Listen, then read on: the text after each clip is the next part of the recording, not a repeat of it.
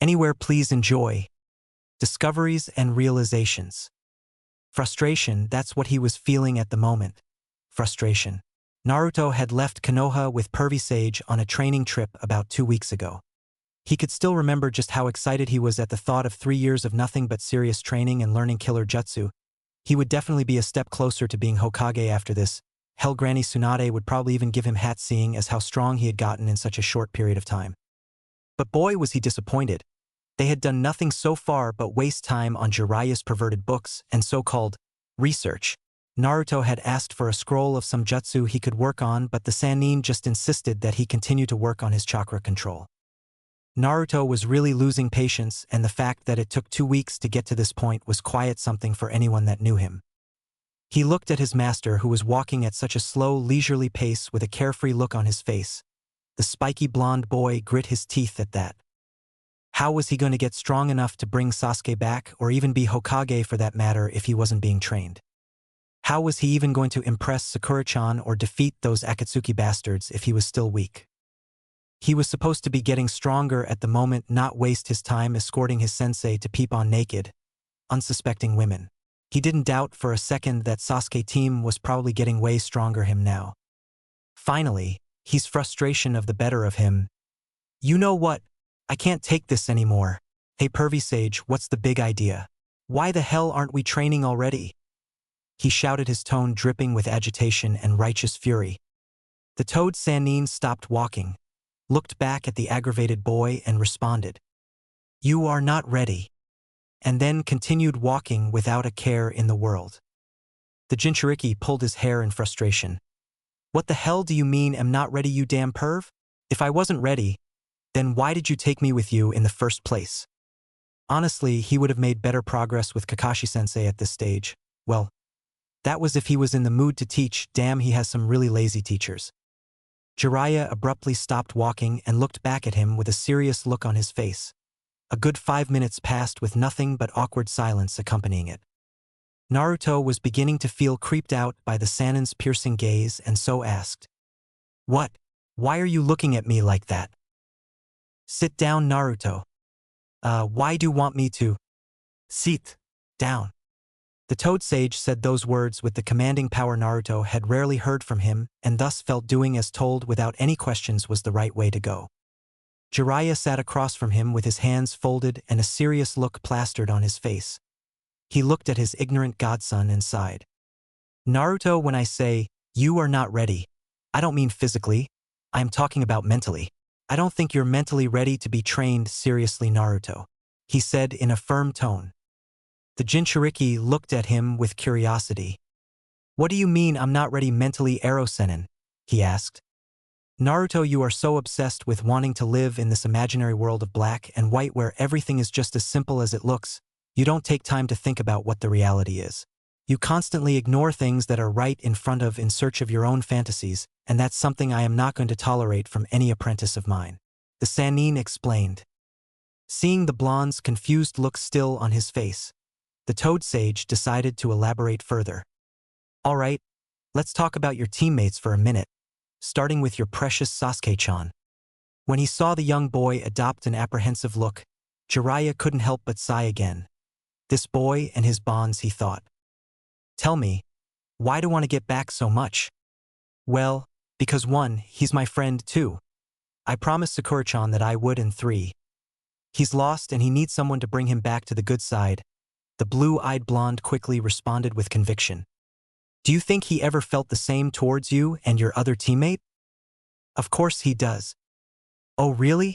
You once told me that you wanted to surpass Sasuke because he always said that you were the dead last and thus would get in his way, right?" Jiraiya asked, and when he saw the younger boy nodding his head in confirmation, continued. "So Sasuke didn't like you when you were strong, but when showed progress and growth, he challenged you to a fight to put you down and in your rightful place as dead last."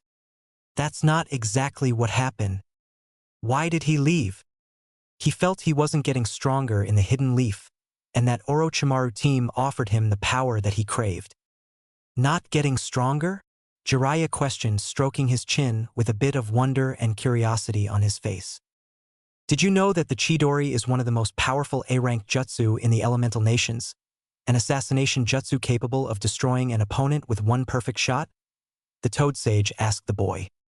Yeah, I know just how powerful it is, the Jinchuriki said, holding his chest.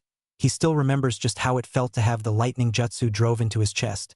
Sometimes he even dreamt about it. And I hear he was taught many fire jutsu as well as having a fully matured Sharingan, right? Yes. Are you seriously telling me that having all those jutsu in his arsenal plus more in just the space of 6 months did not make Sasuke one of the most powerful, if not the most powerful genin in the elemental nations? Asked the Sannin. Well, he wants to be strong enough to defeat his brother. And Orochimaru is going to train him so well that he will be able to defeat an S-rank shinobi within the space of 6 months? Damn it, Ero-Sennin, you don't understand. No, you don't understand. You claim this person is your friend and that he is just lost. But look at the facts, Naruto. Everything points to the contrary, said Jiraiya in a serious tone. He doesn't like you when you are weak but then resents your growth. Nobody in the village told Sasuke not to chase after his revenge or even refused to train him for it. But for some reason he decided that there was no value in staying with those that cared about him and would help him achieve his goals. He went and offered himself to a very dangerous criminal that is known for performing disgusting experiments on helpless people. How sure are you that he won't follow the same footsteps? Hey, Ero-Sennin, I get that you don't like Sasuke very much, but that doesn't give you the right to compare him to the likes of Orochimaru. Sasuke is different. Yes, he is obsessed with revenge, but he is not going to hurt helpless people just because of it. You don't know, we were trained together and even fought together, so I know that Sasuke is not going to turn into some demented freak, okay? The blonde Jinchuriki said, angrily defending his friend while glaring at his teacher. How dare Jiraiya say such things about Sasuke? He wasn't perfect, yes, but that didn't mean he was a bad person. He honestly didn't like where this conversation was going. The Toad Sage gave a humorless chuckle. He was really amused at this kid's stupidity sometimes. He definitely didn't get his intelligence from Minato, that much was certain. Naruto, I was Orochimaru's teammate. I fought with him, fought against him, we played together, trained together, ate together. If anything, the third preferred Orochimaru as a student more than Tsunade and I. Orochimaru was the third's prize student, he told his clueless student. The blue-eyed Jinchuriki's eyes went wide at hearing that. That was the last thing he was expecting to hear. Aji-san preferred to train Oro team? That's just like Kakashi and Sasuke. So you finally understand now. Orochimaru was my best friend Naruto. Never in my life did I imagine that he would turn out the way he did. So even though you don't want to hear this, I will tell you because you need to hear this. He moved closer and put his right hand on Naruto's shoulder. Sasuke put a Chidori in your chest, Naruto, and you and I both know that if it wasn't for the Kyuubi, he would have killed you multiple times in that battle. You, his so-called best friend, he was willing to kill just because you got in the way of his revenge. What do you think he'll do to a complete stranger he does not care about just for his revenge? He said, looking straight at the boy. Naruto looked down, though unable to find a way to defend his friend. Would Sasuke really turn out like Orochimaru? He didn't want to believe such things, but how could I ever be Hokage if I can't even save a friend? Naruto asked his master. Have you ever been at the shinobi cemetery? Yeah. Do you know how most of those shinobi died? On missions, Kakashi-sensei says they are part of a group labeled Kia, which stands for Killed in Action, he responded. Well, the Hokage is the one that sent them all on those missions, Naruto. Sometimes they knew that the chances of survival were minimal and some of those people were friends, relatives, or even neighbors of the Hokage, but they did it anyway. Being Hokage doesn't mean that you can save or protect everybody, Naruto. If that's what you think, then you better get used to disappointments because it's not possible, explained the legendary shinobi. The younger shinobi continued to look down while thinking about what he has been told. He didn't think his desire to save would be tested like this before. What was he supposed to do now? He didn't think he was capable of abandoning his brother to the wolves, but isn't this what Sasuke wanted? Look, Naruto, I'm not telling to give up on saving your friend. All I'm saying is that you should be careful with the people you want to associate with. Just because he's your first friend doesn't mean he's a good person. Trust me, I should know. So then, what am I supposed to do, Ero-Sennin? Asked the boy for the first time in his life, doubting his own conviction. Truth be told, that's your choice to make, Naruto. I just don't want you to make a choice simply because you choose to be blind yourself to certain things. My advice: Think about it long and hard, replied the white-haired man. Ok. Good. Now let's talk about your other teammate. Naruto visibly flinched at hearing that. Was he going to get another slap to the face by reality? She's the one you claim to love, right? Asked Jiraiya with an amused look. Hey, I don't claim to love her. I do love Sakura-chan, responded the Jinchuriki with an offended look. Jiraiya face palmed his forehead, remembering this scene all too well. Young love. So simple, so naive, so stupid. Really? Why do you love Sakura-chan then? Asked the Toad Sage with his arms folded. Naruto gave his customary smile at that question, finally something he could easily respond to. He brought his hand up showing Jiraiya all 5 fingers and then started picking them out as he gave a reason. 1, she's smart. 2, she's cute. 3, she's strong, scratch that. 3, mmh. She's competitive for. She's. Damn it, I just love her, okay. Jiraiya laughed at his godson, earning a mean glare from him. Damn, this scene was all too familiar. He has had this kind of conversation with his sensei Hiruzen Sarutobi way too many times. Okay, so there's no concrete reason, you just love her, but let me ask you this. Do you really think she is right for you, Naruto? He asked his really dense student. Of course I do. I mean, I know she has a thing for Sasuke at the moment, but I will make her fall in love with me someday, responded the Jinchuriki with his confidence back in full force. It's nice that you're confident about that, but that's not what I asked. It's easy to fall in love, Naruto, but that doesn't mean the person you love is right for you. I've seen the way she treats you and interacts with you most of the time, and truth be told, that's not someone who is interested in you at all, said the Sannin sagely. Naruto was deflated once again at hearing that. Damn, what was wrong with this day? Usually he would dispute anyone challenging his beliefs and capabilities, but this time felt different. Could it be that his subconscious already knew this, but he simply decided to ignore it? Naruto, nobody is telling you give up on your love. If you feel that your love is real and it's strong enough to handle all the heartbreaks and rejections, then by all means. Go for it, I know I have. I just don't want you to miss a great opportunity with a great girl that really loves you. You deserve to be happy, the self-proclaimed super pervert said, trying to cheer up the boy while also giving him some good advice. Naruto stayed quiet, looking like he was contemplating saying something but showing a saddened expression that was quite rare. But after a minute of complete silence, he finally decided to voice his thoughts. What if nobody will ever love me that way, Ero-sennin? What then? Asked the Jinchuriki. He was really dreading the idea of living alone all his life with no wife or children. He had spent countless hours thinking about what the future would be like for him. With his situation in the village, it was quite possible that no girl would give him a chance. That was one of the biggest reasons he was fighting so hard to be acknowledged. It wasn't just so that he could be Hokage, but to also give himself a chance for a better future. Jiraiya hit a wince when he heard just how discouraged his student was. Were this the kid's thoughts when he wasn't putting up a mask or when he was alone? Villagers really did a number on his self-esteem. He had never felt more ashamed for abandoning than he did at that moment. Don't think about depressing stuff like that, Naruto. I'm sure there is a girl out there who loves or will love you with all their heart. Naruto snorted at that, finding that highly unlikely. Oh yeah? Like who? I don't know. Tell me about all the girls that you know very well. Who? Yeah, okay. Well, there's Sakura-chan, who we've already spoken about. There's Tenten, but I don't know her very well. Ino, who is really annoying and very shallow, and Hinata, who is quiet weird. She's really shy and likes to faint when I'm near her. I think she's sick or something. Oh, and she also adopted my Nindo and even encouraged me to beat her cousin at the Chunin exam, so that's pretty cool. Plus, sometimes I think she follows me around when she thinks I'm not paying attention. Really weird, replied the clueless dumb blonde. 0_0. 0_0. What? Why are looking at me like that? Jiraiya merely slapped his forehead again in exasperation. God, this kid is dense. Minato was too, but never this dense. So let me get this straight. This Hinata faints only when around you, never around other boys? Naruto nods. She adopted your Nindo? Nods again. Gave you the confidence to beat her own cousin? Another nod. And likes to follow you around? He nodded again, still clueless.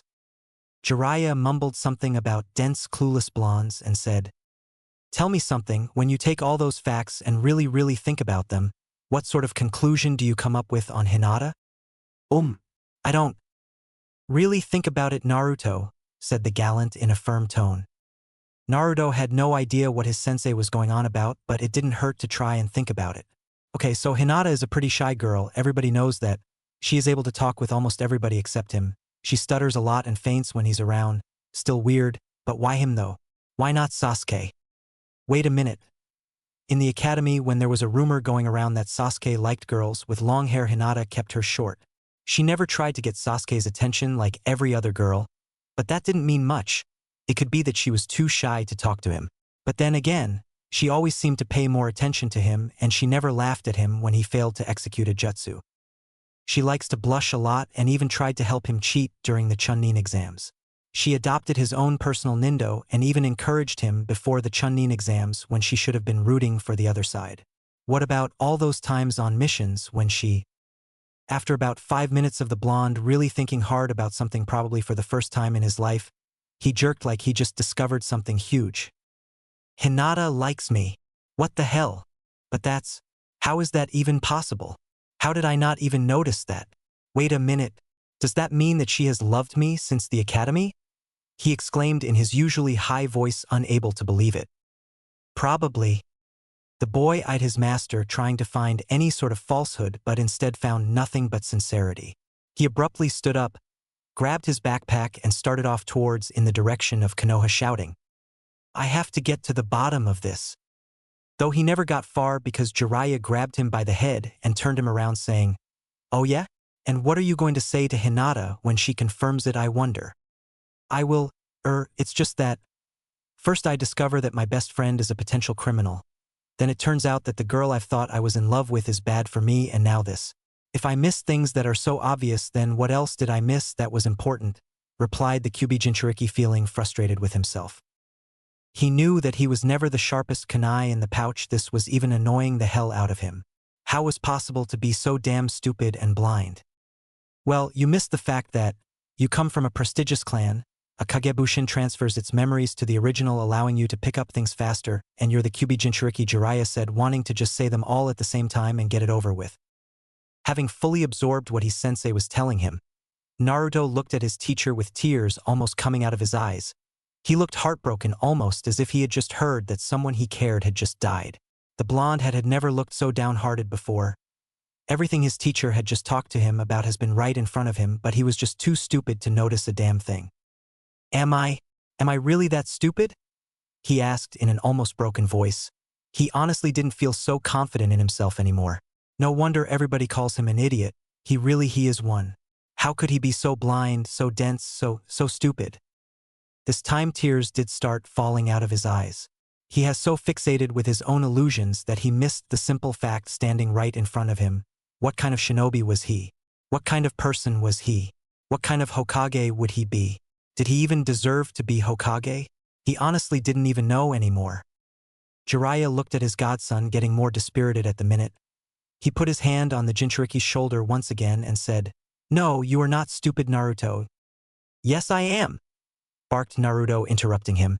He roughly pushed Jiraiya's hand away from his shoulder. I was the dead last at the academy. Everyone calls me a knucklehead or just an idiot. I'm so dense that I miss the simple things and weak. Kami, I'm weak. He continued, his tears freely flowing at this point. Naruto, calm down. Oh please, you and I both know it.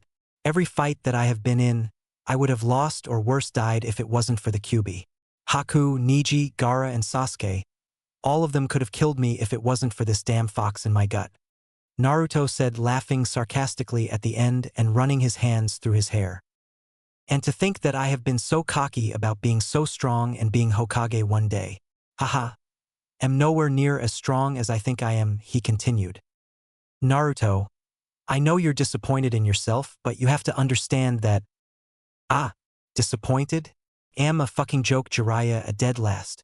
AMA. Naruto, enough. Look, I know it's not easy finding out important things about your life like this, especially when they were all right in front of you, but you have to understand that not all of it is your fault. A lot of people, myself included, played a part in what you're going through. We could have at least tried to talk to you about these things, but we didn't. But trust me, the worst thing you can do in life is looking at the past with resentment and regrets. Instead of whining about it, why don't you think about what you are going to do now that you are no longer ignorant?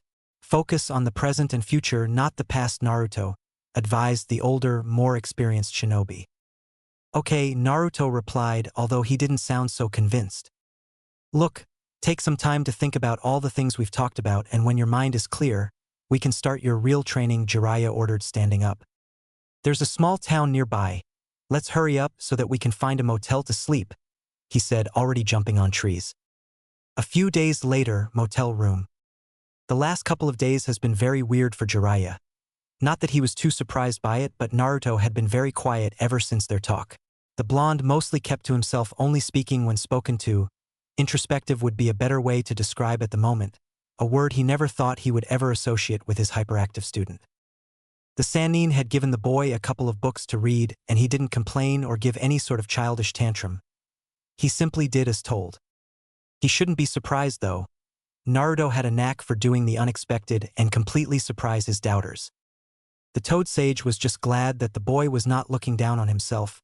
Of course, his self-esteem was still low, but the Jinchuriki was at least trying to curb his ignorance to the ground.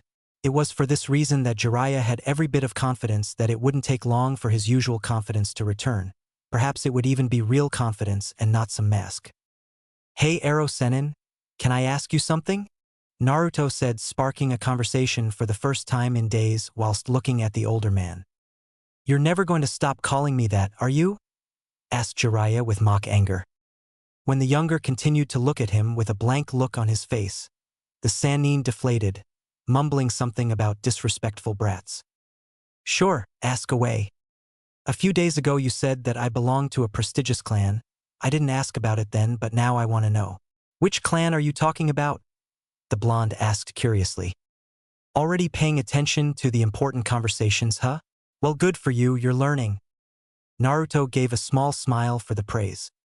Well, you see, the spiral symbol on the back of your clothes and Konoha shinobi uniforms is the symbol of the Uzumaki clan. A powerful, peace-loving clan that excelled in the sealing arts and also possessed strong chakra and even stronger life force. They were the only clan in the elemental nations that had their own village, the village hidden in the whirlpools, and they were Konoha's closest ally. That's why we wear their symbol on our backs. To honor their memory, the Sannin explained. Well, what happened to them? How come I've never heard anyone speaking about them? Unfortunately, in this world, while strength is respected, it's also feared.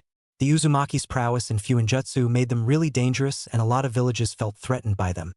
So they banded together and attacked them and completely destroyed in the Second Shinobi War. Naruto couldn't help but frown at that news. What kind of people would attack someone simply because they were stronger than you are? Why not just train yourself to be stronger instead? This line of thought brought Sasuke back to his mind. The Uchiha had tried to do the same with him.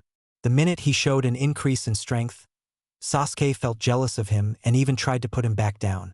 Sasuke could have easily trained harder to reassert himself as the strongest genin on Team 7, but he didn't. Perhaps he didn't want to be stronger him, maybe he wanted Naruto to be weaker instead. He still felt the need to save the Uchiha from himself, but still, he couldn't but wonder if it was even worth it. He was going to deal with the Sasuke issue, that's for sure. Listen, Gaki. I'm sorry that you lost your clan before you even got to meet them, but this should teach you just how cruel the shinobi world really is. Villages do not care about how righteous you are, they only care about strength and how much of it you have. Shinobi villages, especially the Big Five, don't like the idea of any small village rivaling their dominance in the elemental nations. But they did nothing wrong to them. How can anybody be that cruel? How can anyone wish to destroy an entire village simply because they're good at something? The Jinchuriki said with anger, unable to wrap his head around what he has just heard. That's how it is, sad but true. That's why you need to learn Naruto. You say you want to be Hokage, right? Then you need to understand this world and how it works if you're going to make any positive difference, the Sannin advised wisely. Naruto looked his master for a few seconds, looking like he was contemplating asking him something. It seemed that look did not go unnoticed by Jiraiya as he asked. What is it? Do you really think I can do it, Hokage? Do you really think I can be Hokage? The young blonde asked with a bit of hesitation and self-doubt in his voice. Jiraiya looked at his godson with a straight face, but inside he couldn't help but feel worried for him. This wasn't like Naruto. Usually if you castigate him for something, he would just shrug it off and swear to do better next time. But this time was different. It was as if he had just discovered that he was living a lie. Maybe in some ways he was. Yes, I think you all the capabilities in the world to be Hokage someday, he answered truthfully. Naruto gave a small smile at him. His heart felt warm due to relief and happiness. This was the first time anybody actually openly believed in him to be Hokage. Sure, he has had some people encourage him to do something, but this was actually the first time anybody has said they believed in his dream. He put his hand right where on his heart, still smiling, a genuine smile, and looked at his teacher. Thank you, Jiraiya. The legendary shinobi responded with a smile of his own. No problem, Gaki. You know, this past couple of days I've been thinking a lot about a lot of things, and I realized the only reason I wanted to be Hokage in the first place was so that everybody could love and accept me. When I was young, I always saw how everybody in the village talked to, praised, and even worshipped Aji-san, and therefore I decided that I wanted the same. I thought being Hokage would get me the same treatment, the blonde said, giving a bitter smile, thinking about his idiocy. You know, other than protecting the village, I have no idea just what the Hokage does, he finished. What about now? I don't know. I guess I just need some more time to think about my life, you know. I want to make sure that what I decide to do in the future is not just because I want to find my own self-worth, he replied. Good, you have your whole life ahead of you. Take all the time you need. Just remember that I'm here for you for whatever you need.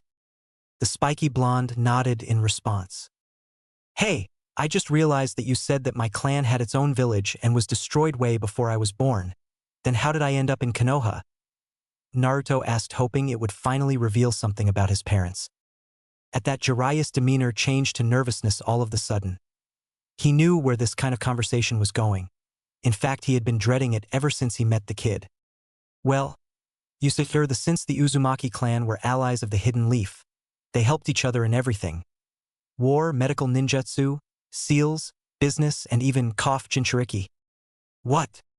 The first Jinchuriki of the Kyuubi, Mito Uzumaki, the wife of the Shodame, was getting old. It was only a matter of time before she would eventually die, so the Kyuubi needed a new host or it would have broken free. Since the Uzumaki possessed strong life force and even stronger chakra, the clan head accepted Konoha's request for a new container and sent his daughter right before the war broke out. She was made the new Jinchuriki and then later on in her got married and had you, the Toad Sage explained. So you know who they are? My parents, I mean. You know who my parents are? Naruto asked. Yeah, I know who they are. Jiraiya responded, scratching his head in the process. Well, who are they? The Jinchuriki asked with uncontainable excitement in his voice. The self-proclaimed super pervert laughed nervously, not knowing how his godson will react to his response. Minato Namikaze and Kushina Uzumaki. What? I didn't hear you. Your mother was Kushina Uzumaki, a very beautiful. You know, I just realized you have some insane pedigree. Jiraiya. The white-haired man sighed, he might as well get it over with. Your mother is Kushina Uzumaki, a very beautiful, very wild hurricane. Honestly, that woman was as scary as she was beautiful. Anyway, your father is someone you know very well, someone the entire elemental nations knew and feared. He's a war hero and he was also my student, a student I loved like a son, Minato Namikaze, he finally said. Naruto's eyes widened at this. What the hell? Minato is… Are you telling that my father is the Yondaime? Yeah. What? He really believed it. How could it be possible? The Yondaime was the most famous shinobi in the world. A village hero, the Yondaime is the shinobi. But, what the fuck? How many people know about this? Naruto asked with a piercing look at his teacher. Naruto. How many? Sensei, Tsunade, the council, Kakashi, possibly more. So you all knew but not a single person wanted to tell me? The Jinchuriki asked with so much venom in his voice. In fact, he was so angry that his eyes had now turned to slits. Naruto, come down. Fuck that. You bastards knew who I was, who my parents are all along, but just decided to ignore it and pretend like you don't know anything. The Jinchuriki angrily shouted, his teeth, nails and whiskers becoming more elongated and sprouting a single tail of the Kyuubi's chakra in the process.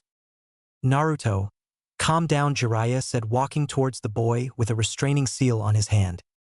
For so long I have wanted to know who gave birth to me, which family I belong to, anything at all that gave me an identity, anything that didn't make me feel so damn alone, and it turns out everyone else knew all along. You all knew who I was but decided not to tell me. You were laughing and smiling at me, but behind my back you were spitting at me and laughing at me," barked the blonde, going on all fours, bloodlust leaking out of him. "Naruto, you have to listen to—" "I'm gonna kill you," the Jinchuriki shouted, lunging at his godfather. Fortunately, the Sannin was prepared for this, as he quickly dodged his student's onslaught and then quickly shunshined next to him and slapped the restraining seal on his forehead. Naruto tried to take the seal off, but Jiraiya was already holding firmly on the motel floor while the seal did its job. This struggle lasted for about a minute until all the Kyuubi's chakra was absorbed by the seal. "Naruto, I'm sorry you have to find out this way, but you have to understand. We did it for your own good. Your father had too many enemies. If anyone would have found out who you were, you would have been killed long ago," Jiraiya said, trying to calm down his student. "Great, that explains why you didn't tell everyone else. I'm more concerned about why you didn't tell me." "Yeah. You didn't trust me. You all kept me in the dark about my mother, father, clan and heritage simply because you all didn't trust me." Jiraiya gave his wayward godson a deadpan look, responding in the same vein. "Really, are you really surprised? I'm not trying to offend you, but you are not really the quietest person in the world, Naruto. Plus, you have been trying to get the village's attention since you were 5. Are you seriously trying to tell me that you wouldn't have told them about your relationship with Minato during your many attention-seeking activities?" Naruto kept quiet, chose not to respond. As much as he hated admitting it, he knew that Jiraiya had a point. He wouldn't have wasted any time telling people that Minato was his father. He would have probably stood atop the Hokage monument and shouted it at the top of his lungs. The white-haired Sannin sighed, looking at his godson. Man, this kid's life was so fucked up. If the circumstances were different, nothing would have been kept from you. Trust me, Minato knew what he was doing when he made the decision to make you a Jinchuriki. But when he did it, he hoped that you would be seen as a hero, a jailer of the bijou that had almost destroyed the village. Naruto snorted and responded sarcastically with a bit of bitterness in his voice. "And we know just how well that turned out. What a genius." Jiraiya hid a wince. He couldn't say he was surprised by the resentment he could see on his student's face. Even though he didn't intend for it to happen this way, Minato was the one who got all the praise and adoration while his son got the short end of the stick. "Man, this is going to be a long couple of days. Can you take me there? Where my mother was born? I want to see it," the blonde Jinchuriki said to Jiraiya, bringing out of his thoughts. The Sannin responded with a big smile, thankful for the change in subject. "Sure thing, Gaki, we'll start off early tomorrow. This little village has some really blessed and talented babes. I want to do some more research tonight," said the super pervert with a lecherous grin. Naruto gave his master a disgusted look. "I hope one of them gives you syphilis and herpes." "They can try." As Jiraiya was about to go out of the room, the Jinchuriki stopped him, showing a face that said that he wanted to ask something really important. "What is it, Gaki? One last thing before you go. Why did you choose to train me? I mean, I know you trained my father and all, but that doesn't necessarily mean you are obligated to train me as well. So why are you really training me, Jiraiya?" asked the cerulean blue-eyed boy with curiosity on his face. "Oh fuck." Jiraiya suddenly found himself in the same situation he was in just a few minutes ago. This kid is going to surely kill him this time. Well, at least he couldn't say that he didn't deserve it. Do you remember when I said that I loved Minato like a son?" the Toad Sage asked with nervousness and a bit of fear in his tone. The Jinchuriki nodded and he continued. "Well, it turns Minato and Kushina reciprocated those feelings because when they were expecting you, they named me your godfather, Chapter 2. So this was his ancestral home, the place where his mother, grandparents, cousins, uncles, his entire clan lived." His body trembled slightly as he took a few steps away from Jiraiya. At this point, the Kyuubi Jinchuriki hadn't even registered his presence. He was simply overwhelmed with emotions at seeing what was left of his clan's home. It seems going to Konoha had saved his mother's life. Naruto couldn't help but imagine what it could have been like if he grew up in this place, the place where he wouldn't be an outsider, an outcast or a demon brat as some would call him. A place where he wouldn't have been looked at with hateful eyes. There was nothing now. Just ruins. Jealousy and fear had driven some people to ruin this beautiful home of his. How cruel people could be. How are you feeling? Jiraiya asked quietly, even though he already had a good idea what must have been going through the young boy's mind. I feel lost, Naruto answered simply. My father was a Hokage, my mother was the Uzumaki clan head's daughter. My clan was the sister clan of the Senju, which means I was distantly related to 4 of the past 5 Hokage. The other Hokage treated me like one of his grandsons. My godfather is a Sannin, my Jounin sensei is Kakashi the copy ninja, and my teammate was one of the last Uchiha. With all these ties, anyone else would be living the life of some noble prince, but somehow with me. Naruto spoke. He looked his godfather and continued. My parents are dead, my clan was slaughtered, our home left in ruins, the village that they served despises me. My godfather abandoned me. My friend put a chidori through my chest, and everyone else knows so many important things about me, but were more than happy to keep quiet and preferred to watch from a distance as I suffered. Jiraiya looked away from his student, not knowing what to say. Everything that Naruto was saying was true, and it gave him great shame to admit that. He could have easily given him a happier childhood free of loneliness, depression, and scorn. But he didn't. His cowardice prevented Naruto from getting everything he deserved. Kushina and Minato must have been rolling in the graves with anger and hatred. The Toad Sannin looked away from his student with deep regret and shame in his heart. He wasn't fit to call himself the boy's godfather. But do you know what the worst part of all this is? The Jinchuriki asked his master, not really expecting an answer. All my life I've been living a lie, and I think most of it has been my fault. I've spent my entire life trying to gain people's love and affection so much that I've somehow managed to delude myself into living in some fantasy world. Maybe I've always hated the villagers of Konoha, maybe I've always held self-loathing, maybe I'm just another hateful human being. More hateful than Gaara ever was. Maybe I've been like this all my life and I have been running from the facts all along. I don't know who I am, Jiraiya. I'm lost. Naruto finished, wiping away the tears from his eyes. A few minutes of silence passed, with both master and student contemplating what Naruto had just said. Jiraiya sat down, motioning to the young boy to do the same. The Sannin sighed and said, Listen, I cannot pretend to know or even understand your pain. Your childhood has given you more hardships and trials than anything I could ever imagine, and admittedly, it was only made worse by my absence. But like you have done so much in your life, you have looked at the positives here. Naruto scoffed and asked, skepticism bleeding in his tone. Really? Well then, do tell me what positives I have going for me at the moment. Well, first of all, you don't have much to lose at the moment. Any person in this situation sooner or later realizes that they have everything to gain. The world is at your feet, Naruto. Your dreams, your clan's former glory, your love, and so much more. All those things are right in front of you, and it is up to you to decide which path you want to take. And secondly, you may not have had anyone in the past, but now I'm here for you, Naruto, and I swear on everything I hold dear that this time, I will not abandon you, Jiraiya responded, finishing his sentence in a firm tone. The young Jinchuriki looked at his master in the eyes, trying to find some sort of deception in his words, but the older man did not waver. After about a minute of the staring contest, the Jinchuriki finally gave him a small, genuine smile, which was returned. Naruto then took his gaze to the destroyed buildings and temples.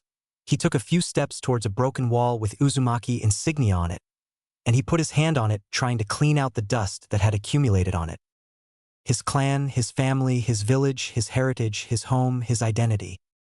You know, I do not know if I truly want to become Hokage or not, or even if trying to get Sasuke back is worth it or not. But this, Naruto said, pointing at his clan's emblem. I will fight for this, my clan, my fallen family. My heritage, I will fight for it, and I will make sure that the Uzumaki name is great again.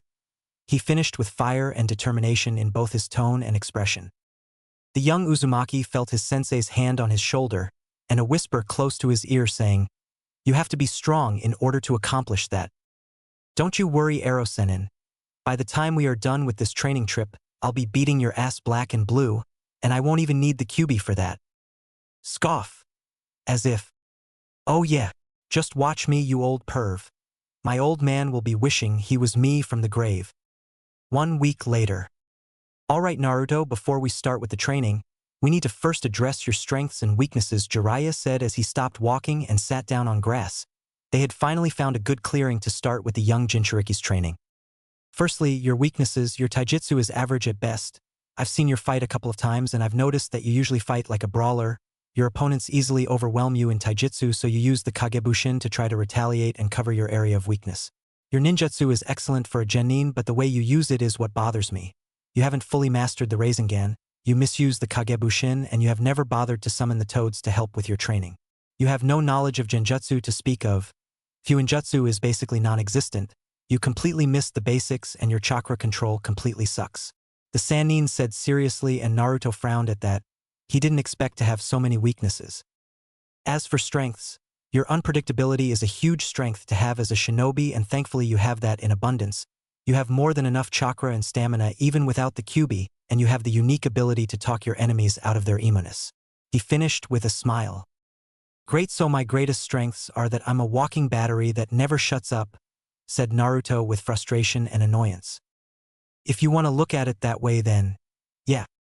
Naruto groaned at his master's response. This was going to be harder than he expected. Guess we have a lot of things to cover then. Yep.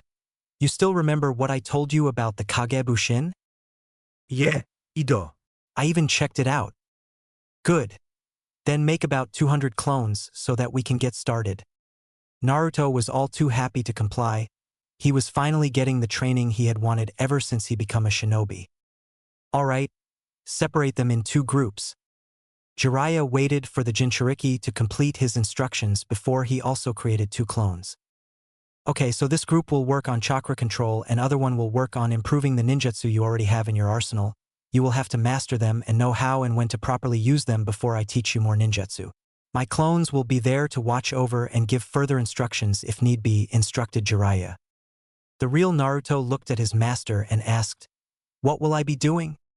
"Make 5 more clones. You need to learn. Have your clones study these books," Jiraiya said, taking out some books from a scroll. "While your clones are busy with other things, you and I will work on your taijutsu and your calligraphy," he finished. Months later, Naruto dodged a punch to his face before jumping over a kick to his midsection from his opponent. His opponent rushed toward him once again, their long yet somehow spiky white hair billowing in the soft breeze. Entering his stance once more, he prepared to defend himself. His opponent threw a fist to his face, which he dodged, following up on his attack with another kick to Naruto's gut, which the blonde blocked but was pushed backwards from the force of the kick. Sticking to the surface of the water, the blonde skidded atop the surface of the water, creating a small wavish path as he disturbed the serene waters. He came to stop as a loose wall of water rose from behind him and he smacked softly into it.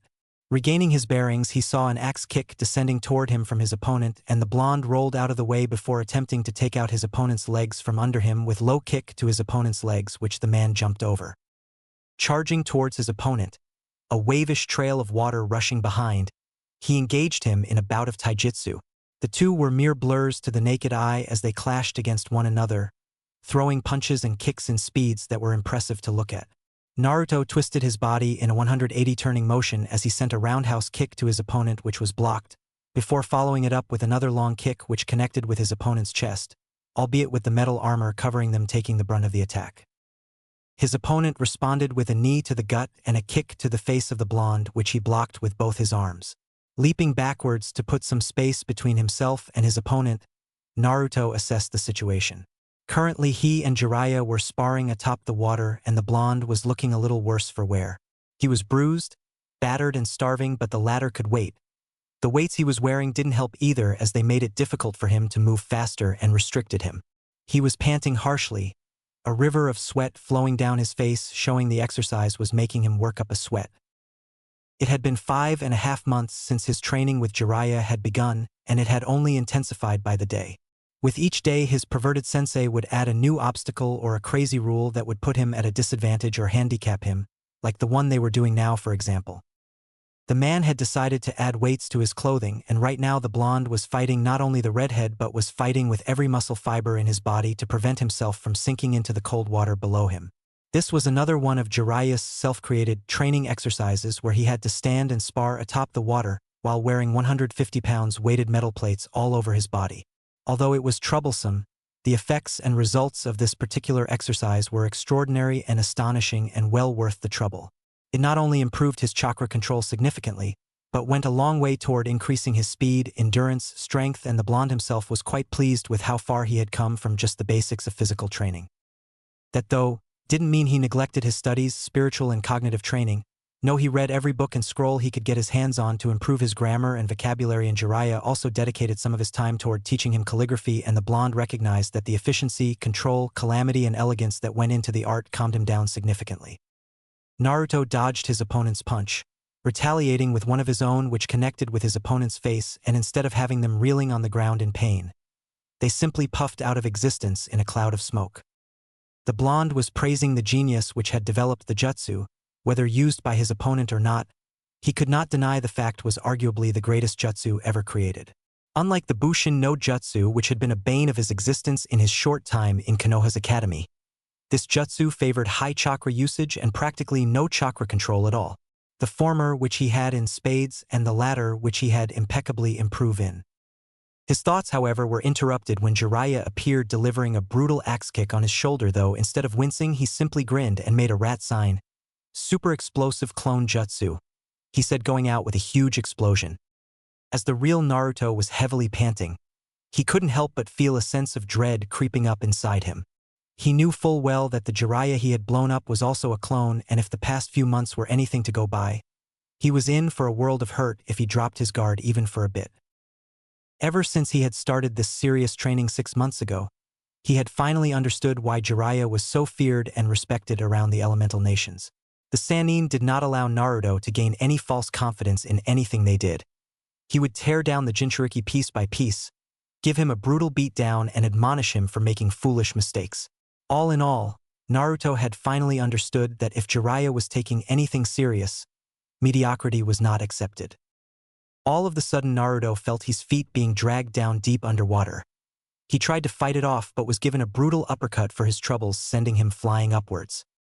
He quickly formed a Rasengan in his right hand, knowing that Jiraiya would appear. Just as he predicted, the Sannin appeared above the Jinchuriki and quickly caught the hand holding the A-rank jutsu. The man punched the boy in the stomach brutally, making him spit out some blood, then pummeled him to the ground. The power of the attack was enough to send Naruto crushing back into the water. "That's enough for now," Jiraiya said with a small smile, obviously happy with his student's progress so far. 2 years later, Naruto jumped back, avoiding Jiraiya punch, which crashed into the ground, creating a small crater. Naruto dashed towards while the Sannin's fist was still planted on the ground. He swung his right foot, attempting to land a kick on Jiraiya's face. Jiraiya sensed the attack and looked up.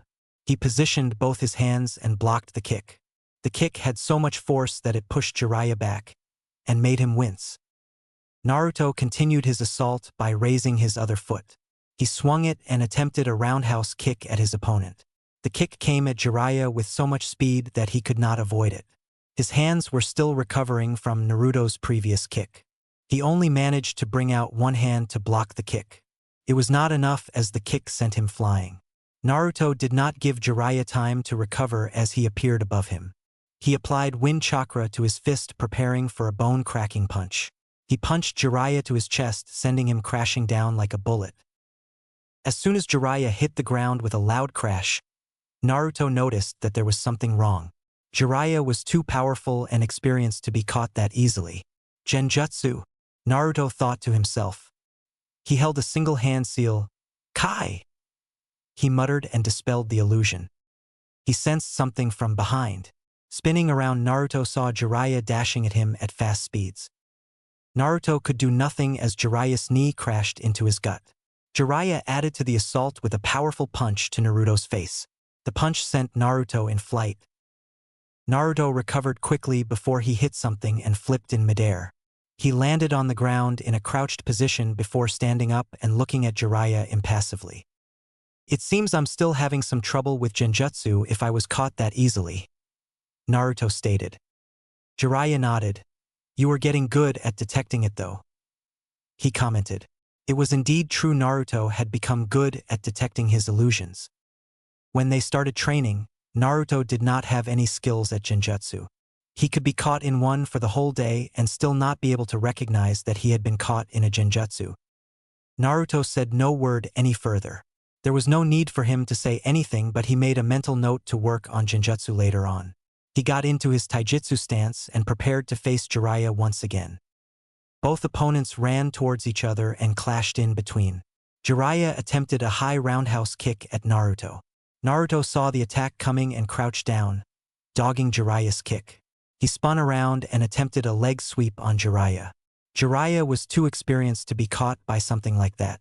Thus he jumped up to avoid Naruto's leg sweep. While still in flight, Jiraiya flashed through hand seals, gathering enough chakra for his jutsu. Fire style. Great fireball. A large fireball expelled from Jiraiya's mouth and raced down at Naruto, who was still in a crouched position. The flames hit a Naruto and consumed him before dying down. Jiraiya was on alert, knowing that something like that would not put Naruto down despite him firing the jutsu at a close range. He was not disappointed as Naruto charged at him from behind. He quickly spun around to block a kick aimed at his head. Another Naruto appeared behind Jiraiya and threw a number of shurikens at the Sannin's back. The Naruto that had attempted to kick Jiraiya disappeared in a puff of smoke. Jiraiya realized that it had been just a distraction. He quickly used a replacement technique to avoid the shurikens that were of no doubt doing to pierce his back. A log appeared in his place, taking the hits that were meant for him. Naruto narrowed his eyes, searching for his sensei. He did not have to wait long as a bundle of shurikens flew towards him at high speed. Naruto gathered the wind around him and mixed it with his own chakra. Wind release. Wind palm. Gusts of winds sped towards the shurikens. The two attacks met and Naruto's jutsu propelled the shurikens away from Naruto. The gusts of wind continued to make their way towards Jiraiya, who simply leaped away. Naruto went through a number of hand signs. As he did that, the wind around him turned into at least 20 wind shurikens that were spinning around him. Wind release. Wind shuriken. The wind shurikens sped at the unmoving form of Jiraiya. He knew that the shurikens were sharp and could leave a few gashes should they hit him. He had seen the attack before, and it would be nasty if he were to be hit. As soon as the wind shurikens got into touching distance with Jiraiya, he disappeared in a perfectly timed body flicker. Naruto cancelled his technique and looked to where Jiraiya had disappeared. Earth style. Instant earthquake. Naruto barely had the chance to defend himself when the ground he was standing on suddenly opened up and swallowed him whole, crushing him in the process. Jiraiya, seeing his student seemingly get crushed by the small earthquake, merely stretched his sensing abilities. The Sannin knew full well that while that attack could have easily killed any Jounin, his student was way too unpredictable and too resilient to allow himself to lose a battle like that. Jiraiya's thoughts were interrupted when he heard the blonde say, Earth style. Projection fish style jutsu. Naruto did his jutsu while he was underground and attempted to pull Jiraiya to the ground, but the Sannin reacted faster and jumped away, avoiding the jutsu. His relief was short-lived when the blonde appeared above him holding a very, very dangerous jutsu that was making screeching noises. Wind style. Raisin shuriken, the blonde said, and threw the jutsu at Jiraiya. The Sannin's eyes widened in panic. For the first time in a long time, Jiraiya was actually afraid for his life. The Raisin shuriken was nothing to scoff at. He knew exactly the kind of damage that the jutsu was capable of. He had labeled it as an S-rank jutsu for a reason. In an act of desperation, the Toad Sage created a Rasengan of his own and quickly added his fire affinity to it. Fire style, Rasen Infernal, he said, and quickly threw the burning jutsu at the Raisin shuriken, hoping that they will cancel each other out. Though he quickly realized his mistake when he saw the two jutsu combine and therefore create the biggest fire he has ever seen in his life, barreling down on both student and master. Naruto went through several hand signs and then clasped his hands together and released a wave of chakra. Sealing art. Chakra barrier. Naruto muttered as a barrier erected around him. The barrier was orange, taking the color of Naruto's chakra. It did not cover a wide area, it did just enough to shield Naruto. The fire hit the barrier but was unable to break through the barrier. While Jiraiya used multiple body flickers to get away from the fire. Jiraiya sighed slightly with relief and was about to attack the blonde again when he sensed something on the ground about 5 meters away from him. It looked like a normal Rasengan, but it was glowing, so Jiraiya immediately recognized the jutsu. Shit. He had already planted the Rasen bomb, he thought, and quickly used another body flicker to escape before the jutsu exploded, leaving a huge crater on the ground. Jiraiya went through a set of hand seals, fire style, dragon breath. he said, and then expelled a jet stream of hot and intense flames towards Naruto. The flames sped towards Naruto with amazing speed. Earth style. Mud wall, the blonde said, creating a huge wall that blocked the fire jutsu from reaching him and burning him alive. His celebrations were not long, however, because while he was still holding up the wall, Jiraiya appeared behind him holding an Otama Rasengan. Without looking back, Naruto quickly created a seal-less clone that formed an Otama Rasengan of its own and clashed with Jiraiya's while he was still dealing with the fire. When the flames died down, Naruto deactivated his Earth Jutsu and charged at Jiraiya. They engaged in a fierce taijutsu battle that ignited sparks around the small training ground. Naruto was faster than Jiraiya, but Jiraiya had the power and the experience to predict Naruto's attack. This only made the battle even fierce than it had been, as none let their guard down. Punches and kicks were thrown at one another, which were each being either blocked or dodged. Well, that was before Jiraiya suddenly blurred out of sight and appeared behind Naruto, and positioned a kunai on his neck. Jiraiya was alarmed when he felt a sudden rise of chakra from Naruto. The Naruto suddenly exploded to gusts of winds. The explosion caught Jiraiya, giving him multiple cuts on his front and sending him flying away. Jiraiya recovered quickly and flipped twice before landing on the ground on his feet. The moment he landed, he felt a spike of chakra from Naruto. The said blonde appeared in front of Jiraiya with a Rasengan on his right hand. Rasengan! Naruto yelled as he tried slamming the Rasengan on Jiraiya's gut. The Toad Sage was saved by his experience by leaping sideways from the attack. Naruto missed and his Rasengan slammed the ground, creating an explosion. The explosion was just a testimony to the power of the Rasengan. As the lifted debris cleared, a rather large crater was formed in the middle of the training ground and Naruto was standing still in the middle of the crater, panting slightly. Jiraiya stood not far away from Naruto. His clothes tattered because of the explosive clone that hit him, but he was otherwise okay if not counting his slightly labored breathing. Despite it all, Jiraiya couldn't help but give a proud smile to his student. He had truly grown since they started their training. He had expected Naruto to be a powerhouse, but those expectations were blown to pieces every time he sparred with the blonde. In just 2.5 years, the blonde had gone from a weak, loud and obnoxious child to a warrior capable of going toe-to-toe with him, a Sannin. This definitely confirmed it. He was the greatest shinobi teacher of all time. Nobody, not Orochimaru or Sarutobi, or Hashirama or even Tobirama, could claim to be better than him at this. I mean, sure, Sarutobi had taught the 3 Sannin, but he taught a Rinnegan wielder, the Yellow Flash, and another S-rank shinobi in the making. He would bet anything that Naruto would not only surpass his father, but he would also achieve more for the world than anyone would even imagine. All right, Naruto, that's enough for now, the Toad Sage said, walking towards the blonde. When he was within an arm's length of the boy, he put his hand on the boy's shoulder and gave him a warm, proud smile. I am proud of you. A week later, Mount Mayuboku. So this is where all the toads live? Naruto asked, looking around with fascination. Never in his life had he ever imagined that the toads were living in such a beautiful land. Amazing, isn't it? Jiraiya said, knowing exactly what the Jinchuriki was thinking. Why yeah, I mean wow. So this is the Naruto I have heard so much about, Naruto heard someone say, and when he turned his eyes to the source of the voice, he was surprised to find 2 short yet old-looking toads staring at him. Who are you? Well, please excuse my manners. This is Shima-chan and my name is Fukasaku and I'm going to teach you Sage Mode, the now identified Fukasaku said. Pa, I will go get some food for Naruto-chan. He has to taste my delicious food before he begins his training, Shima said, looking at her husband. Fukasaku just nodded. He did not want to deal with his wife now. Naruto was more important. Follow me, Naruto-chan. Naruto crouched out of the small house and followed Fukasaku. They went to a clearing which had statues of large toads. Naruto just walked over, enjoying the cool breeze that washed over him. The air around him was enjoyable and not the same as the air he breathed at the hideout. The air at Village of the Toads felt natural. Fukasaku ordered Naruto to sit down while he stood staring at the blonde with a serious look on his face. Before I even begin to teach you Senjutsu, you have to know the risks, he said, making Naruto raise a brow. Learning Senjutsu requires you to absorb chakra from nature and balance it with your own. physical and spiritual energy. The chakra you absorb from nature is extremely powerful. Absorbing too much of the chakra or not having too much control of the chakra will turn you into one of those," he said, pointing at the statues that seemed to decorate the area. Naruto was certainly not expecting something like that to be as the risk of learning senjutsu. Jiraiya had said senjutsu was powerful.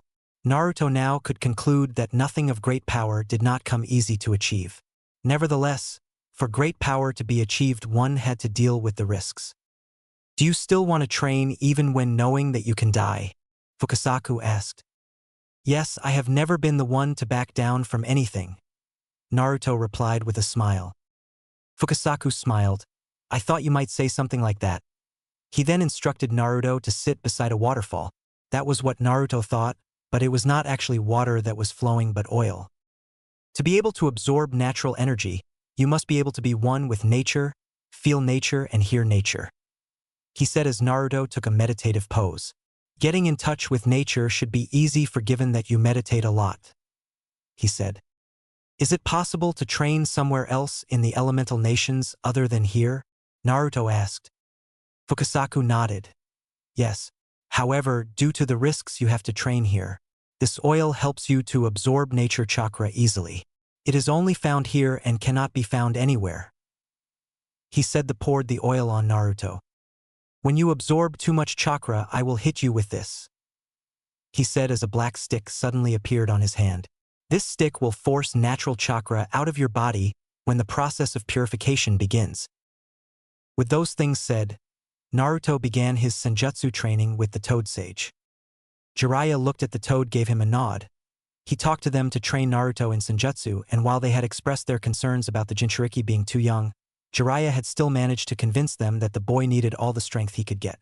He told them about the Akatsuki, the danger they posed to Naruto's life, so they toads finally agreed, knowing that they could lose another summoner if they didn't train him.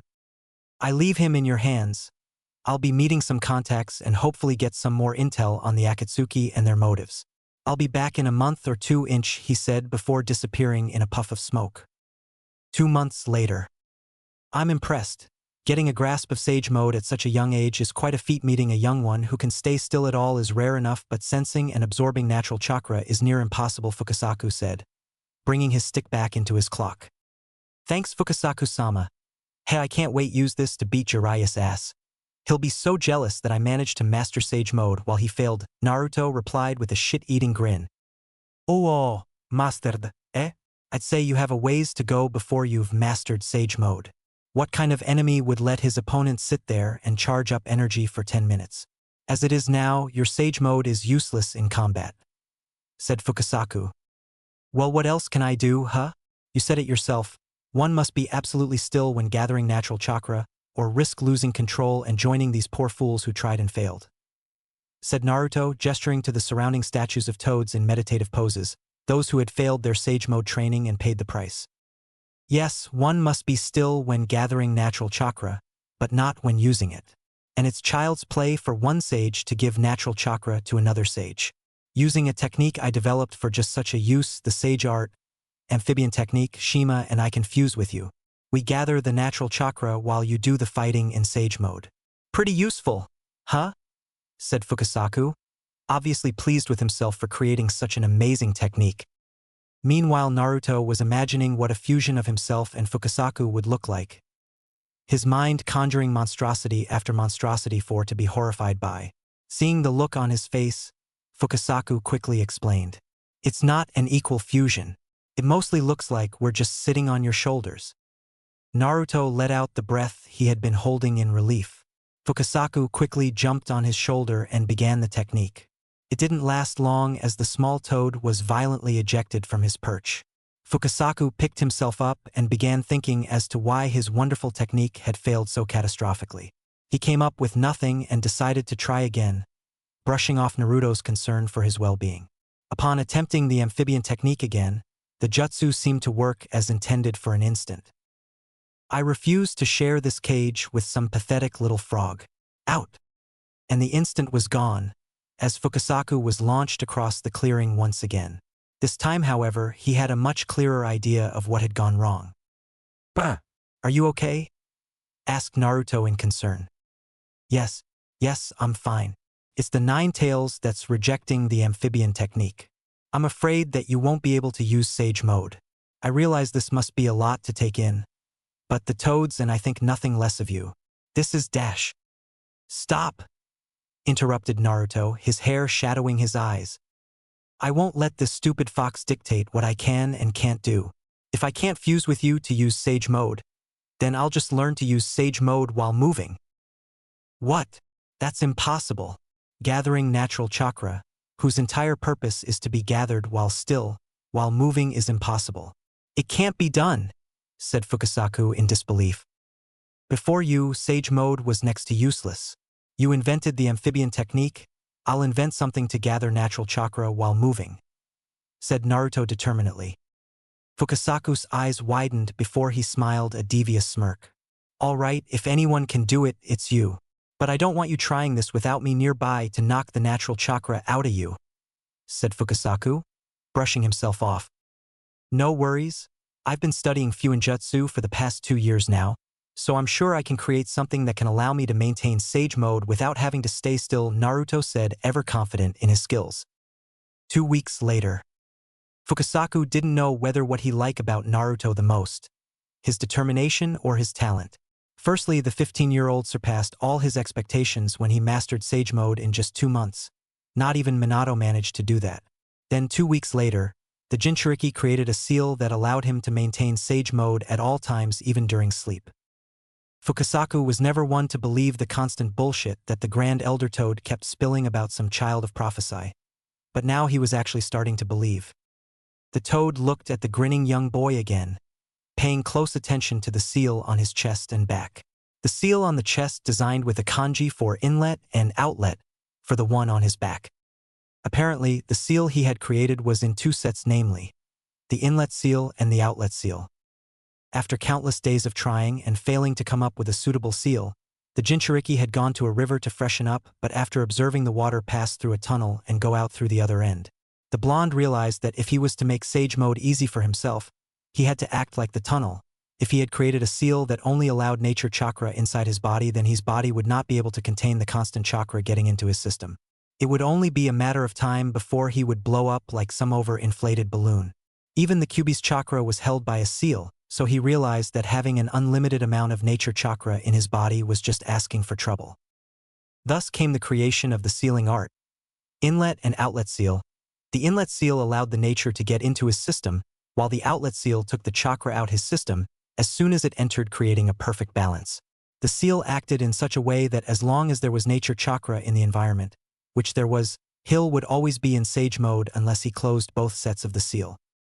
Fukasaku-sama, Naruto said, bringing the older sage out of his musings. What is it, my boy? Is there a problem? He asked with a bit of concern in his tone.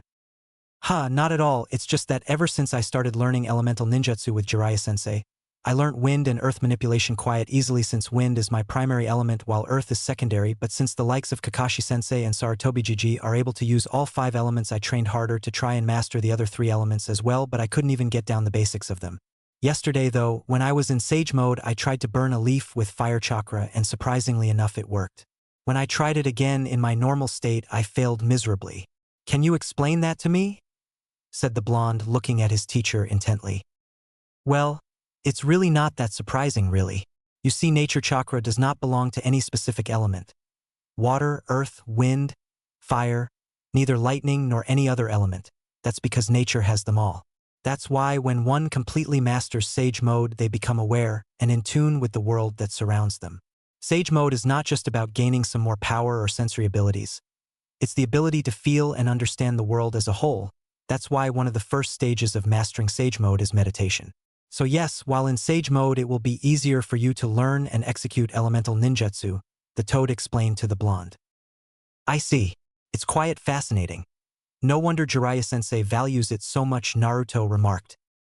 Pa and Naruto-chan, food is ready. This time I cooked a lot cause I know that you two must be really hungry, Shima said, approaching master and student. While Fukasaku's face showed an excited grin, Naruto couldn't help but pray for Jiraiya's immediate return.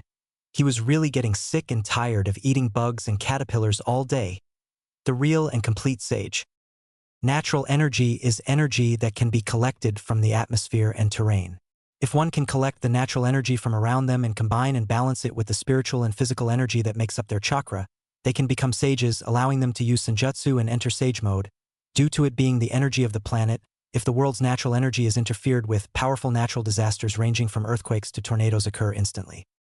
Mastery over such energy, whether mild or complete control, is an ability almost all shinobi would dream of having under their arsenal, but like all things that are truly worth possessing, it takes hardest of training sessions, the blood, sweat, tears, meditation, concentration, and pushing your body to the absolute limit, breaking those limits while creating new ones. And when it's all said and done, very few shinobi have ever managed to truly master senjutsu.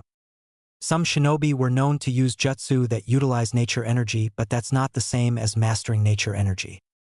In fact, out of the hundreds of shinobi that have tried to master senjutsu, only Hashirama, Jiraiya, and Minato were known to have mastered the power of senjutsu, and even then the last two had never truly completely mastered it. All these facts, though, didn't seem so significant when Jiraiya looked at his latest student with wide eyes. Sage mode, a technique that he had spent years upon years trying to fully master, a technique that Minato, a once-in-a-lifetime genius, could only use for less than 5 minutes, and yet his son, the so-called dead last of his class, had somehow managed to not only master senjutsu but also figured out a way to maintain it at all times. I can't believe it, the Sannin sage said, walking around Naruto in circles like he was trying to confirm that what he was seeing was real. Well, I'm just that impressive. Suck it up, Naruto responded smugly, still in sage mode. Honestly, he is yet to deactivate the seal since he created it. Impressive indeed.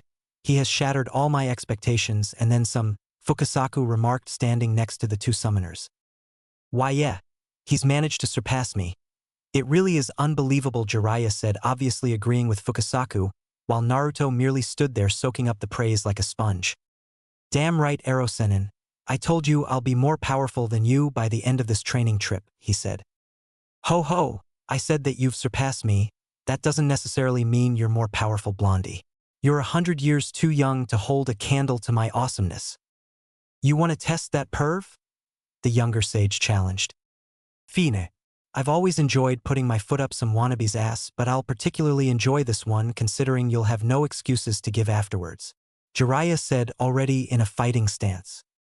It goes both ways, sensei. All right, enough you two. Geez, and you're supposed to be our strongest summoners, Fukasaku chided playfully before master and student could start their brawl. Before I forget, Naruto-chan, Ma and I made this for you. We hope you like it, he said, presenting Naruto with a black cloak with flames at the bottom and kanji for sage written in red at the back with an Uzumaki swirl just on top of it. Wow. Thanks a lot, Fukasaku-sama, Naruto said, happily hugging the cloak. It was obvious to both Toad and Sannin that the blonde didn't get much presents. Hey, wait a minute. Minato and I were sages way longer than this squirt. How come you didn't give us anything? Asked Jiraiya. Because Minato-chan and you didn't master senjutsu the way Naruto-boy has, and what's more, he did it in just a month and a half, responded the elder Toad while Naruto snickered, earning himself a glare from the older sage. Naruto-chan's accomplishment makes him our first complete sage. He finished, giving the said blonde a proud look. Yep, that's right, me, Naruto Uzumaki, the one and only real Toad sage. Unlike those other fools, the blonde gloated, gesturing to the surrounding statues of toads in meditative poses, those who had failed their sage mode training and paid the price. His boasts, though, were interrupted when he felt a pole coming down on his head with enough force to sink a nail into metal. Stop disrespecting your predecessors, fool. They might have failed to master sage mode, but they were still Toad summoners just like you, Fukasaku scolded, putting the pole he was using to beat the extra nature energy out of him down. Ow. Okay, I'm sorry. Geez, Naruto, placing his hands on his bruised head. That was definitely going to leave a mark. Anyway, before you go, why don't you go and thank Ma personally for being a good host? She was very excited and proud of you that she prepared a huge congratulatory banquet. The Toad said, his eyes seeing stars while he salivated at prospect of an all-you-can-eat feast. Fukasaku was so excited that he failed to notice the panicked and horrified looks on his two students. Well, unfortunately, I had already eaten before coming here. Jiraiya lied smoothly, patting on his stomach for emphasis. Well, why you see I. Come on, one true sage, you wouldn't want to keep Shima-sama waiting, would you? Don't be disrespectful, the Sannin said, interrupting Naruto's mumblings. The younger blonde glared at his master, giving him the finger only for the Sannin to respond with a cheeky thumbs up and an enjoy yourself look. Go fuck yourself, sensei, the blonde said, verbalizing his earlier thoughts. A week later. Ever since Orochimaru killed Sarutobi-sensei, Jiraiya has never felt so pissed off before. He was really boiling with so much rage that he felt like putting his hands around his blonde companion's neck and strangle him to death.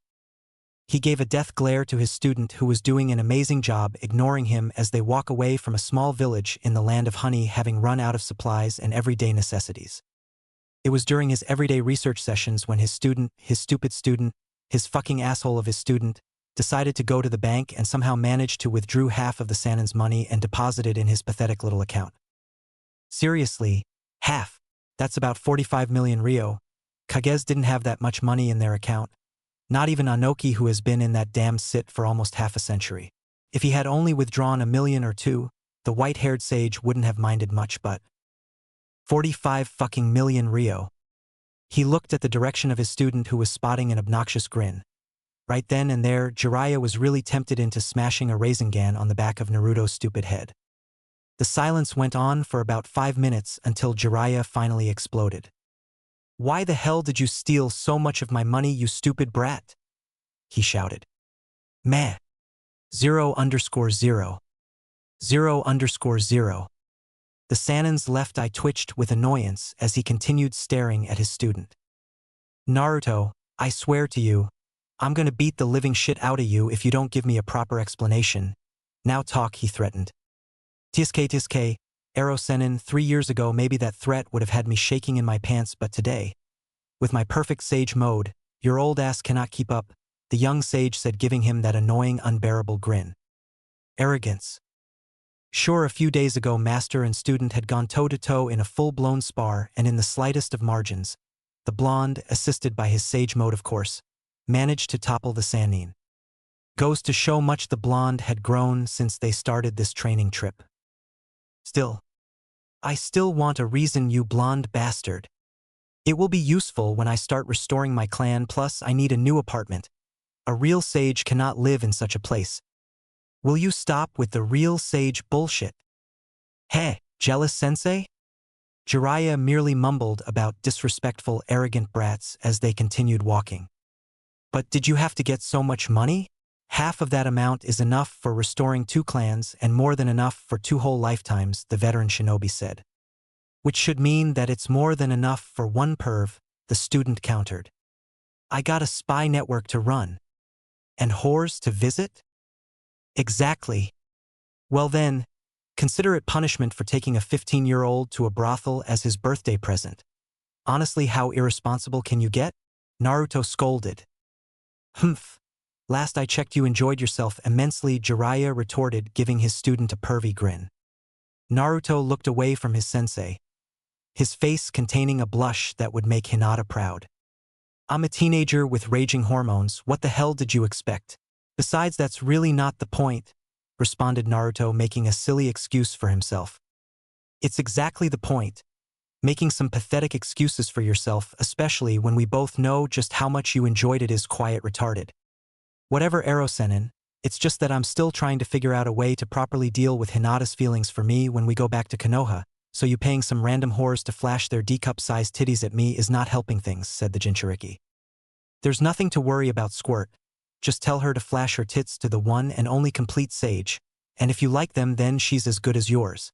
Besides, from my experience, shy girls are quite freaky in bed, the Sannin said, whispering the last part of his sentence with a perverted giggle, obviously remembering something that would give even Orochimaru a bloody nose. I'm serious, you stupid perv. Can you not think with your dick for once? Naruto angrily shouted, his face going red from the wanted images his brain was creating. Stupid hormones.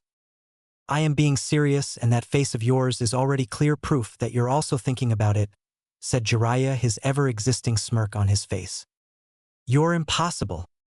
The two continued walking in comfortable silence for a few minutes, giving the Sannin time to really think about his godson's growth and what is possibly awaiting him in the future. Akatsuki. The criminal organization he has been investigating for years without much success.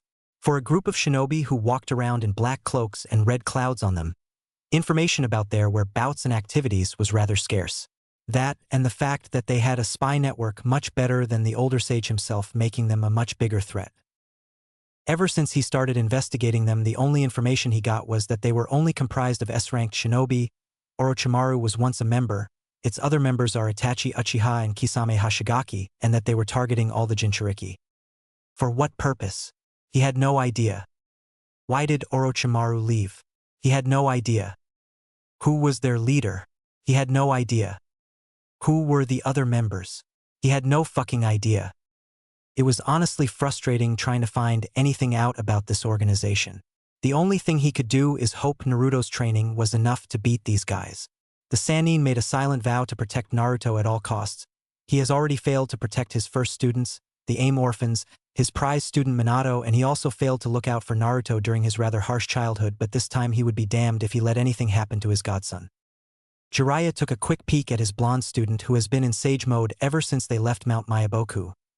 His eyes were a golden yellow with bar-like pupils and natural chakra showing itself as orange markings around his eyes, and he was wearing the cloak that the toads had made for him. Well, despite his obnoxious boasts, the blonde Uzumaki has really grown during these last 3 years, not only in strength but in intelligence as well. Looking at him now, he's such a stark contrast to the person he was when they first started. The 12-year-old child who struggled for recognition, acceptance, and looked like he had the weight of the whole world on his shoulders, but skillfully hid it behind the face of a smiling knucklehead. Now he is a 15-year-old real shinobi who is confident in his own abilities and his place in the world, and Jiraiya couldn't help but feel a bit of the guilt that has been within his heart concerning his abandonment of the blonde Jinchuriki wither. "Yo, Ero Sennin," said Jinchuriki, interrupting his thoughts. You know how my chakra is so condensed and just too damn much that I couldn't manage to use the academy basic jutsu like the Bushin, right? What of it? Well, 2 days ago I was messing around with the Kage Bushin because I was just bored, but then I realized something when I tried the transformation jutsu on the clone. What? Jiraiya asked, getting curious as to where the Jinchuriki was going with this. Yes, well, I henged into a toad yesterday and I actually turned into real durable and tangible toad, Naruto said, earn-wide eyes from the veteran shinobi. Naruto, that is not how the transformation technique works. I know, the henge is a weaker class genjutsu and all it does is allow you to apply an illusionary layer over yourself that merely looks like a different thing. If the henge was a solid transformation, every shinobi with access to it would use it to grant themselves shapeshifter abilities like turning their hands into swords. But you've somehow managed to do something that no shinobi has ever done before, and that's to make yourself a shapeshifter using the henge, the Sannin said, wondering if his student was quite possibly one of the most talented shinobi out there, because this was just getting ridiculous. I could do this since I first started using chakra and I've just noticed it now. Honestly, it's like I was awesome long before I became the one and only real complete sage. Aha! Naruto frowned at his sensei's less than believing response. Taking it as a challenge, the blonde quickly made a Kage Bushin and instructed it to turn into giant eagle, which it did without any objection. The huge smoke cleared, showing a perfect brown giant eagle that looked like it was a summon animal. Amazing!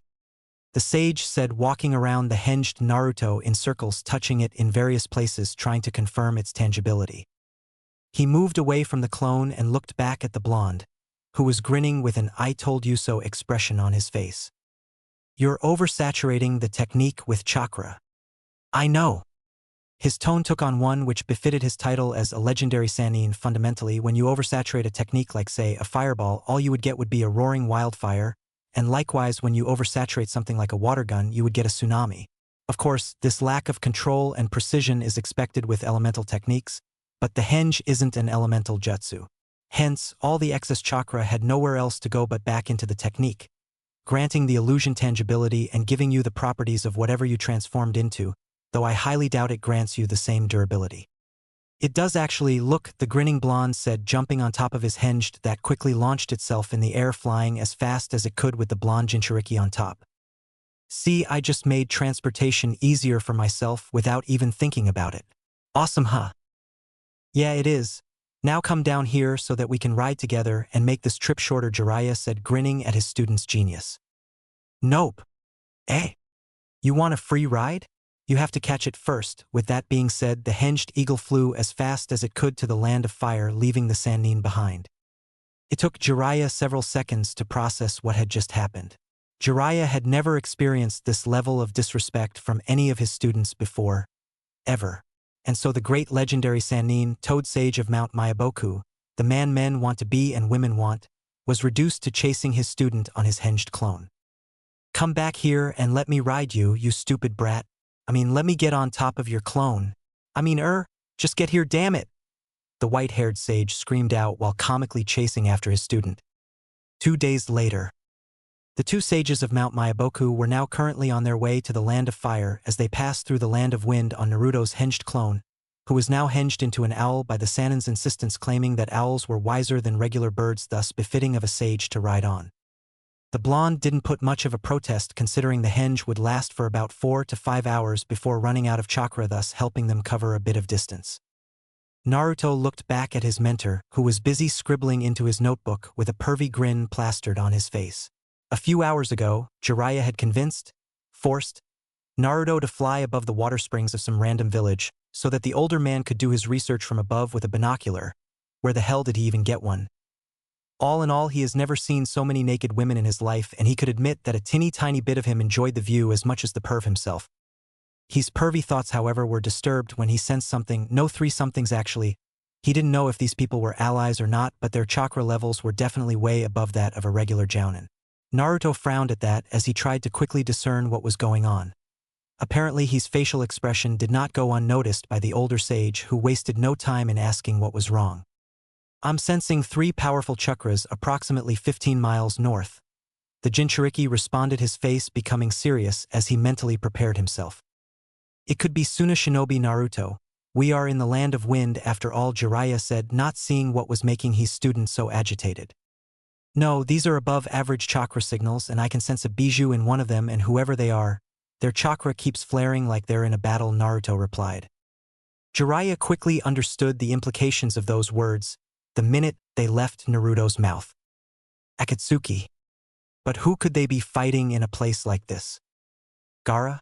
No, his spy network kept him up to date with the major events of the elemental nations, so he knew that Gaara was now Tsunageke's newest and youngest Kage in history, and being the Kazekage, he wouldn't be battling the Akatsuki alone while the village's shinobi seemed to be enjoying their peace.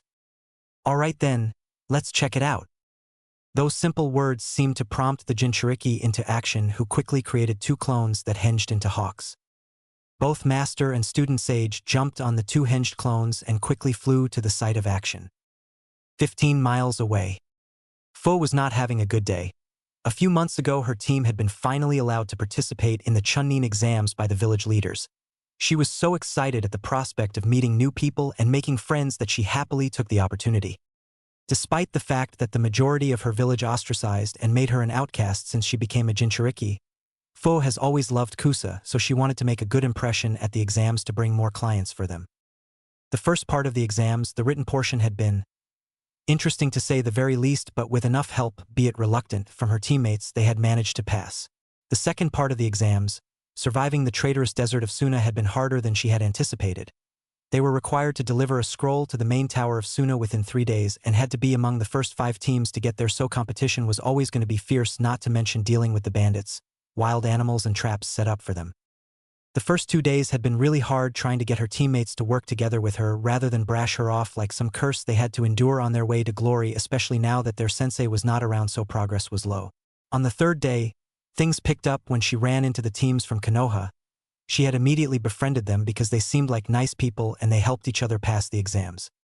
Unfortunately, the 3rd and final portion of the exams could not take place because of some emergency issues had come up that the higher-ups had to deal with, meaning that the Chunin exams was cut short, so they would promote from the performance of the 2 portions only. On their way back home, after saying goodbye to all her newfound friends and making them promise to visit her, of course, her team ran into none other than the immortal Kakuzu himself, a man whose legend was so well known in Kusa that parents used it to scare their kids into behaving. Apparently the 90-plus-year-old man had joined some criminal organization called the Akatsuki, who were targeting Jinchuriki. Honestly, being teammates with a Jinchuriki was a hard enough task, and yet these guys deliberately choose to pick fights with them? What kind of monsters were they? Oh right, S-ranked shinobi. And so, here she was, her entire team completely slaughtered by Kakuzu's sadistic partner, while she defended herself against the immortal man himself. The battle, if it could even be called that, was pretty much one-sided. Fo used every jutsu in her arsenal, even her Bijuu's chakra, but Kakuzu somehow managed to take everything she threw at him and walk out of it with nothing but a mere scratch. Fo was no fool. Eye roll. She knew from the moment it started that this battle was going to be her last. Every part of her knew, and yet she didn't want to give up. She wanted to push on, give it everything she had and hopefully find some sort of lifeline, anything to ensure her survival. Her hopes, however, were crushed when the sadistic man that had massacred her team came rushing at her with his bloody scythe in hand, screaming maniacally. Fo quickly ducked to avoid the clearly crazy man's initial swing. She quickly brought her left hand up to block his following punch. Her Bijuu's wings quickly sprouted, allowing her to fly away from her attacker, though she didn't reach far before Kakuzu's lightning mask came flying up to her, ready to roast her alive. She closed her eyes, finally having resigned herself to her impending fate. She could feel the mask charging its chakra in preparation for a jutsu, so she waited. Then, "Raisin Shuriken!" she heard someone scream. Fo heard a screeching noise and quickly opened her eyes, trying to see what was happening, and saw Fuma.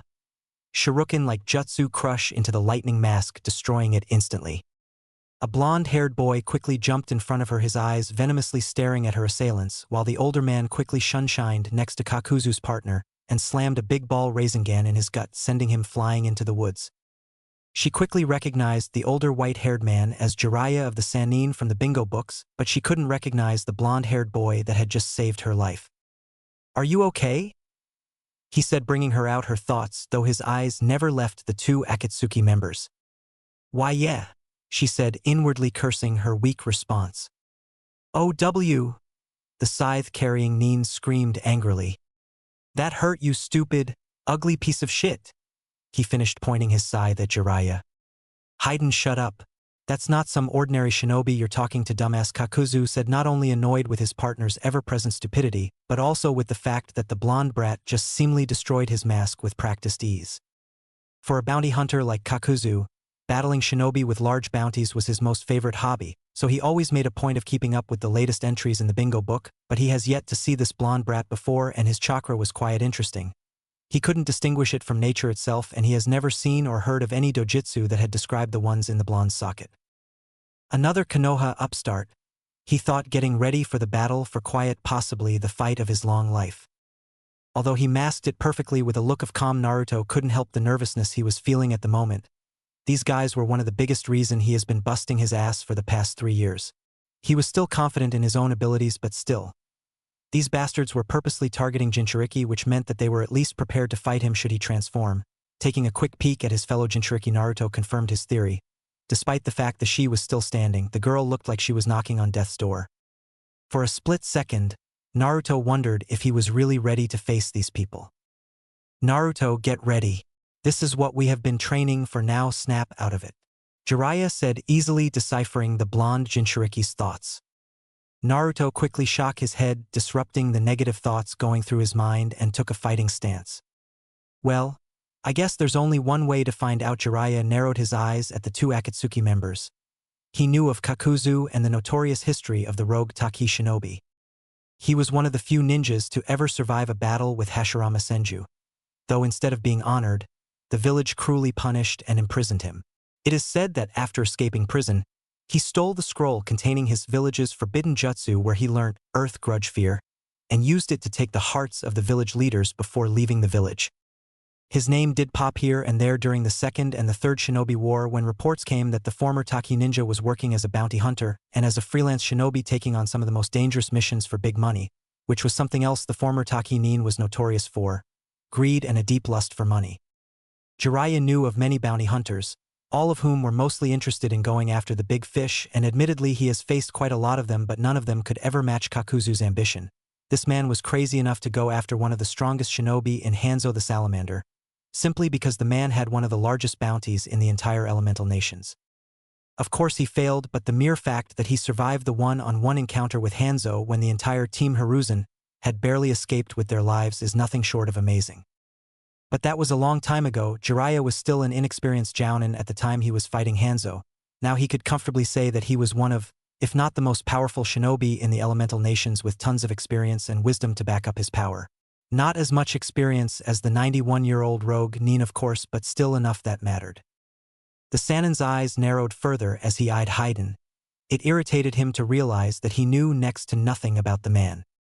His name is Hidan, and judging by the slashed forehead protector placed around his neck, he was from Yugakure. That's all he knew about him.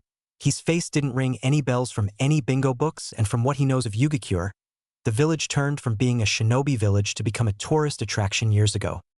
This man has no reputation whatsoever. Jiraiya knew nothing of his skills, past battles, or even a dangerous mission Hidan had been on.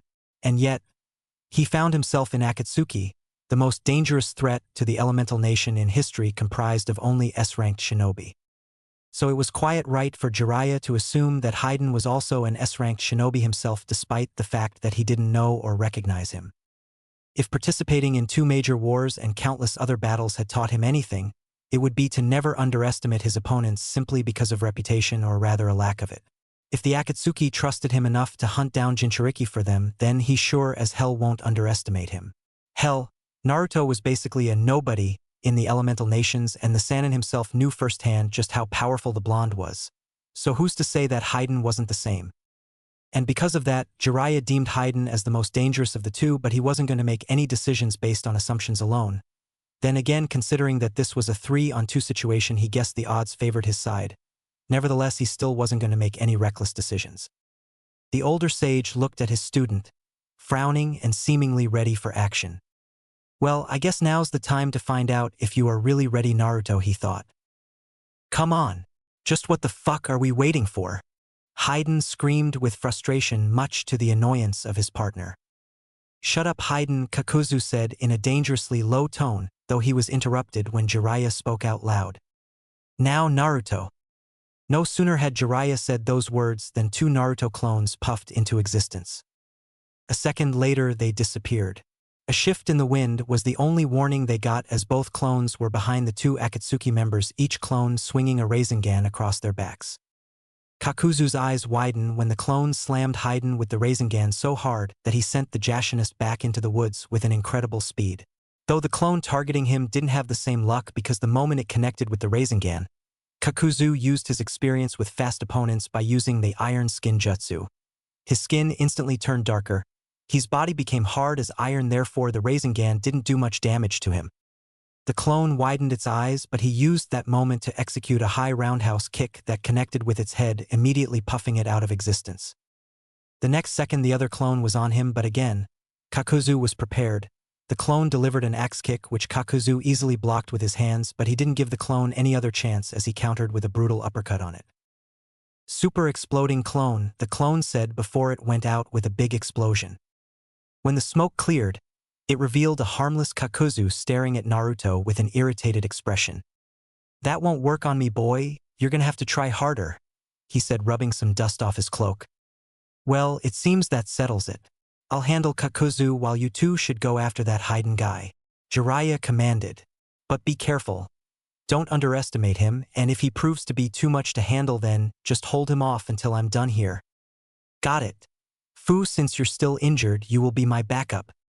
Right? Fu's expression hardened as she nodded too, slipping back into her combat stance and summoning a water sword again, ready to fight alongside her fellow teen.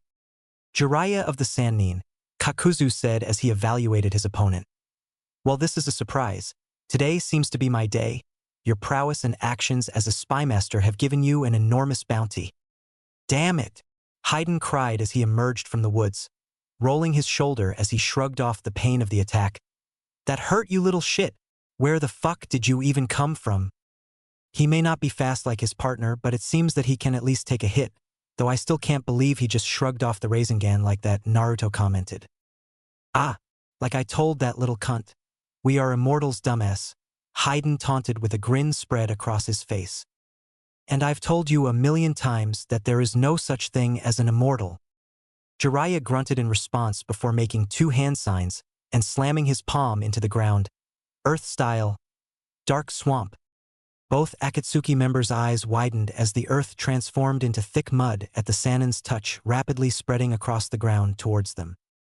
The 2 leapt in different directions to escape the spreading bog which chased after them in both directions.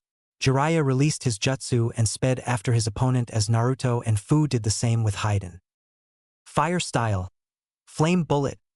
Jiraiya inhaled deeply and breathed out a massive, oil-filled ball of fire which barreled towards the missing Nin, who leapt over the attack. Kakuzu was very fast, very strong, and highly skilled in taijutsu, but Jiraiya outdid him in all these areas. However, he was still pushing Jiraiya back against a wall. Why, you might ask, was the sage having so much trouble? All one needed to do was look at Kakuzu to find the answer. Though he still looked normal, his skin had taken an unnaturally dark tone. He was using a jutsu Jiraiya recognized as Earth style. Iron skin to harden his body, making every inch of himself nearly as hard as tempered steel. Jiraiya had punched him earlier, sending him into a tree, but all he got out of it was a stinging hand as it felt like he'd really punched metal. This was why he wasn't damaged by the Rasengan earlier, and Jiraiya was having a hard time finding a way around this defense. Flipping in midair, the man threw his forearm out towards the Sannin, which shockingly detached from his arm, connected to him by the numerous threads, and flew towards the Sannin. The Toad Sage leapt back to dodge only to look in shock as the limb changed direction, shooting towards his throat and gripping his neck as the threads ensnared him. He tried to pry off the hand that was choking the life out of him, only for the threads to entangle themselves around his body, restraining his arms and preventing him from fighting back. Is that the best you can do? Kakuzu asked. Despite this, his senses were warning him of danger. This had been too easy. There was no way someone with a bounty as large as his would be taken down this quickly. Sure enough, his instincts were proven right when the Sannin smirked and burst into smoke. Kakuzu frowned as he recalled his now empty appendage. When did you? Suddenly, he was doused from behind with a sticky green fluid. Kakuzu struggled, but he quickly found himself encased in the mass and unable to move. Ha, you should have known that it would take more than that to bring down the great Jiraiya-sama, Jiraiya said as he stepped out of the foliage, though he kept his distance. I suggest you don't struggle. A single spark is all it'll take for you to go up in a ball of fire. I doubt your jutsu would protect you from the raging inferno this stuff would make. Kakuzu responded. You vastly underestimate me. Surprisingly, without hand signs, the ex-Taki ninja inhaled deeply. Water style. Exploding water shockwave. Kakuzu spit up a massive surge of water, blowing his mask off his face and revealing his lower jaw was stitched to his head as well, each side beginning at the corner of his lips, giving him the appearance of an ear-to-ear grin. The flood of water was so massive it pushed Kakuzu off of the ground and sent a wave towards the Sannin, which he dodged by taking to the trees, looking down on him from a branch with a grim expression. This wasn't good. To be able to use a jutsu without a single hand sign was an extremely advanced art. It required total mastery, not only of the element but of that jutsu itself. It showed he hadn't been wasting the decades since his defection. It was foolish of you to leave those two with Hidan, Kakuzu stated as he looked up at the Sannin, his expression neutral. Though you were right in believing I was the greater threat, but Hidan may very well kill those two. He then shook his head, his gaze turning in the direction of the other battle. I get enough complaints from our leader for killing my pervious partners. The last thing I need is flack for him killing one of our targets and delaying our plans. Jiraiya's frown deepened at that. This guy killed his own partners? Either he was a complete bastard, or despite his calm demeanor, he was just as likely to go into a blind rage as his partner. Taking note of that, Jiraiya questioned. So, you said the last ninja of our village you fought was the first? And I heard you once engaged Hanzo the Salamander in one-to-one combat. Pretty impressive that you actually managed to survive. Kakuzu grunted in response. Survive is too strong a word. I dragged myself back to that pitiful excuse for a village half dead after that battle, and how do they respond? He scoffed. That's when I learned a valuable lesson. The only things in this world you can really count on are yourself and money. With a smirk, Jiraiya nodded. Yeah. Seems to me you did learn something valuable. Oh, Kakuzu tilted his head.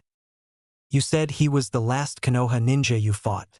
You learned not to mess with our village. Jiraiya replied tauntingly, though Kakuzu's expression didn't change. Jiraiya then raised his hand, holding his palm up and parallel to the ground as he added, "Not that I blame you. If I'd been beaten that badly, I'd probably run scared every time I saw the Konoha symbol too. Don't flatter yourself, brat. While my battle with the first was many years ago, the only reason I haven't faced a Konoha shinobi since is because I don't go after small fry. Since the deaths of your second, third, and fourth Hokages, the only shinobi your village produced with bounties worth my time are yourself, Tsunade, Orochimaru, Might Guy, Asuma Sarutobi, and Kakashi Hitake, not counting Itachi of course. I simply haven't had the opportunity to pursue them yet since I've been collecting valuable bounties from all the other villages. Perhaps you'd like me to collect Tsunade's head after yours, since she'll be the next Konoha ninja with the highest bounty after yours, and she's nowhere near as powerful as her grandfather was." Kakuzu said darkly with clear intention that he'd do what he said. Jiraiya's face darkened, his fists clenching when he heard the Akatsuki ninja threaten Tsunade. He would make the man regret threatening his old teammate. Before he could respond, the Akatsuki member continued, "But maybe you'd like to see how much I've changed since that day." With that, Kakuzu's face twisted in effort as he clenched his fists. His back began to shift unnaturally as the mass of threads beneath his skin shifted and they unstitched his back, until finally, his back burst open. 3 masses of threads tore themselves out of him, each one with the mask, and shaped themselves into a monster. One appeared to be a demonic tiger, another a 4-legged creature with small, makeshift wings, and the final a twisted, 2-tailed wolf. Jiraiya stared down in disbelief and disgust at what he saw, the forbidden jutsu making him think of his former teammate, Orochimaru. This seemed like it was right up his alley. Which brought the question, what kind of monster had this guy turned himself into? "I normally have 5, but that other brat killed my lightning heart," Kakuzu said, then lightly shook his head. "TSK. It really doesn't matter now. I will still kill you." "How about this?" The tiger-like construct leapt into the air and opened its mouth, revealing a small fireball. Jiraiya's eyes widened as he recognized the jutsu as fire style, searing migraine. He quickly bolted to another tree just as the tiger-like monstrosity released a small fireball about the size as a fist, which erupted into a massive firestorm the moment it came into contact with the tree, destroying it and setting the nearby trees ablaze. The creature rapidly fired the attacks, causing Jiraiya to bound through the trees as it rapidly decimated the forest. While still in midair, Jiraiya sensed something wrong. His gaze fell downward to see the winged construct flying at him. It opened its mouth and wind spiraled towards it, compressing into a small ball. Jiraiya's face became a mask of shock. There was no way. This guy was using high-level techniques from 4 different elements. Even factoring in his long life, he shouldn't have been able to master the elements to this degree. The creature released the jutsu, wind style, pressure damage. The small ball of compressed air struck true, slamming into the center of Jiraiya's chest and exploding into a twisting maelstrom on contact, hiding him from view. When it cleared, however, nothing but torn pieces of a log fell to the ground.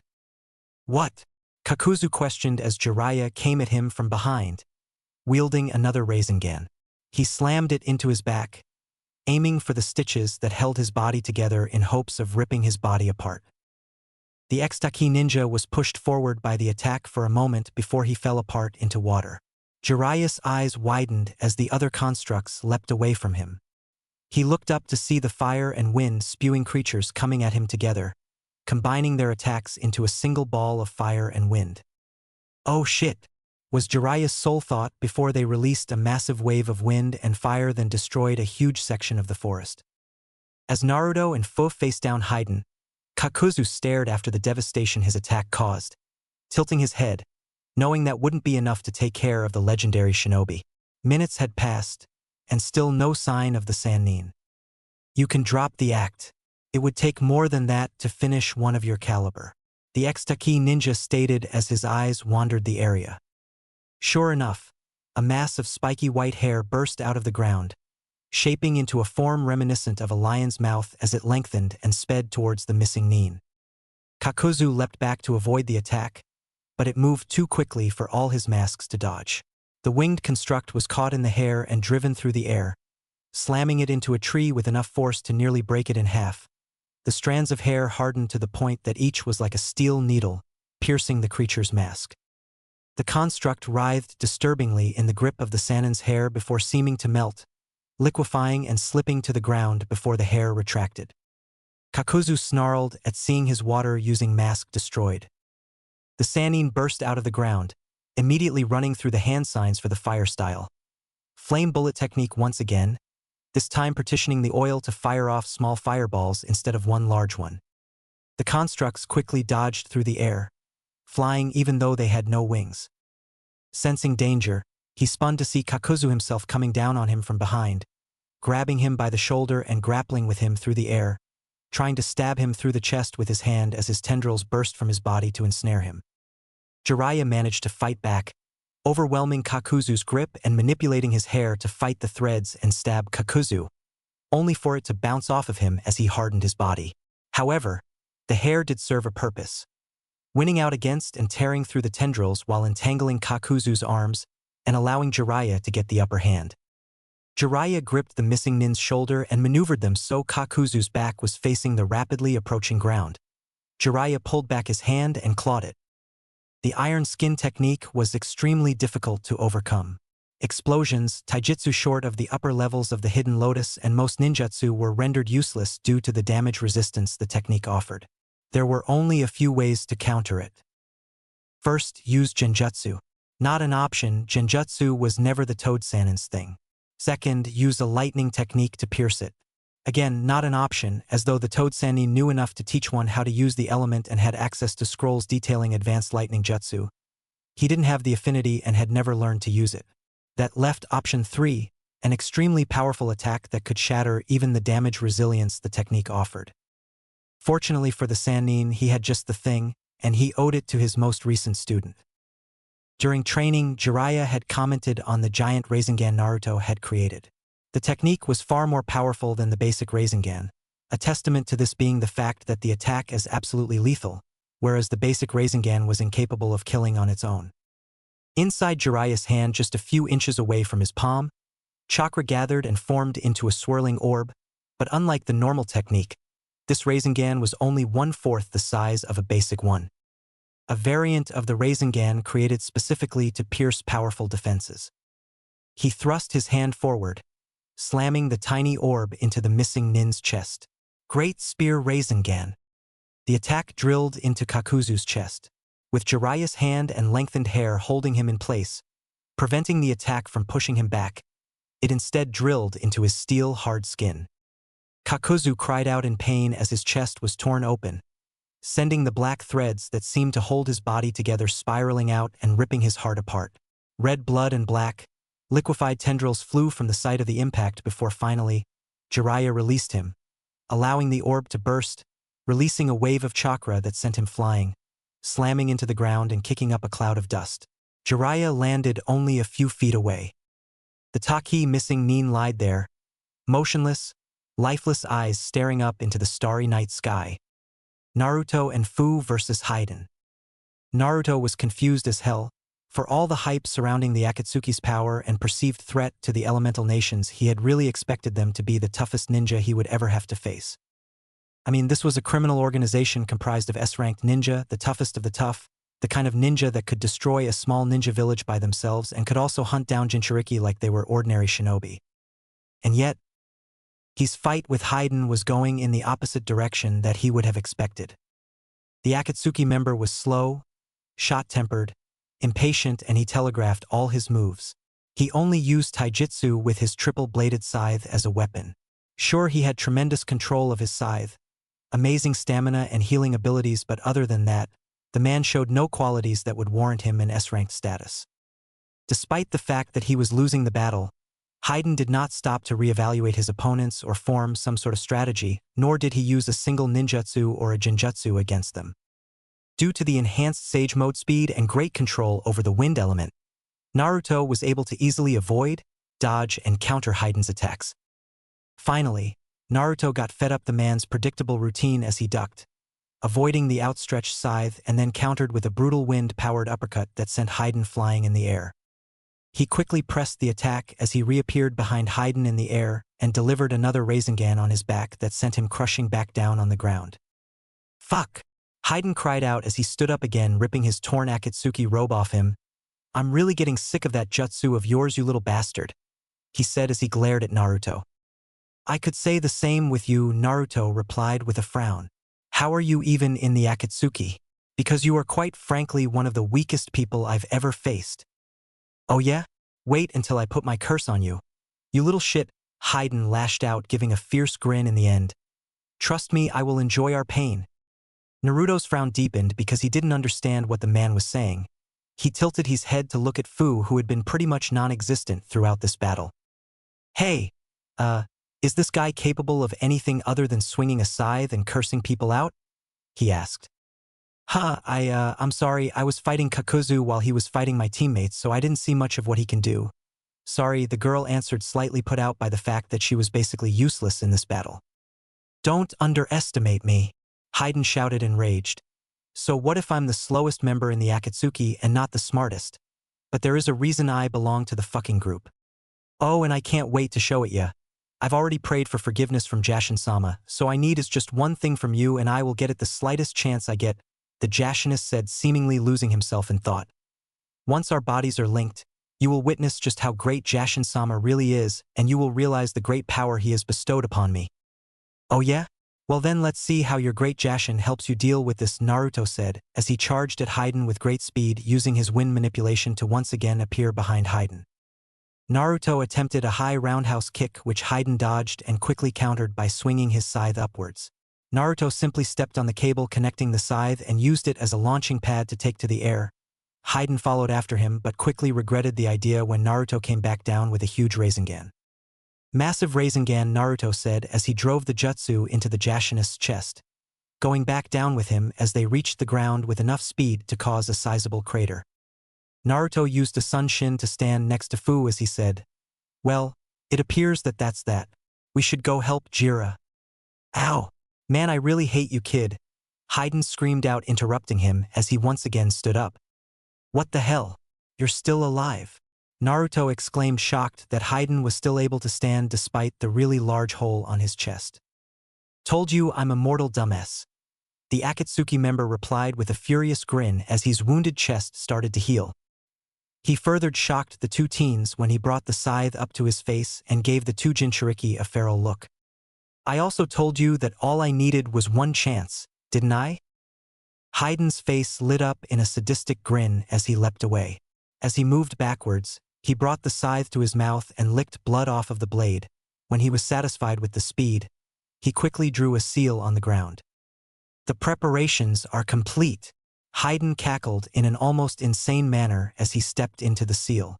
"You're now under my curse." The Jinchuriki would have commented on this before his body began to shift. His skin turned black with white, skeleton-like patterns appearing over his body, with a skull-like symbol covering his face almost like a mask, giving him an appearance slightly reminiscent of a stereotypical Grim Reaper. "I have been waiting for this," he said as he reached into the remnants of his coat and pulled out a collapsible pike, which he promptly opened up. "And I want to make it slow and enjoyable, so then, let's revel in some glorious pain." Jiraiya versus Kakuzu. Jiraiya sighed as he looked down at the defeated Akatsuki member. That had been a fairly difficult battle. Now all that was left was to... Suddenly, he sensed something coming at him. Fast.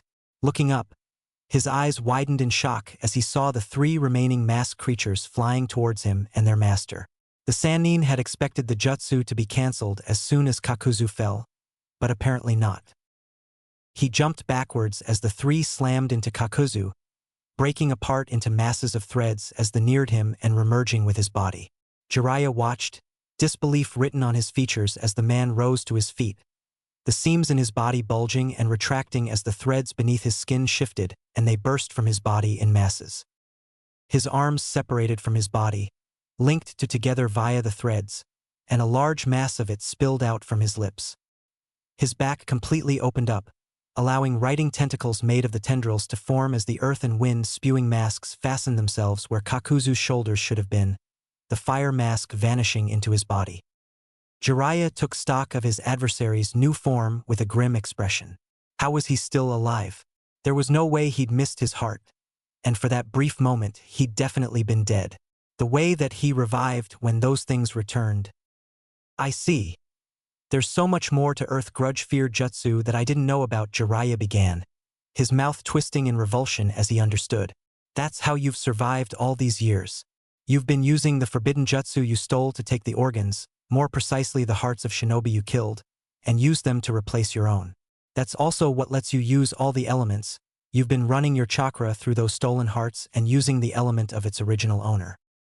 You certainly are worthy of your title of Sannin, Kakuzu commented, speaking perfectly clearly despite the mass of tendrils coming out of his mouth. You're exactly right, but now I've already lost 3 hearts because of you and that other brat. I'll need to restock. Yours and his will do. Jiraiya jumped back off of a branch as a massive tentacle of threads, which tore about 1/4 of the branches off of the tree, landing on the ground in a crouch and bolting to the side as the tentacle came back and slammed onto the spot he'd been standing on a mere moment earlier. Kakuzu had transformed once again. His lower and upper jaws had completely separated, allowing a massive tentacle to come out of mouth, accompanied by 7 more coming from his back and where his shoulders should be. They were linked together by bundles near their bases, allowing him to fly, if need be. The area around them had been devastated by their battle. Dead and torn-up trees littered the area, and all the underbrush had been burned and ripped away. Scattered fires slightly illuminated the area and deep wounds had been carved into the ground. Kakuzu seemed to favor massive, overpowering attacks that were difficult to dodge.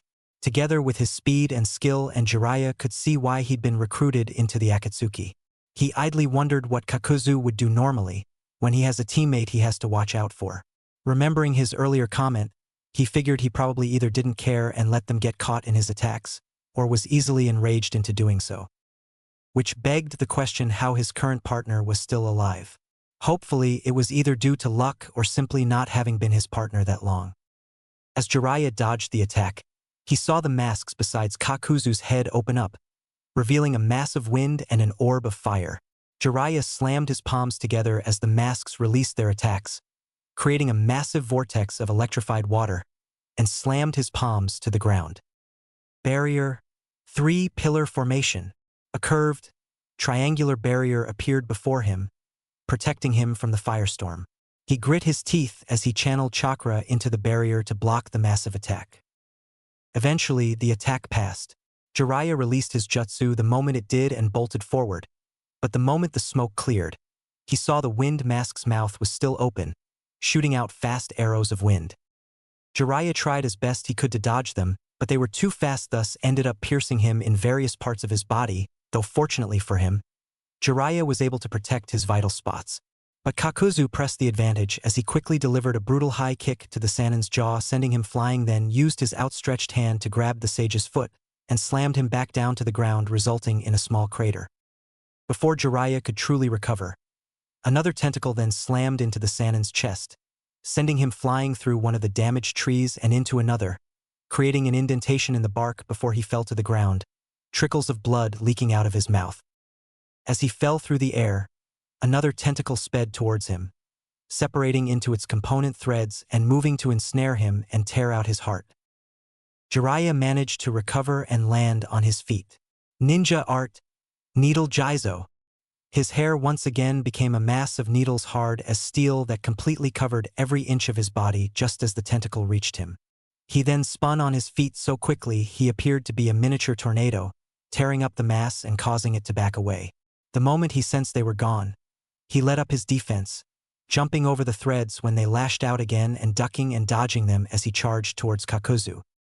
He snaked around several tentacles that moved to strike him as he neared the Extaki Nin and pulled his arm back, ducking below one final attack and knocking Kakuzu's arm aside before punching him in the gut, causing him to bend over.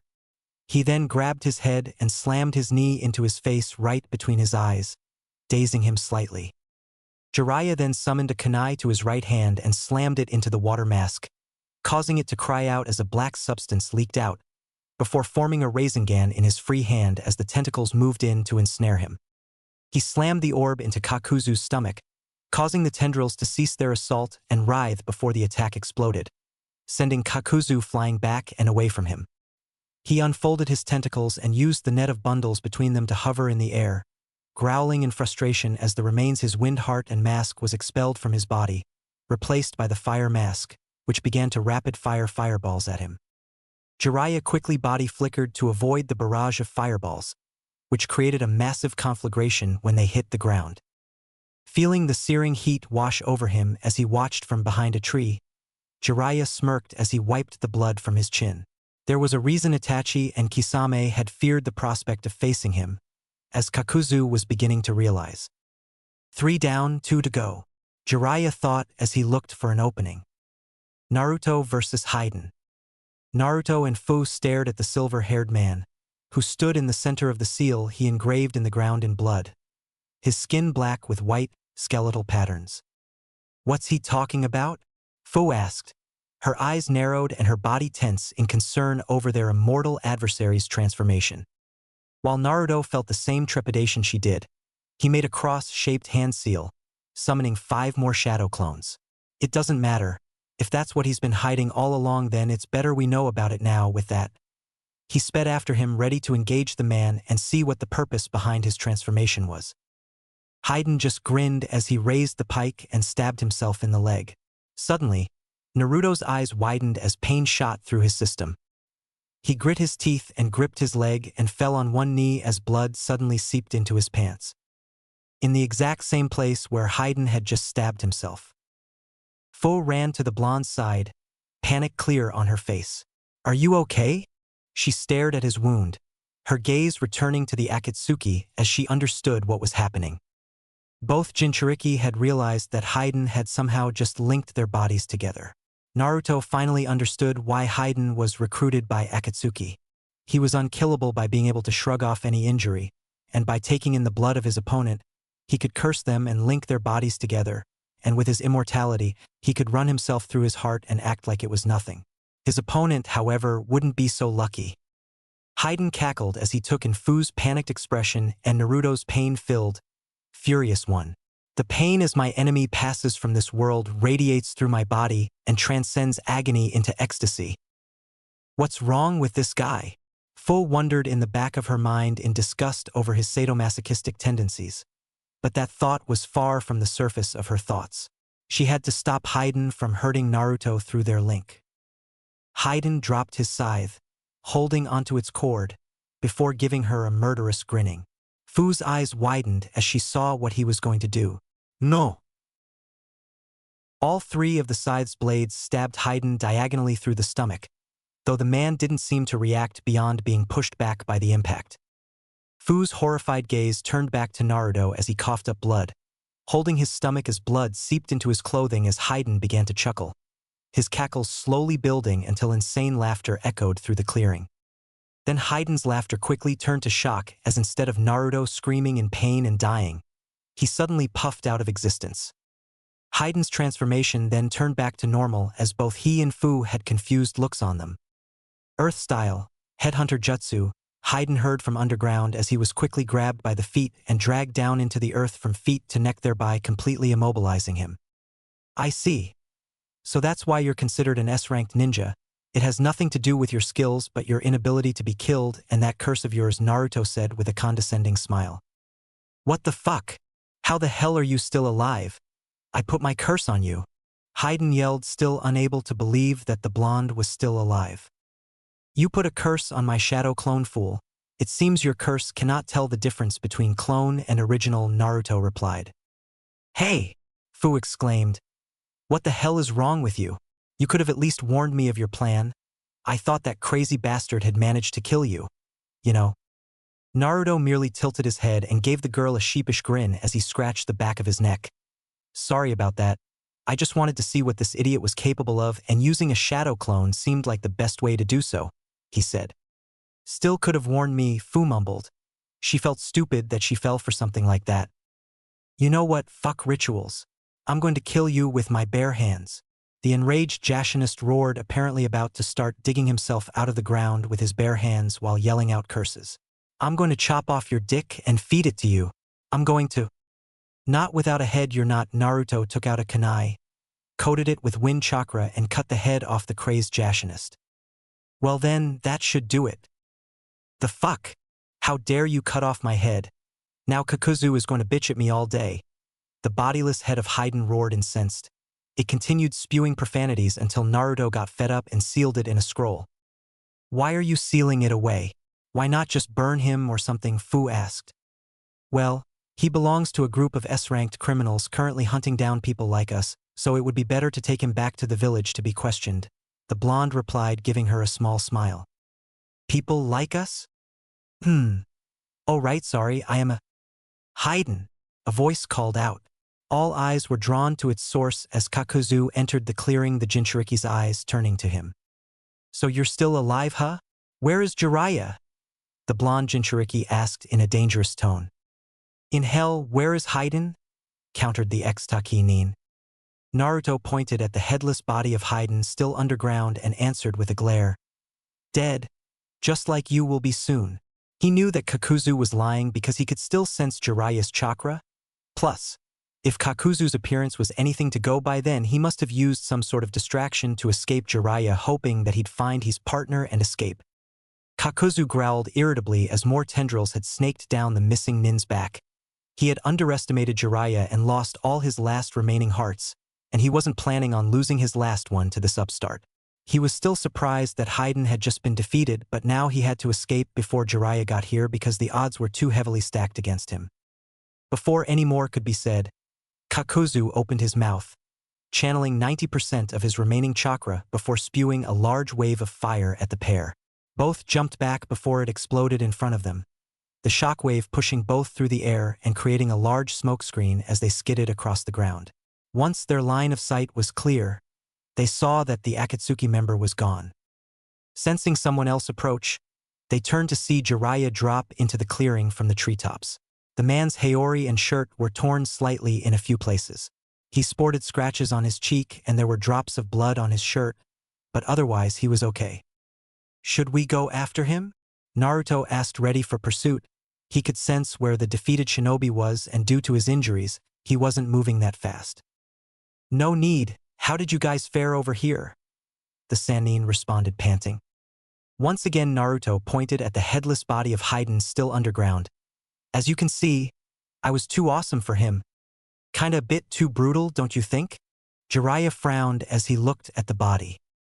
Well, the bastard wouldn't die out of conventional means, so I chopped his head off. Plus, believe it or not, he's still alive. I just sealed away his head for questioning later, Naruto said as he gave Jiraiya the scroll with Hidan's head in it. I see. Well, congrats on defeating your first S-ranked shinobi. The Sannin took the scroll and sealed it in another scroll. With the danger taken care of, all attention was now turned on Fu.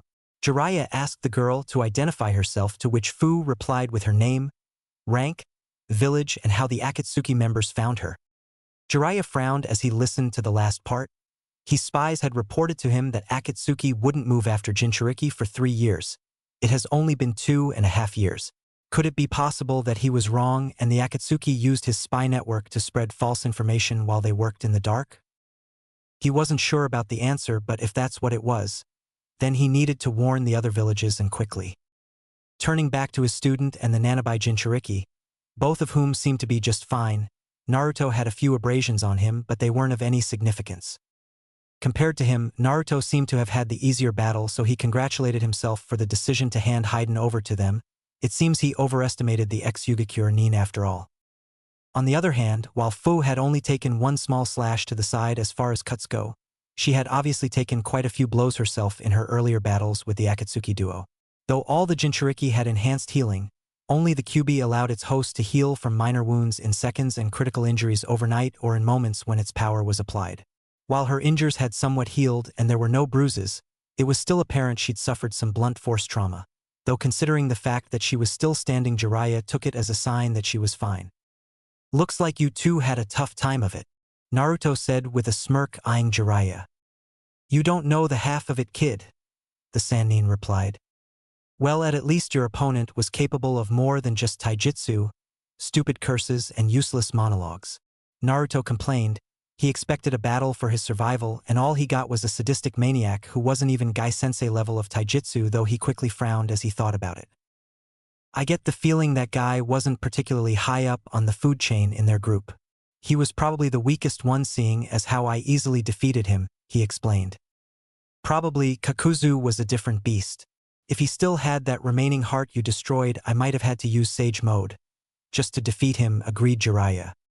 I guess, so what now? If these guys have already started hunting down Bijou, then we need to warn the other villages. Fortunately, Suna is a couple miles away, so we can go there first and drop the girl there. A few minutes later, both Jinchuriki and Sannin were atop two clones transformed into hawks, Jiraiya on one and the two teens on another as they flew to Suna.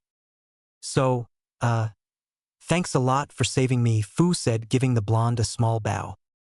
No problem, those guys were already on my shit list from the beginning. The blonde replied with a grin, now facing the dark-skinned girl. You said something about people like us earlier? What did you mean? Right? I'm a Jinchuriki as well. Wait, you're just like me? Fu asked, shocked. Yep, I got the 9 tails, and you? Chome. I mean the 7 tails. It has a name? Naruto seemed stunned at that, who in their right mind would start naming tailed beasts. The girl nodded though. Yeah, though it likes to be called lucky number 7 and it couldn't sense any bijou in you. It says your chakra can hardly be distinguished from the environment, that's why I was so shocked that you're also a Jinchuriki. Well, that's just a technique I use. Never mind that, it sounds like you, the two of you have a friendly relationship. Are you the one who named him Chome? The blonde asked. No, he told me his name when I was being trained to use his power. Apparently all tailed beasts have names, Fu replied, further shocking the blonde. He has never heard anyone calling the fox any name other than Kyubi, so he doubted if what the girl said applied to all other beasts. Then again, he recalled when he was battling Gaara and Gamabunta, referred to the one tail as Shikaku, the sand spirit. Perhaps they did have names after all. That's something he's gonna have to look into. Hey, can you teach me this technique of yours? You know, the one that conceals the Bijou's chakra, Fu requested hopefully. Naruto had explained to her who the Akatsuki were and what they after, so she hoped that if she could learn of a way to hide her status as a Jinchuriki, then maybe it would boost her hopes of survival. Sorry, I can't, the blonde replied, though he did feel bad when he saw the disappointed look on the girl. He explained to her why Sage Mode was unique to him and why he couldn't teach it to her, which she accepted but was still disappointed. It seemed her life was anything but lucky after all. Just when Fu thought she had finally created some friends and everything was beginning to look up, she finds out that an organization full of S-ranked ninja was after her. Her heart sunk further when she thought of what her village would say if they found out about this. No doubt they would hate her more, claiming that she has brought a curse upon them. She didn't even have her teammates to back her up, though thinking back on it, her teammates wouldn't have been any help either. She sighed sadly, wondering if it would have been better if Akatsuki had taken her after all. Hey, Naruto put a hand on her shoulder. You're not alone in this. We are going to defeat those guys together. You can count on it, the blonde said with determination, hoping it would lift her spirits up. Yeah, hopefully, though beating these guys isn't my only problem. I see, it's your village then? Naruto asked, getting a surprised look from the girl. She wanted to ask how he knew, but then remembered that he was also a Jinchuriki, which meant that he was probably going through the same situation as well, so opted to keep quiet. Does it ever get any better? The Nanabai Jinchuriki finally asked after what seemed like an eternity of silence.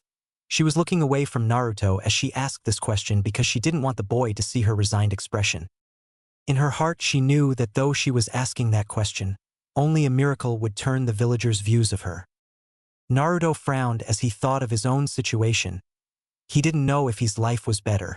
3 years ago, he would have definitely said that it was, but now, looking back on it, seemed he just wanted to believe what he wanted to believe. I honestly don't know, he finally responded truthfully, but I know that having someone you can talk to helps. Fu only gave a bitter laugh at that. Easier said than done. I've been isolated and ostracized by the entire village all my life, and now it's gotten to the point that I've since accepted my fate in Taki, so my only hope of ever having friends is outside the village, like during the Chunin exams. I'm sorry to hear that, but you can always count on me as a friend and fellow Jinchuriki. Maybe we can send letters to each other? Naruto said with a smile as he put a hand on her shoulder. I'd like that, said Fu, returning the smile. You know, this really is a small world. You are already the second Jinchuriki I've met, and as soon as we reach Suna, I will introduce you to the first, the blonde said with a grin. Really? Who is he?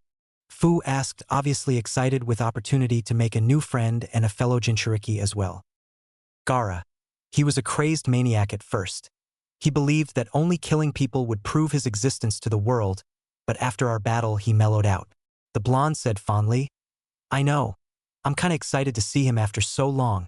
I'm interested in seeing what he's doing these days. Wait a minute, Gaara?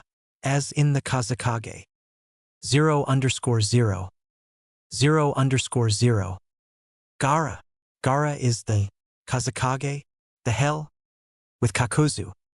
Kakuzu was running through the woods with an angry look on him. He has truly never been this incensed in his entire life. First he loses 4 of his hearts, his stupid partner somehow gets himself killed, which he found to be quite ironic considering the Jashinist was self-proclaimed immortal, and now here he was, still looking for a heart to restock. Honestly, at this point, it didn't even matter if he run into some weakling, all he wanted was a heart. His mood darkened further when he heard a voice requesting his presence through the Akatsuki ring. It seemed the leader was somehow aware that Hidan had died, which got him to question what else could be done through the ring other than communicating and locating someone. None of that matters now, he thought as continued hopping on trees. He didn't have the time or patience to deal with Akatsuki right now. Honestly, you would think being so close to a major village I'd run into some ninja, the rogue Nin thought with a growl. When reached the Suna desert, the Akatsuki member run into quite possibly the worst ninja he would ever wish of running into in his current state. Kukukaku, such an interesting coincidence to run into an old friend, Kakuzu-kun? The man said in his usual playful yet condescending tone. Very pale skin, golden eyes with slitted pupils, purple markings around his eyes and fang-like teeth. This person needed no introduction at all. Orochimaru, Kakuzu growled back. When it came to Orochimaru, Kakuzu knew that there was no such thing as coincidence. This day just wasn't his day. Orochimaru stood on top of his main summon Manda with a menacing grin plastered on his face and Sasuke and Kabuto on either side of him. What the hell do you want? Kakuzu asked, making sure not to make any unnecessary moves lest he regrets it. How rude. Is that any way to treat an old friend? The snake Sannin commented with a fake hurt look. What do you want, Orochimaru? So eager, the Sannin shook his head as he tisked, resembling the way a parent would act when scolding a child. Well, since you're such in a hurry to die, I'll tell you. Kakuzu narrowed his eyes at that and assumed a defensive position and leaking his killer intent in the process. Still, Orochimaru ignored him or just didn't acknowledge his actions as he continued speaking. You and I are both ambassadors of immortality, Kakuzu-kun.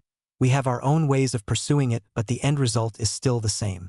We both desire to live forever and achieve our own ambitions, and thus we have conditioned our bodies to be able to withstand and match our ambitions. So I thought to myself, what would happen if we merged our bodies into one being? We'd be one step closer to true immortality. What do you say, Kakuzu-kun? Tempting, but I'll have to pass, Kakuzu responded, not really liking where this conversation was going. Kukukaku, but I'm afraid you don't have a choice, the Sannin said, giving a look to Sasuke. Would you please do me the honors, Sasuke-kun? The only warning Kakuzu got was Sasuke appearing in front of him with a sword in hand. Yep, today really wasn't Kakuzu's day. Suna. No matter how many times Jiraiya and Fu told him, he still couldn't believe it. He wouldn't believe it until he saw it with his own eyes. As soon as they reached the gates of Sunagakure, Naruto took off at top speed for the Kazekage Tower. He was so excited that he almost run into a dozen people, so decided to take to the rooftops instead. The blonde sage couldn't keep the grin off his face. During the entire training trip, he had always found himself wondering if it was truly possible for the Hidden Leaf Village to look past his Jinchuriki status and finally accept him. He couldn't count the nights he sat up wondering if he would get the chance to settle down and have children who wouldn't be tormented by the village because of him. And now it looks like he finally had the answer. If it was true and Gaara really was Kazekage, then it really was possible. Just like him, the one-tailed Jinchuriki had been criticized and shunned by the Suna citizens. Even his own father had even tried to have him assassinated, and he retaliated by murdering people to prove his own existence, further straining the relationship between village and Jinchuriki. But now, just 2.5 years after Gaara stopped murdering people, he actually managed to earn their admiration and acknowledgement so much so that they named him 5th Kazekage. It really gave him hope. Naruto was so lost in thought that he didn't recall when he reached the Kage Tower or even run up the stairs, but he just opened the door of the Kage office with fervor, ignoring the receptionist's protests, and there he was. Fair skin, green eyes, short, spiky red hair. A kanji for love tattooed on the left part of his forehead, and now wearing Kage robes. The now fifth Kazekage had an irritated look on his face which quickly turned to shock when he saw who just rudely entered his office. And Naruto. You bet your ass I am, you're the Kazekage now? The blonde countered, walking into the office and giving the redhead a hug. Yes I am, Gaara replied with a small smile, though he was surprised with the hug. He couldn't remember the last time anyone has ever done that, and what was more surprising was the fact that Hidan did not move to protect him. I'm sorry, Kazekage-sama, the receptionist said, giving him a low bow. I tried to stop him, but he just wouldn't stop to listen. It's all right. Naruto is a close friend of mine, the redhead said, waving her away. 3 years later and you're still a handful, he said to the blonde, who merely gave him a foxy grin. Trust me, he's even worse than he was then, Jiraiya quipped from a window, giving the two a smile. Jiraiya-sama. Kazekage-sama. Gaara nodded in greeting as he took his eyes to Jiraiya's neighbor on the window, a Taki genin he recognized as Fu. Fu? What are you doing here? Kazekage-sama, I was attacked on my way to the village by the Akatsuki, and Jiraiya-sama and Naruto-kun saved me, Fu responded respectfully, though she couldn't keep the blush off her face. Akatsuki? Yes, that's why we are here. To warn you about them, Jiraiya answered in a serious tone. Gaara nodded and brought his eyes back to Naruto. He didn't see it at first, but now he could see how his fellow Jinchuriki had grown. He was no longer wearing orange clothing but black shinobi pants, boots, and a dark blue long-sleeved shirt with a black cloak with orange flames at the bottom on top of it all. But what truly caught the young Kage's attention was the power he could feel radiating off the blonde and his eyes. Golden yellow eyes with bar-like pupils and orange markings around them. You've changed, Gaara commented with a raised brow. Oh, you mean my eyes, just a product of my training. I'll tell you all about it when you're done with the perv. I'd like that, Gaara responded with a smile as Naruto and Fu left the room to give Jiraiya and him some privacy. Orochimaru's hideout. Orochimaru couldn't get the grin off his face as he watched Kabuto experiment on an unconscious Kakuzu. The Akatsuki member had put up a good desperate fight for survival, but Sasuke prevailed in the end. He watched fascinated and thoroughly pleased as Kabuto put Kimimura's heart into the X-Taki Nin, where his stolen hearts would normally be earning a pained groan from the man. Anyone else seeing this would have surely been creeped out, but it only formed goosebumps on his Orochimaru's person. May I ask you a question, Orochimaru-sama? Kabuto asked, his mind still on his work. You may, Kabuto. You've wanted an Uchiha to be your vessel. It's practically the main reason you wanted Sasuke as your apprentice, so why have you suddenly chosen Kakuzu as your next one? Orochimaru chuckled at that, fully expecting the question. To be honest, I've always been interested in Kakuzu's technique, and yes, I still want an Uchiha vessel, but Itachi still remains my primary target, the Sannin said, moving closer to Kabuto as he continued watching on. You see, ever since Sasuke-kun came here, I've always known that he wouldn't allow me to get his body unless I forced it with all my power. The boy's a genius, yes, but he's not as smart as he thinks he is. Chances are that he would have betrayed me had after his training was done, he finished. So why continue to train him? Kabuto pressed. He was clearly getting even more curious about his master's plans. To hunt down his brother, of course. The snake Sannin said as he started inspecting the blood samples and the data Kabuto was collecting. When we're done with his training, I will give him a team and allow him to go after his brother, and when that glorious day comes that they do battle, you and I won't be far away, Kabuto-kun. The day Itachi-kun and Sasuke-kun have their long-awaited battle, I will truly be invincible, Orochimaru stated in a menacing yet determined tone that quickly changed into full-blown maniacal laughter. Hidan and Kakuzu are both dead. The commanding yet slightly sexy voice of pain stated. It was clear that the man was not in a good mood. Truthfully speaking, he never was, and now it just somehow seemed to get worse, and who could blame him? He had gathered the most dangerous S-ranked shinobi in history to bring peace to the world, and then suddenly 2 of them drops dead before their missions truly begin. Someone was going to pay dearly. All members of the Akatsuki were surprised by the revelation. Even Itachi looked quite shocked at that. Even though he would never show it, he felt quite elated that Hidan was actually dead. The one time he was forced to be partners with Jashinist had been the worst mission of his life. He shuddered slightly as the memory resurfaced. The former Umbu had to give a bit of respect to Kakuzu for dealing with Hidan every day since his introduction to the criminal organization. "What the hell?" An equally surprised Kisame said. He really liked that duo, or more specifically, he really liked messing with them. "The zombie brothers are dead?" "Quite ironic that the so-called immortals are the first to die," Sasori commented. "Who killed them, Leader Sama?" Itachi asked, his monotone expression giving nothing away even though he really was interested in finding out who killed Hidan. "It is still unclear," Pain admitted, though all signs point to Orochimaru. Kakuzu's ring and Orochimaru's Akatsuki ring are at the same location, and I can't sense Hidan's. I'm guessing it's sealed somewhere. "Wow," Tobi awed, earning an annoyed expression from everybody, except Kisame, who seemed to find the mask-wearing fool to be quite funny. Orochimaru must have gotten super strong to be able to defeat the zombie brothers. So it would seem. The Akatsuki leader agreed. Ever since he left the organization, Orochimaru has always stayed clear of use, but now, all of a sudden, the snake has the audacity to actually attack us. Conan pointed out as she assessed this new situation. He's plotting something big. Nevertheless, such actions will not be tolerated. If he really wants to provoke us, then it must mean that he's at least ready to deal with the consequences," said Pain, giving everyone of the Akatsuki a look before finally deciding. "I will go to the Sound Village myself and flush him out." "But Naga Pain, wouldn't it be better if Itachi and Kisame went instead? I'm pretty sure Orochimaru is expecting you to hunt him down, and knowing him, he's probably got something up his sleeves." Conan appealed with her last friend, her concern for him clear in her tone. Seriously, she knew very well just how powerful Nagato really was. Only a few shinobi could ever hope to touch him. But Orochimaru was a different kind of shinobi. There was a good reason why he was called a once-in-a-lifetime genius in Konoha. This was the same shinobi who attacked Itachi despite the fact that he knew that the odds were stacked against him, went to one of the big five in Suna and killed them, and did it again in Konoha just a few weeks later. When it came to Orochimaru, it didn't matter how powerful you were. The fact remained that if he was actually willing to face you in battle, then that means he definitely had something up his sleeves. "It matters not what the snake has planned. I will go and he shall realize the true power of God." Pain commanded in a tone that invited no objections.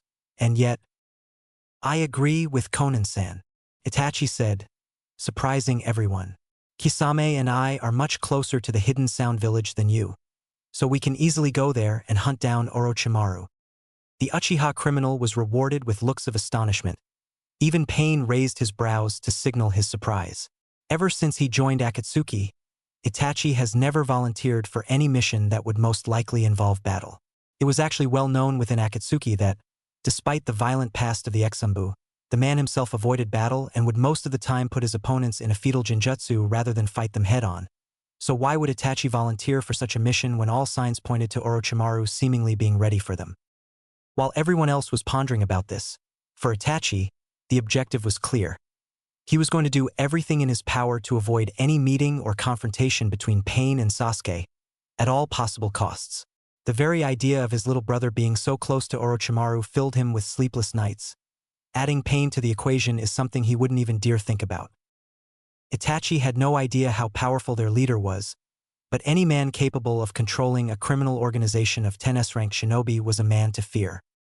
No, he won't allow this to happen. He was even willing to attack the Akatsuki leader himself in order to protect his brother. "So you want to go snake hunting, huh? I like it," Kisame said with an excited grin, his shark-like face lighting up in anticipation. "I was kinda pissed that we ran from Jiraiya 3 years ago. Now I get another chance to tussle with another Sannin. Not so fast, shark boy. I already declared Orochimaru to be my target. So if there's anyone going to sound, it's me." Deidara spoke for the first time. "Besides, I've been dying to display my art on a village. Only 1 C3 is enough for such a lousy village. Get in line, girlie, we've already decided." And how many times do I have to tell you that blowing things up isn't art? Real art is... Enough, Pain ordered. He wasn't in any mood to deal with stupid arguments. Leader-sama. Toby's voice was heard as he raised his hand, waiting to be given permission to talk, and Pain nodded. Perhaps I should go to sound. No one is interested in your stupidity, Toby. I'm going to sound and there's nothing this blue fish can do about it. How about if I cut your legs, True art doesn't need legs, But that's what I'm talking about, Deidara-senpai. Everyone here is so cool and dangerous, so I want to go so that I can become just like you. Pretty please. Toby begged childishly, which only served to annoy Deidara all the more. I said shut up, Toby. This mission is mine and I dash. I'm not going to say it again, enough, their leader commanded in a dangerously low tone. A few minutes of silence passed as Nagato considered his choices. On one hand, he really wanted to personally search the snake himself and show him what happens when one defied a god. But then again, Itachi and Kisame were also fully capable of doing so. He also had to put Konan's reservations into consideration. No matter how powerful he was, Nagato knew that Orochimaru was too sneaky an individual to not have something up his sleeves. Perhaps he was even doing this to draw out Nagato himself for the Rinnegan, or Itachi for the Sharingan, or even both. And so he decided, Toby, you and Zetsu will search for him. I will give you the exact coordinates of the Akatsuki rings, because it is high time you proved yourself useful to the Akatsuki. Yes, Toby exclaimed obnoxiously, receiving an annoyed look from Deidara. Though I do have to warn you, failure will not be tolerated. The leader warned. Don't worry, boss man. We've got this in the bag. Suna. Kankuro was not a good cook, which was quite surprising to Naruto, considering the fact the man wore makeup. He would claim it to be war paint, but considering Suna was not in any war, the blonde still maintained his belief that it was makeup stolen from his sister. Which was another thing he found disheartening to hear, that Temari was an even worse cook than both their brothers. No wonder Gaara was once demented. By the way, where is Temari anyway? I haven't seen her since we came. The blonde asked the two Sabaka brothers as he tried not to grimace from the taste of the food. He was definitely going to a ramen stand after this. She's in Konoha discussing a Chunin exams with the Godame and some other trade business. Gaara responded, having already finished his meal. It seems he had gotten used to the atrocious food. Poor Gaara. She will be back in 2 weeks' time though. Kankuro finished with a satisfied smile on him and a hand on his belly. Stupid bastard. Naruto really felt jealous that Jiraiya was somewhere else having a proper meal while doing his research, though it did give him a small smile when he saw Fu also struggling to keep the food down. So, have you made any preparations for the Akatsuki? Yes, traps and battle strategies are being set up as we speak. Plus, Master Jiraiya was kind enough to help us create a better seal for the village. Gaara explained. We will not allow the Akatsuki to enter this village, much less get what they're coming after. That's good to hear. We need to put an end to those bastards as soon as possible. Their conversation was halted when a messenger entered the room, delivering a message requesting for Gaara and Kankuro to the council chambers. Excuse us, the two brothers said. No sooner had they disappeared had Naruto stood up as well, and, although he didn't wait for a response, he said to his fellow Jinchuriki, Great, let's go to a ramen stand before they come back. 15 minutes later. So what do you think of Gaara? Great guy, huh? The blonde asked, mid-slurp, therefore unable to see the blush dawned on Fu's face. Yeah, quite young as well. It is quite inspirational to meet such a young Kage who also happens to be a Jinchuriki. She answered, getting a grin from her companion. Yeah, it is, he agreed. I guess seeing what he has accomplished finally answers your question, huh? Things can get better for us. Yeah. The girl smiled softly. So, have you gotten in touch with your village? Naruto asked, getting a frown from the girl. Yeah, they're sending a couple of jonin to come and get me, and Kazekage-sama is also going to send his shinobi to escort me as well. They should be here in 2 weeks' time. She answered, though she really hoped that they never showed up. The few weeks spent outside the village would have been the best moments of her life, barring the Akatsuki attack, of course. She had finally made some friends, felt welcome, and she was actually growing attached to the village hidden in the sand. Nobody gave her eyes of disapproval here, no insults, glares, or mistreatment, and a lot of people actually treated her like an honored guest with so much respect because they had spotted her with Gaara in the streets. The Nanabai Jinchuriki could only imagine how her life would be like living in such a place. She wanted to plead to her village to allow her to stay in Suna, but she knew that it would be impossible. Hell, they might even accuse her of being a traitor for simply suggesting such a thing. You know, constantly worrying about something doesn't really help your state of mind, Naruto commented as he sat down his fifth bowl. I know, I just can't help it. You guys are still hungry? The two heard, and when Fo turned around, she found Gaara staring at them with a raised brow. Well, we are. Kankaro's cooking sucks, Naruto replied bluntly, not bothering to turn. Is that so? The young Kage asked as he joined them, sitting next to Fu. Yeah. I'm surprised you haven't tried to kill him yet. That actually got the redhead to smile. Trust me, Uzumaki, if you've ever tasted Temari's cooking, Kankaro would seem like a gourmet chef. Why not hire a cook? Fu asked curiously. We do have one. Kankaro just likes to cook sometimes. Well, he sucks. Just don't tell him that. The three Jinchuriki spent close to an hour at the ramen stand talking about different topics, and it could have been even longer if one of Jiraiya's agents hadn't disturbed them. Excuse me, Kazekage-sama, Fusan. Jiraiya-sama has requested for Naruto-kun's presence at the hotel. He didn't say what it was about, but he did say that it was urgent. The middle-aged man said with a bow. Well, I guess that's my K to leave. Let me see what the perv wants. The blonde said, standing up. I'll see you guys tomorrow. With that, he disappeared with a wind vortex sunshin. So, Gaara started looking at his fellow Jinchuriki. What do you think of Suna? The girl's face practically lit up at that. Gaara never thought that he could ever hear someone else sound so patriotic about a place that wasn't their home. And he did smile happily when she told him about how welcome she felt in this place.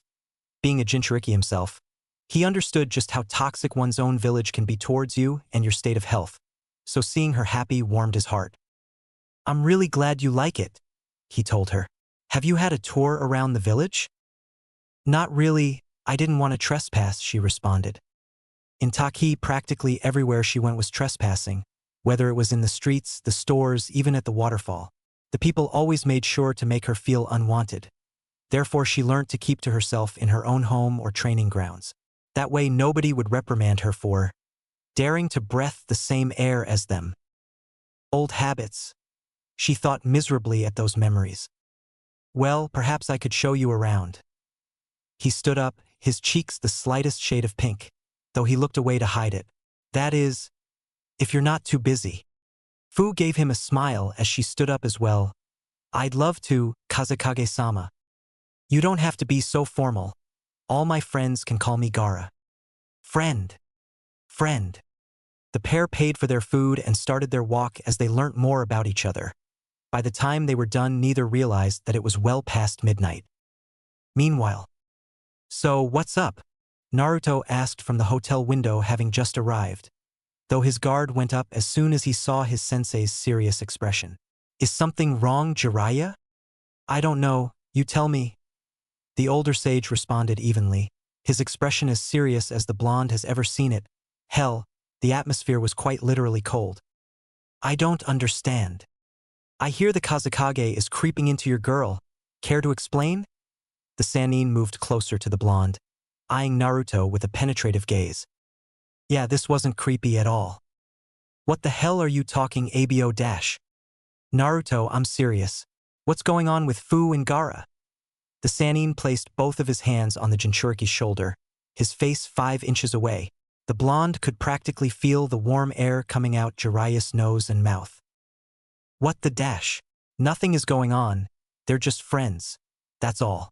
Naruto tried to shake his sensei's hands off of him, but his grip was too firm. Oh really? What about the long gazes, the subtle flirts, the blushing? The Sannin proceeded to shake Naruto. The blushing, man. That's a dangerous sign right there. Aha! The blonde gave his clearly insane sensei a sweat-drop expression, which got the said to raise his arms in the air as a sign of frustration. "I can't believe this," the Sannin exclaimed. "I have taught you many things, Naruto, more than I have ever taught my previous students, but how in the hell have I failed to educate you in the arts of women and seduction?" Huh. Jiraiya was now kneeling in front of Naruto, both his hands around the blonde's legs and his eyes in the verge of tears. "Please, at least tell me you did something with those girls at the brothel." "Jiraiya, I dash. That's it, I'm a failure. I acknowledge it. First Nagato, then Minato, and now you. I claim to be the greatest teacher, and yet I couldn't even open your eyes to the wonders of the female form." The devastated man cried. Well, technically, the statement wasn't completely correct, as Minato was popular with kunoichi, but still, the man settled down way too early for Jiraiya's tastes. "Your only option now is to kidnap Gaara and dash." "Hey!"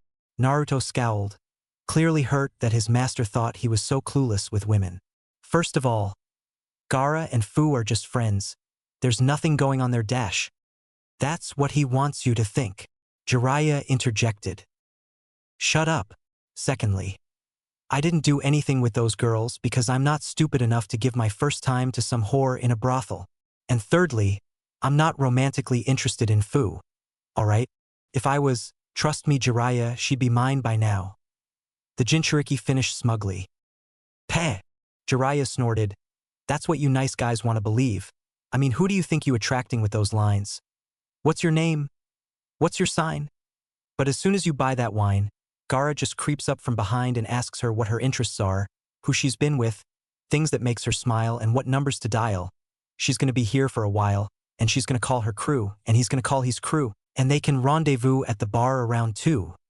The pervert breathed heavily when he was finished with his tirade. The hell are you quoting Biggie Smalls? That doesn't matter. What matters right now is that you've lost another girl to another one of your so-called friends. Okay, this is now becoming stupid. The blonde's hand sat on his forehead, signaling his frustration. "Is it? I say this is becoming a trend. Next thing you know, dash. Is this why you called me here?" "Huh? Yeah. Well, this and also the scroll on the table," Jiraiya said, a bit flustered that he actually forgot the real reason he called his student. When Naruto walked to the table and picked up the scroll, what he read gave him the shock of his life. Name, Karin Uzumaki. Age, 16. Gender, female.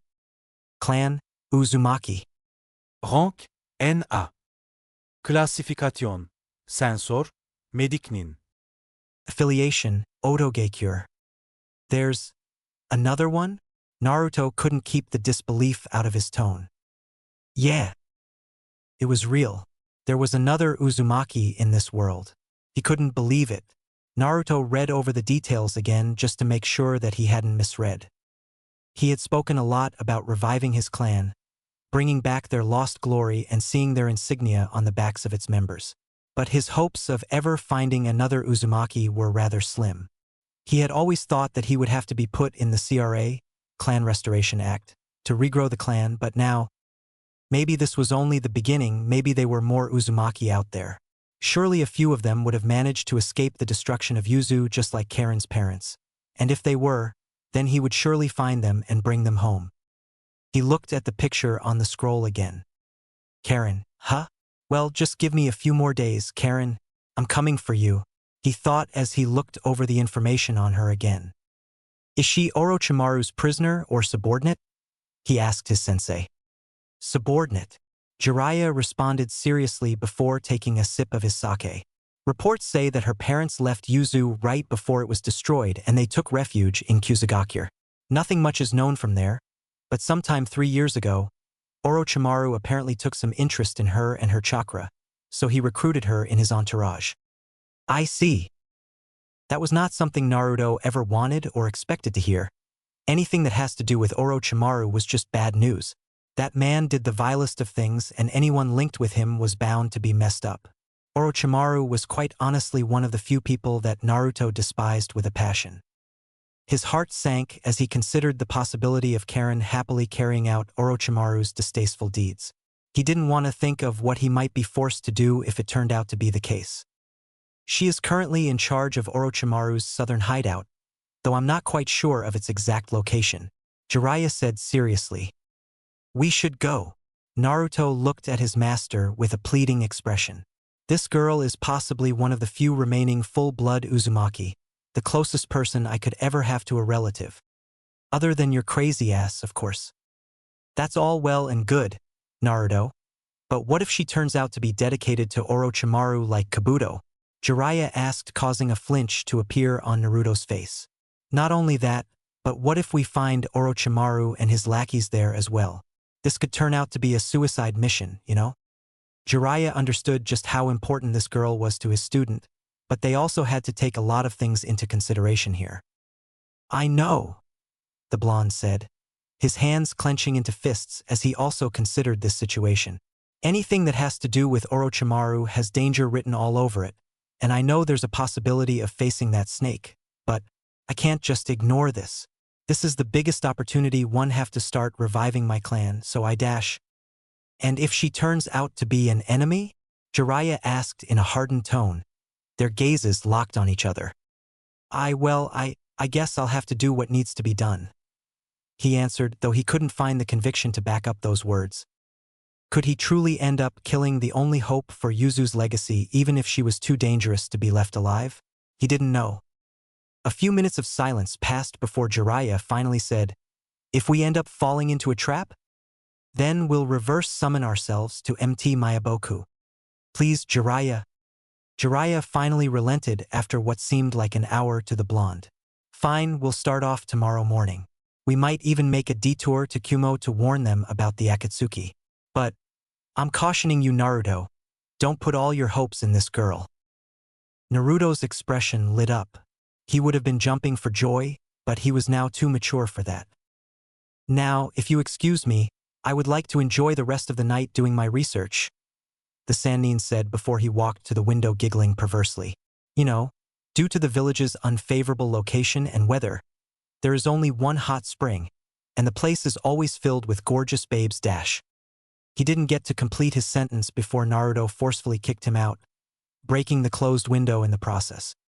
Border of the land of fire. Itachi couldn't help but frown as he looked at the clearing that his partner had just filled with the blood of a hunter nin from the hidden mist. Samahata was blood-stained, with Kisame himself having some spots of blood on his Akatsuki cloak. In situations like these, he would always allow the former hidden mist swordsman to deal with it, seeing as the Sharkman was always bloodthirsty.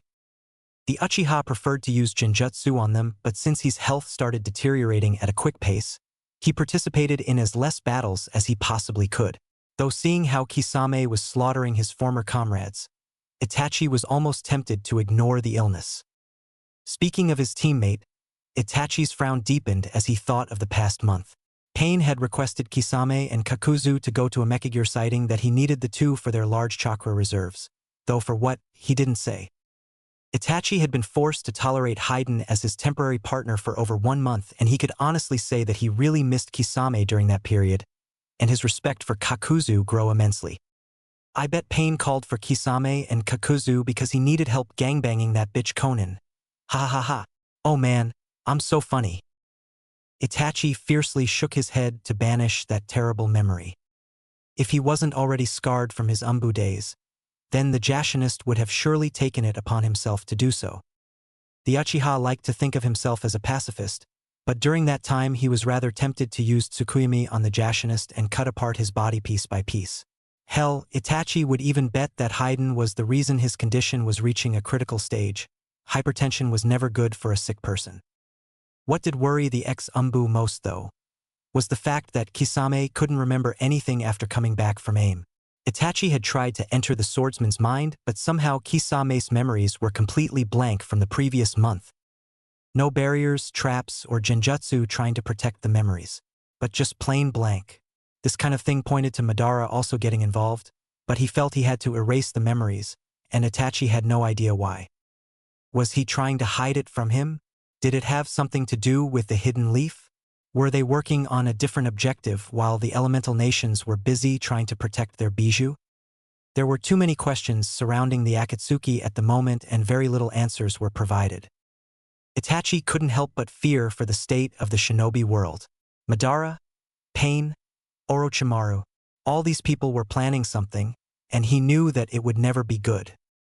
He wanted to warn Jiraiya at least, but the Toad Sannin was really good at covering his tracks, and going to the Hidden Leaf now was not only suspicious, but it was also really dangerous for him, especially considering the state of his health. So, any chance that we might run into your little brother? Kisame asked with a grin, pulling Itachi out of his thoughts.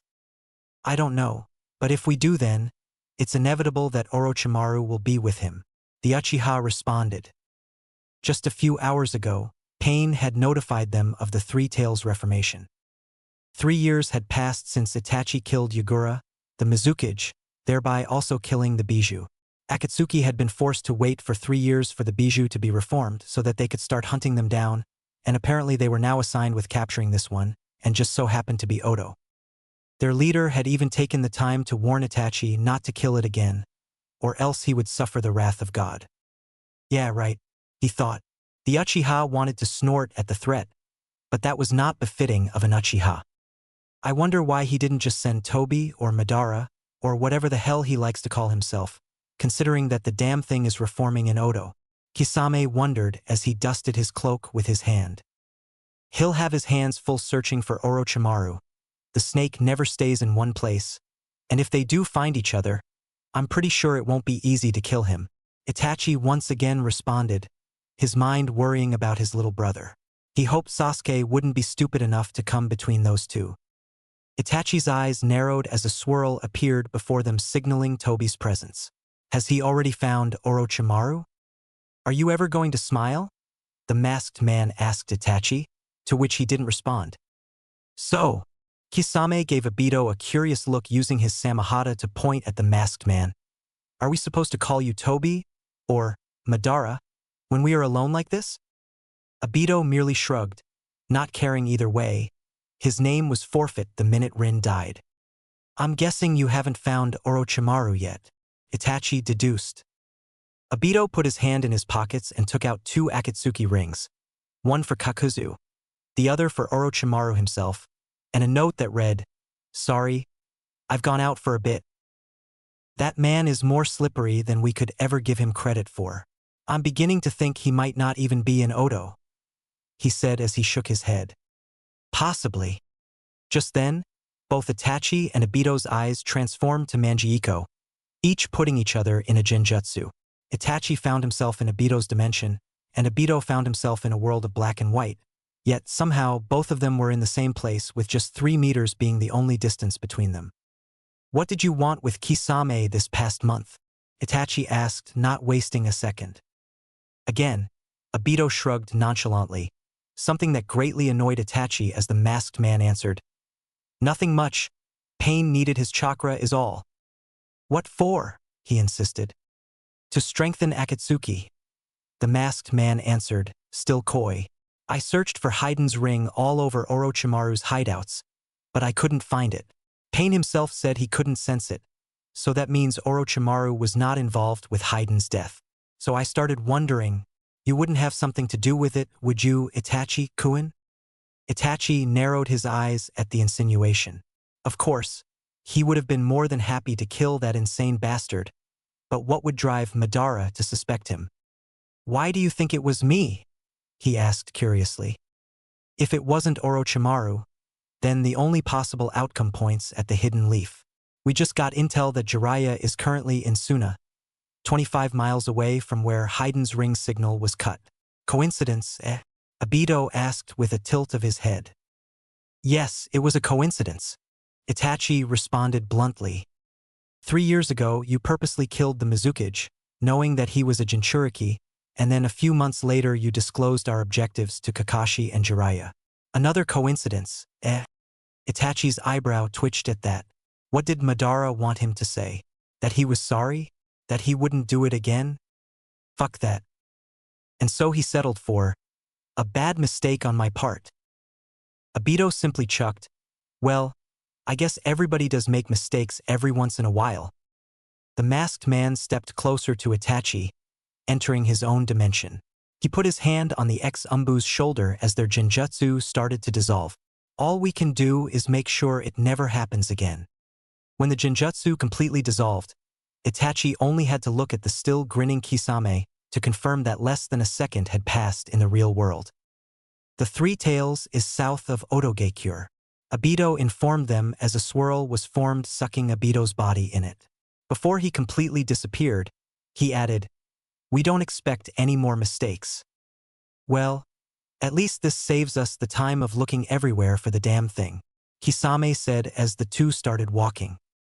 Jiraiya and Naruto. Adrenaline was not good for Naruto. Jiraiya decided.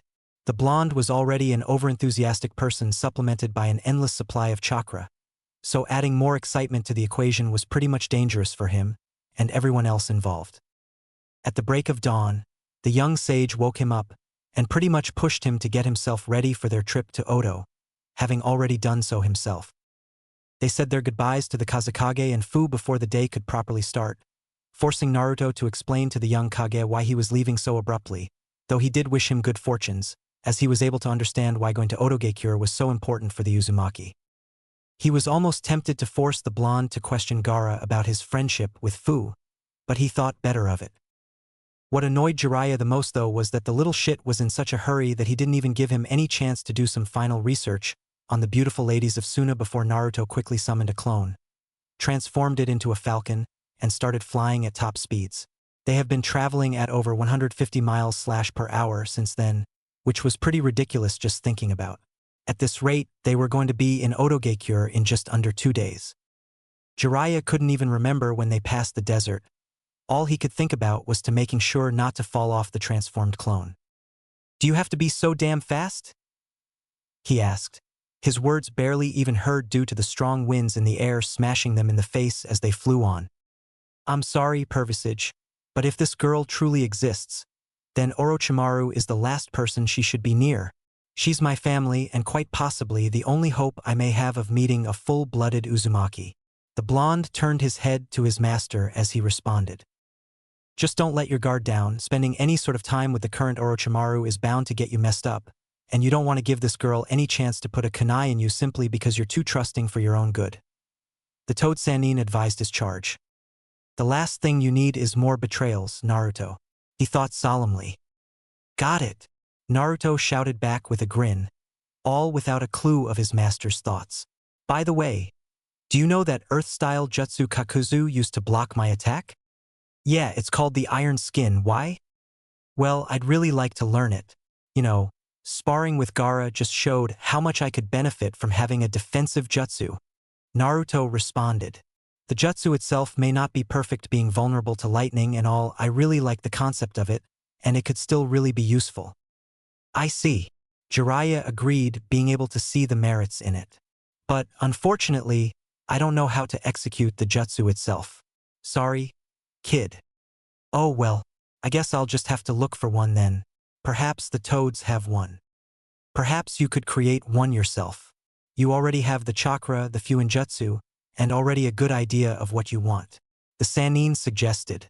Minato created a barrier jutsu that could not only absorb a tail beast bomb, but also relaunch it back to the bijou itself. The Toad Sannin smiled, remembering his late student. He had been fortunate and sometimes unfortunate to come across some genius shinobi over the years. Hiruzen, Orochimaru, Nagato, Kakashi, Itachi, and Hanzo, just to name a few, but Minato was a different breed of genius. A little boy armed with no dojutsu, Kekkei Genkai, powerful clan, or any other special abilities, other than the desire to learn, the will to surpass his predecessors, and a creative streak a mile wide. Minato wasn't the kind of student to just absorb what he was being taught like a sponge, but he was the kind that absorbed the lessons and reproduced bigger and better things. He was one of the very few that even the likes of Orochimaru admitted to being inferior in terms of natural ability. He remembered the time where the Snake Sannin wanted to train Minato.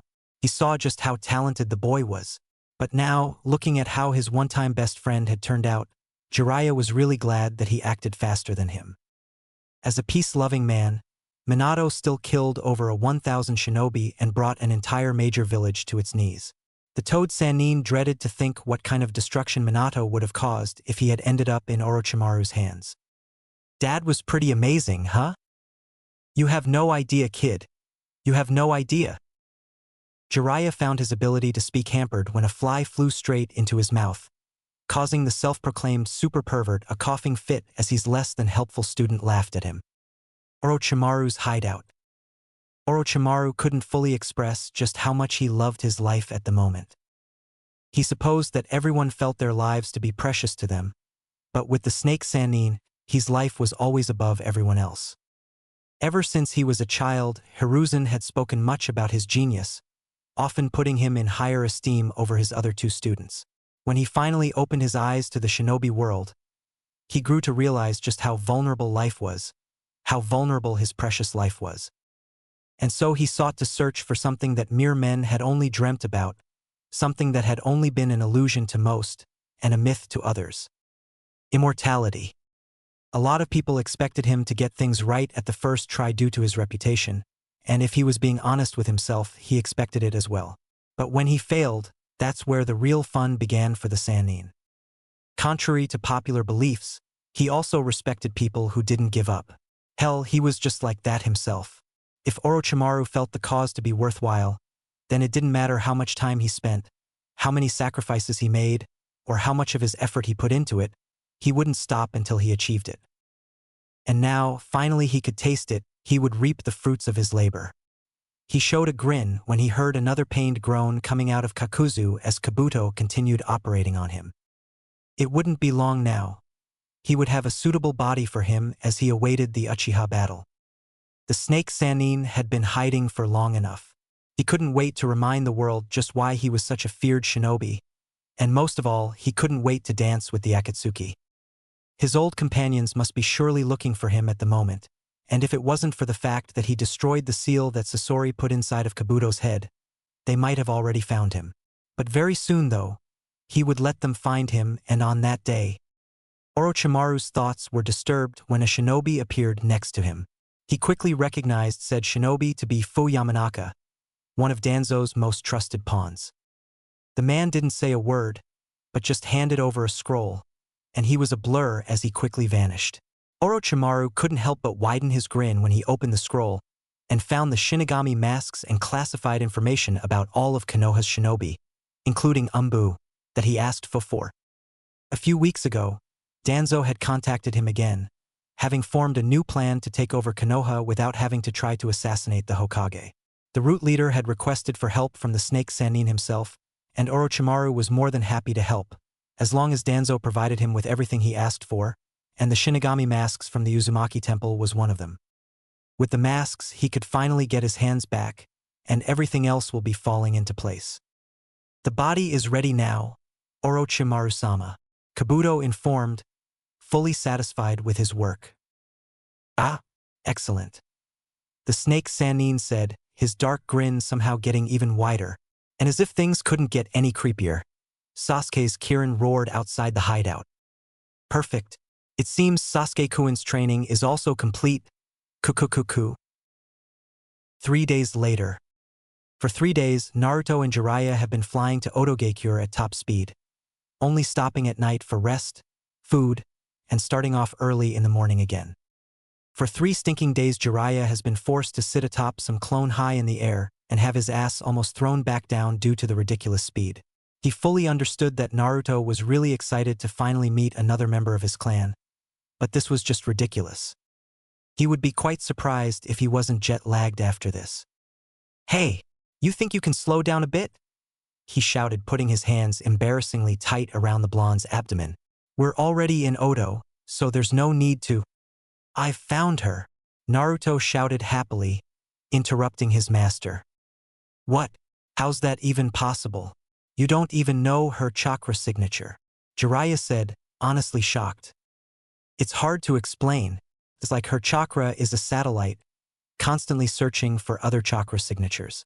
She doesn't massive chakra reserves, but she is somehow able to spread her chakra evenly across the terrain," Naruto explained, finding himself impressed with such an ability. "That's impressive," Jiraiya agreed with his thoughts. It could be why Orochimaru was interested in her. Maybe. And it seems like she has also managed to sense us as well. And even better, I'm not sensing Orochimaru's chakra anywhere near her. Then this will be easier than we thought. Jiraiya grinned, relieved. Yeah. Well, it seems she's running away from us, and… The blonde stopped before screaming out in frustration and annoyance. Oh, fuck me. What? Has something happened to her? Jiraiya curiously asked, though he only needed one look from the blonde to understand. Akatsuki. Yeah, I can sense another tailed beast about west of here, which is where the two Akatsuki members are. Naruto responded with a frown. Karin must have sensed them as well, because she's running the opposite direction at top speed. What are they going to do now? If Karin gets far enough, it's very possible that they might lose her. But then again, this was another chance to take out another team of the notorious criminal organization. Naruto, you dash. I'll try to send a clone after her. The younger sage interrupted Jiraiya once again. I don't know how powerful she is, but if she's capable of defeating my clone, then we may end up losing her. But still we need to deal with Akatsuki now, before they do any real damage. Jiraiya couldn't help but give a proud smile to the blonde. He was able to recognize the threat posed by Akatsuki and even chose to engage them at the risk of losing the only clan mate he will ever have. Jiraiya put his hand on the blonde's shoulder as a sign of encouragement. You did well. Now we just have to make sure to deal with these bastards quickly. And with that, the two-toed sages went to confront the Akatsuki duo. Though it never occurred to both that their would-be adversaries had also already noticed their presence until they also a single crow fly past them, its eyes red as the Sharingan. Just then, fire-coated shuriken rushed at them from all directions with great speed. The shuriken would have surely killed them if Naruto hadn't used the enhanced speed of Sage Mode and Jiraiya his experience to their respective advantages. The two quickly jumped off the falcon and dispelled the genjutsu. They were about to counter but soon realized that while they could sense their opponents, they still couldn't see them. A double-layered genjutsu, Jiraiya realized. So dexterously done so as not to make it so apparent. The first layer being one masks the user's voice, location, and causing a slight shift in the target senses, while the second one only there to supplement on hiding the user's location. No doubt this was Itachi's work. He was the one only member of Akatsuki he was quite sure was capable with such. The Sannin really had to give it to the rogue shinobi. He had fought a lot of genjutsu-type shinobi before, but the skill required to not only put two S-ranked shinobi in the same genjutsu but also make it so that they noticed no changes in their environment was something only a true genius would be capable of. Jiraiya quickly dispelled the genjutsu and was relieved to see Naruto had done so as well, but the relief quickly turned to curses when both master and student found themselves falling into a torrent of water with 5 water sharks waiting for them. Jiraiya never got the chance to shunshin himself out of trouble before the sharks leaped and attacked both Naruto and he, dragging them down to the water, thereby reddening it with blood. Just a few meters away, on a tree branch, sat a grinning Kisame and Itachi who were watching diligently. Kisame tilted his head to the side, grin still in place as he along with his partner jumped down to on top of the water. That would be very easy, Itachi-san? The former hidden mist swordsman said, not really looking at his partner. Itachi gave a small nod nonetheless. Yes, too easy for a Sannin, the Uchiha said, calling out their opponents.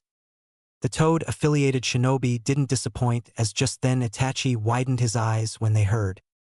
Sage Art, Toad Oil. Wind Style, Great Wind Breakthrough. Fire Style, Toad Flame Stream. Kisame, Itachi shouted, but the Sharkman seemed to be one step ahead as he easily tossed his blade up into the air and weaved through hand signs. Water Style, Exploding Water Shockwave. He threw up gallons upon gallons of water and watched as the rising tidal wave crashed into the wave of flames launched towards them. The two Akatsuki members watched with wide eyes as the water jutsu did nothing to stop the biggest firestorm they have ever seen as it came hurtling towards them. The oil also doubled as a highly powered fuel, stoking the ever-growing fire, burning the oil quickly and hotly.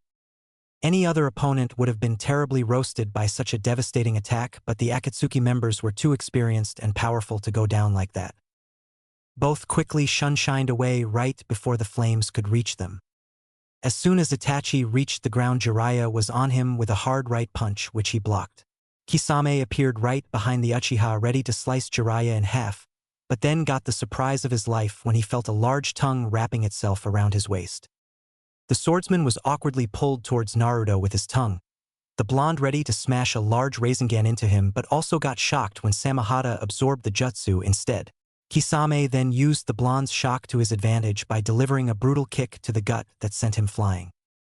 While all this was happening, Itachi used his free hand to quickly weave through hand signs, and just as he was about to spit fire on Jiraiya, the Sannin proved just why he was an S-rank shinobi by yanking his hand free from Itachi's grip and spitting glob of mud on the ground, erecting a mud wall that blocked the fireball jutsu. Well, it seems the brat has grown up some, Kisame said, putting his sword on his shoulder as he appeared behind his partner. He grinned when Naruto did the same with Jiraiya. So, feel like hanging with the big boys, huh? Naruto responded with a low growl, quiet, annoyed with himself for allowing his shock to get the better of him. He was battling S-ranked shinobi, so surprises were always on the card. If stupid mistakes like that were to happen again, it could end up being fatal. Hey, is it just me, or is there something different about the brat? Other than the fact that he is taller and not wearing retarded colors? Kisame asked, only further annoying the blonde. It seemed Itachi had noticed as well, if the raised brow was anything to go by. Yes, it seems Naruto-kun has grown exponentially over the years. The jutsu he's using has only ever been attained by the strongest of shinobi. It's what gave Jiraiya-sama so much fame after all. The Uchiha said, honestly surprised that Jiraiya would teach such a high-level technique to Naruto. But then again, the blonde will be forced to battle against some of the most powerful shinobi in this world, so maybe it wasn't so surprising. Kisame simply gave Itachi a curious look, obviously waiting for him to explain, not much concerned on their powerful opponents. Those eyes are proof of a dangerous technique, Kisame. Sage mode. Those that master it get their body, senses, skills and movements heightened to greater degree than what they are normally capable of. The Uchiha explained quietly, even their jutsu are much more dangerous than they would ever be. Hashirama, the god of shinobi and first Hokage, Minato, the yellow flash and fourth Hokage, and Jiraiya, a Sannin. They all managed to attain this technique, and all their enemies have found out one thing. That why they try with their might to use nature to their advantage. A sage. A true sage becomes nature itself. Impressive, Kisame said, his grin only getting bigger. If what Itachi was saying true, then he was really going to enjoy this battle. Indeed, even more so that he mastered it at such an early age. Itachi agreed. I don't really need to say this, Kisame, but do be careful. It seems Naruto-kun's new skills have some form of resistance to illusions, making it significantly harder for me to put him in a genjutsu than I would have expected. Plus, we mustn't forget Jiraiya as well. Genjutsu allowed the user to take hold of their target's chakra and use it against them, but with Naruto it was different, due to the nature energy constantly going in and out of him. His genjutsu wouldn't last for more than a second unless he used real high-powered ones that bypassed the nature energy and went straight for the Jinchuriki's real chakra, like the one he used in the beginning in Tsukuyomi. But the Uchiha wasn't in the right physical condition to do that. Jiraiya narrowed his eyes as he looked at the two criminals. This pair was definitely more dangerous than the last two. In the last battle, they had the numerical advantage and Hidan wasn't really that impressive, but this time, things were different. It was a 2-on-2 battle of S-rank shinobi, each just as dangerous as the next. The carnage about to take place was inevitable, but which side was it going to favor? Jiraiya had no idea, but one thing was clear though. Naruto's inexperience with high-level battle was going to play a major part in this. Unlike the last battle, he wasn't going to allow himself to be separated from the blonde, seeing just how powerful their new opponents are. Teamwork remained their best option, but even that didn't guarantee anything because Itachi and Kisame have obviously been partners way longer than he and Naruto have been together. If last battle was Naruto's test against high-level opponents, then this one was going to be a baptism of fire. Suna. It had been 3 years since Itachi had killed the Three Tails. The beast had no doubt reformed by this point, and Sasori and Zetsu had their spy networks working overtime to try and find it.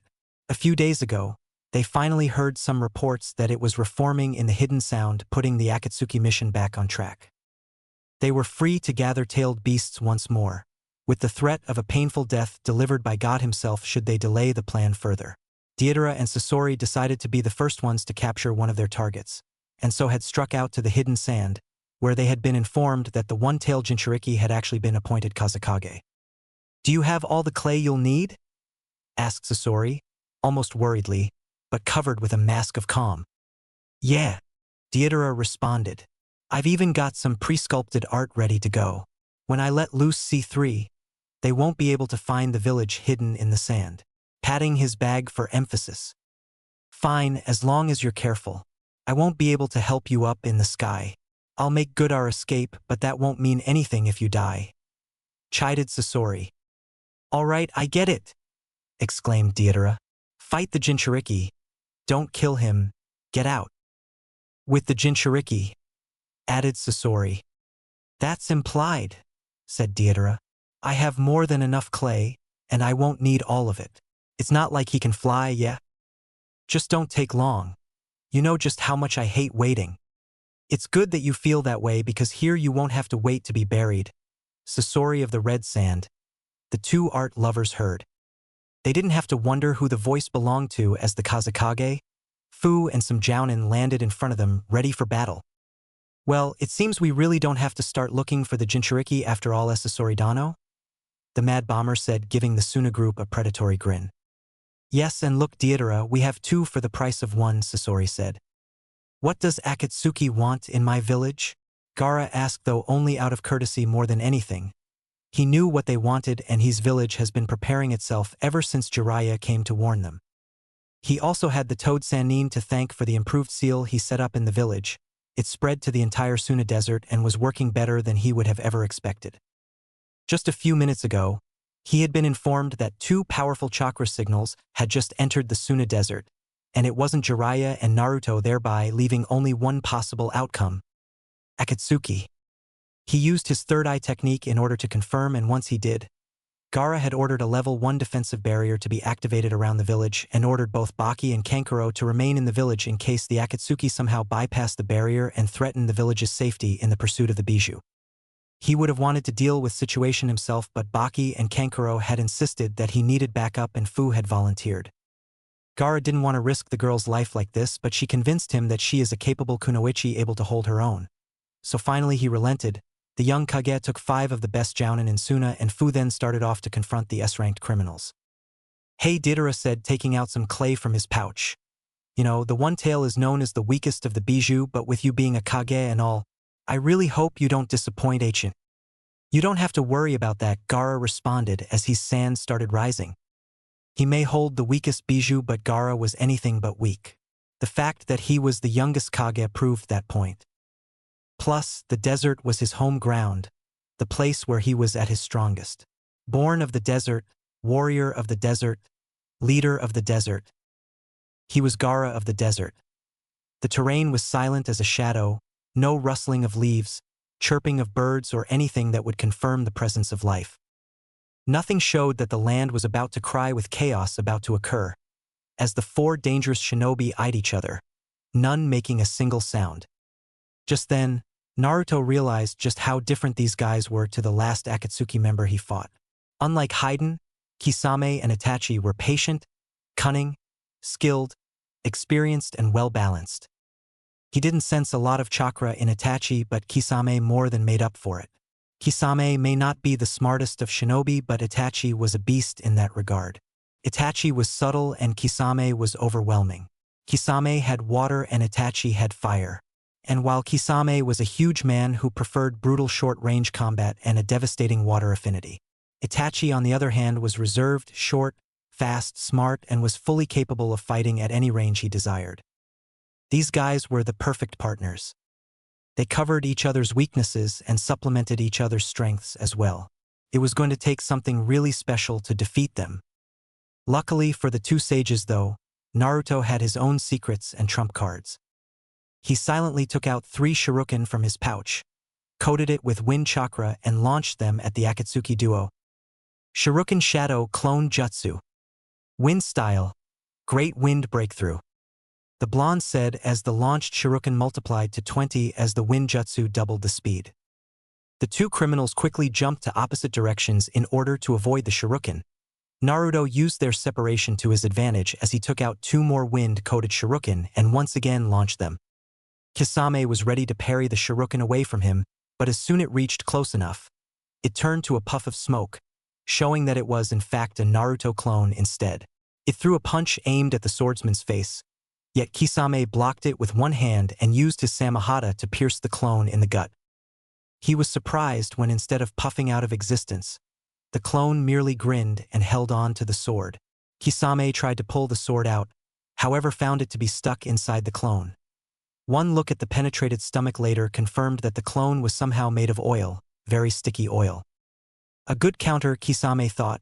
Samahata is notorious for absorbing chakra and sensing strong opponents, but against natural things it's just like any other sword. The Akatsuki shinobi was then forced to abandon the sword as the clone went out with an explosion sparking an oil-fueled fire. While this was happening, Itachi didn't let the shuriken anywhere near him as he responded and turned into a flock of crows, suddenly appearing behind Jiraiya. "You have taught him well, but will it be enough?" the Uchiha said. A kunai in his hand, Itachi slashed at the back of the Sanin's neck, only for his hair to suddenly elongate and harden, rendering the kunai ineffective. Jiraiya quickly countered with a low sweeping kick to knock Itachi off his feet. Yet the Uchiha easily jumped over it, but couldn't do anything about the Rasengan brutally delivered to his gut. The kick was a feint. Jiraiya looked at the bleeding Uchiha, not believing for 1 second that he could be defeated that easily, fearing that he was in a genjutsu until Itachi pointed to the spot he was previously standing on. Jiraiya turned his head and was forced to erect a mud wall when the real Itachi spat another fireball jutsu at him. Naruto then appeared in front of the Uchiha ready to slam a brutal jab to the face.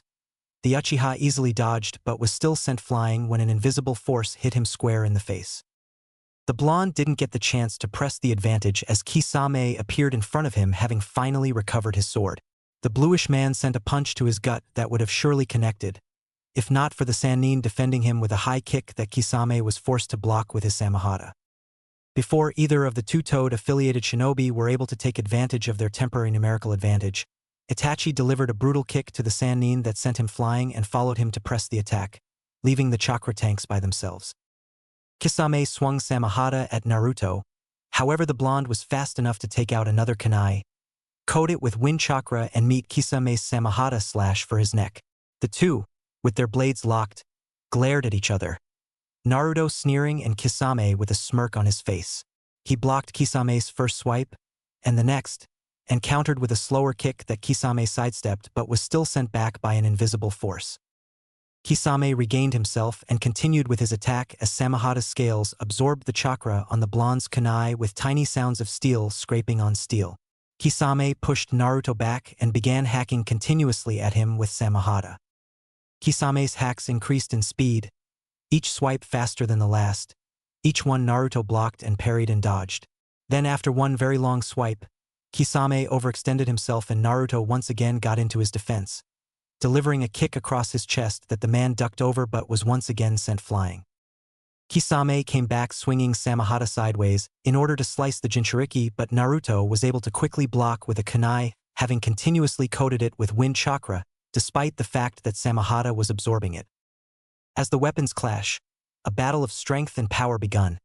Kisame trying to overwhelm Naruto with his strength and Naruto pushing back trying to avoid being sliced open by the huge sword. "Perhaps you've grown a little, so why don't we up the ante, eh?" the swordsman said as he jumped back, weaved through hand seals and unleashed a solitary water shark headed for him.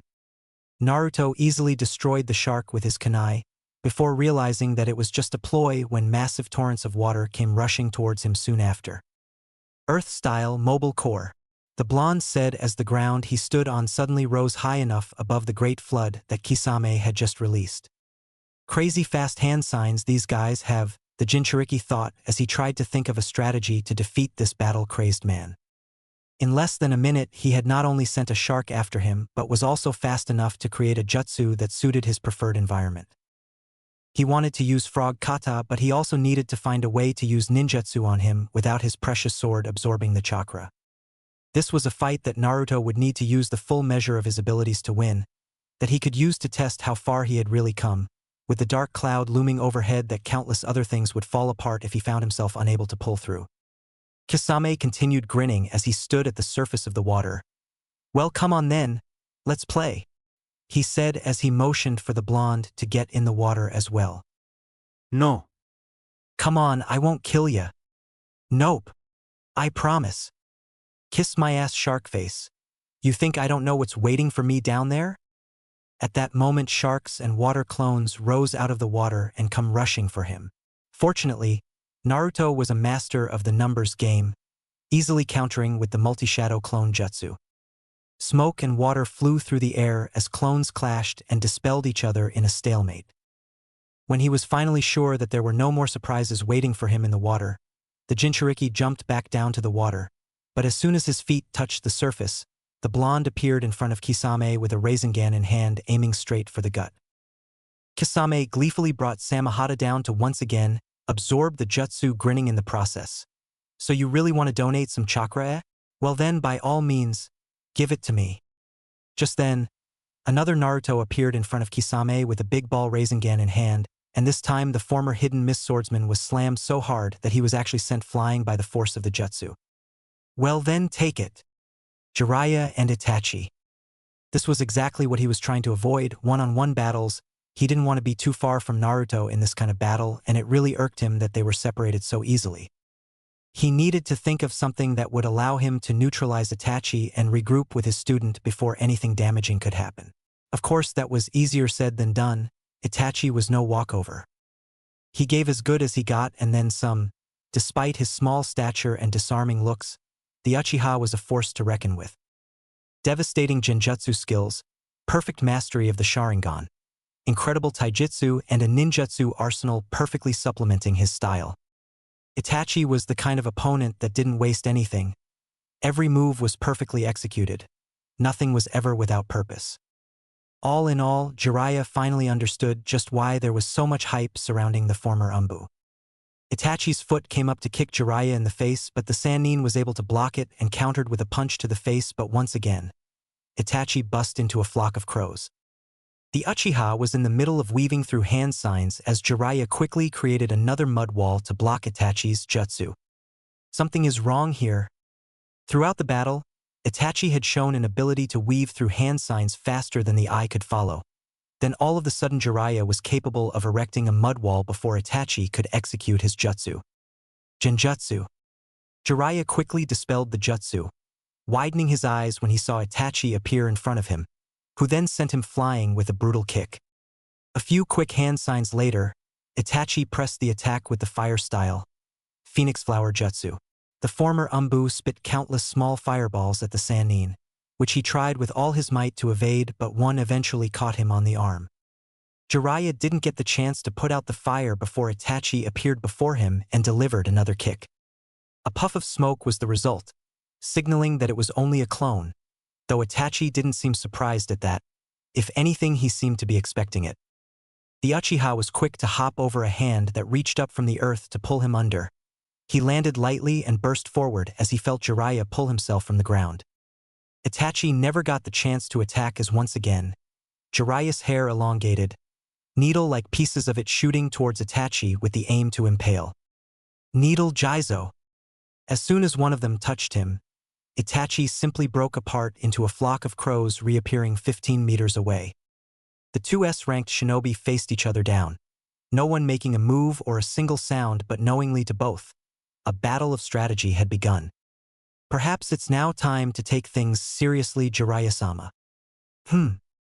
Before either of them could make a move, an ocean of water rushed towards them at full speed, threatening to swallow them if they didn't do anything to avoid it.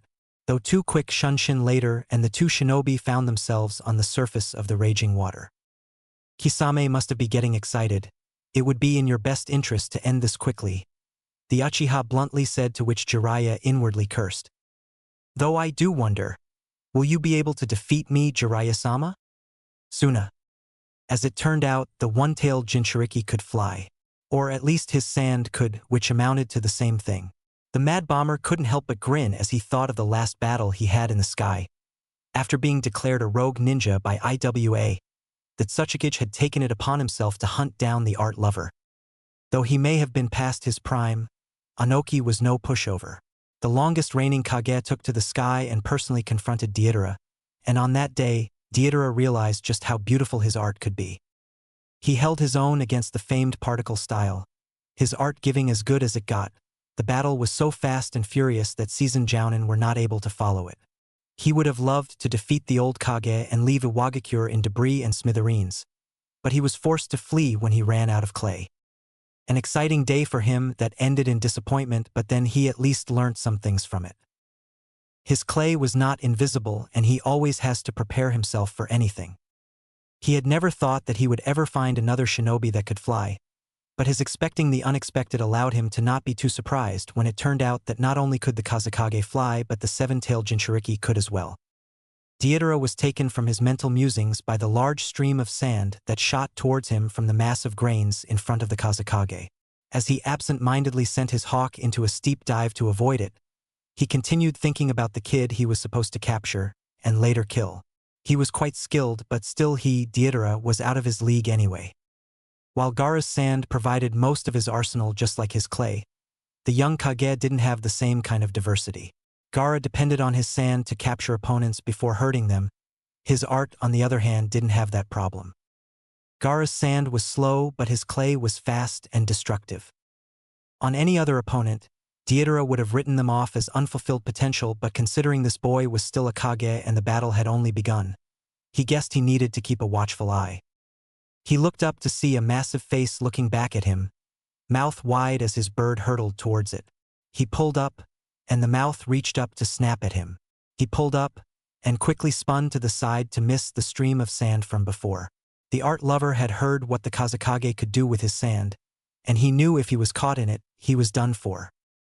He tossed his right hand out, then the two birds inside it came to life and sprinted for the Kazekage from opposite directions. The sand beneath him shot up from both sides and blocked the birds, which exploded anyway. The sand retreated back to ominously float around its red-haired master, and Deidara pulled up across from him. He had gathered that the young Kage wasn't one to talk, so he was slightly surprised when he deigned to do so.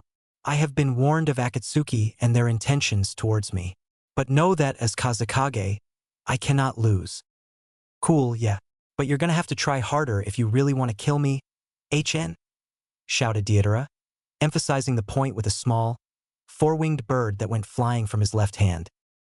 He had perhaps hoped that the bird would prove faster than the sand and defeat the Kazekage then and there, but he wasn't overly annoyed when the sand came up to block the bird and succeeded. After all, the smoke from the failed explosion concealed the first bird's twin that had emerged from her right hand moments later. The Kazekage would lower his sand to try and keep an eye on her, and the second bird would swoop in and detonate. Sasori had been worrying too much when he had insisted he bring a third bag of clay. The second bird swooped around the edge of the sand shield to escape any remnants, and Deidara was shocked to see a large mass of sand move to the left to block her second bird as well. He growled under his breath at the sight, which came with the knowledge that this might not be as easy as he had first thought. Responding to the Kazekage's emotionless gaze, the sand began to chase Deidara across the sky once again. Meanwhile, Fu was a proud kunoichi, one who worked hard for everything she has gained in life. Unlike other girls, she didn't grow up to be a fangirl that was only interested in boys and relationships. Even before Chome was sealed inside of her, she had the desire to be the strongest kunoichi Taki has ever known. When she was made a Jinchuriki, that desire only grew. She wanted to be strong enough to protect her comrades and her friends, assuming she ever got any. The village elders convinced her that she was tasked with the honor of being Taki's guardian. Even though no one else saw it that way in the village, her strength would be key to Taki's survival. But every time she saw these Akatsuki agents fight, Fu was more and more convinced that she couldn't possibly hope to defeat them on her own. Even though Hidan was still easily defeated by Naruto, she still didn't have any jutsu that worked like the shadow clone, leaving her with nothing to use to draw out the Jashinist's true power. And now, here she was battling Sasori of the Red Sand, along with 5 other jounin, and despite the numerical advantage, they found themselves still on the losing end of things. Sasori, or Hiriko as the man liked to call it, was the most dangerous man-made weapon that Fu has ever come across. From head to tail, everything about it screamed terror. Hiriko's tail, which comes out from the back of Hiriko, was very flexible and could withstand much powerful attacks before breaking. The tail is easily maneuverable and can be used as a defense against non-elemental attacks. It can extend about 20 meters from the puppet. At the tip of its stinger is a dose of poison, the poison created by Sasori himself. Lethal and potent, as one unlucky jounin found when he got closer to the puppet in his bid to slice it in half. The tail lunged itself at him and scratched him on the forearm. "One down," Hirako said as its tail somehow reattached itself to his back. "Unfortunately for you, every part of my puppets is coated with a poison of my design. One touch is all it takes for you to be affected. Now it's only a matter of time before it affects your entire system. 3 days to be exact. If I were you, I'll be rushing back to the village to get an antidote, that is, if there is one." The shinobi in question merely gave him a hateful sneer. "If I'm going to die then fine. Then I'll make sure my last act on Earth is rid this world of scum like you."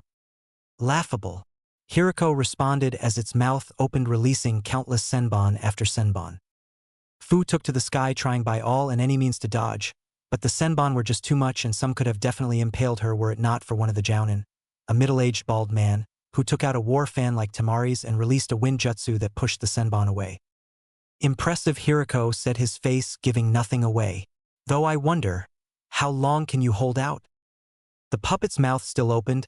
It started releasing more and more senbon, shooting at impossible speeds, causing the fan using shinobi more pressure, as he tried by all means to defend while the others tried to do the same with their wind jutsu.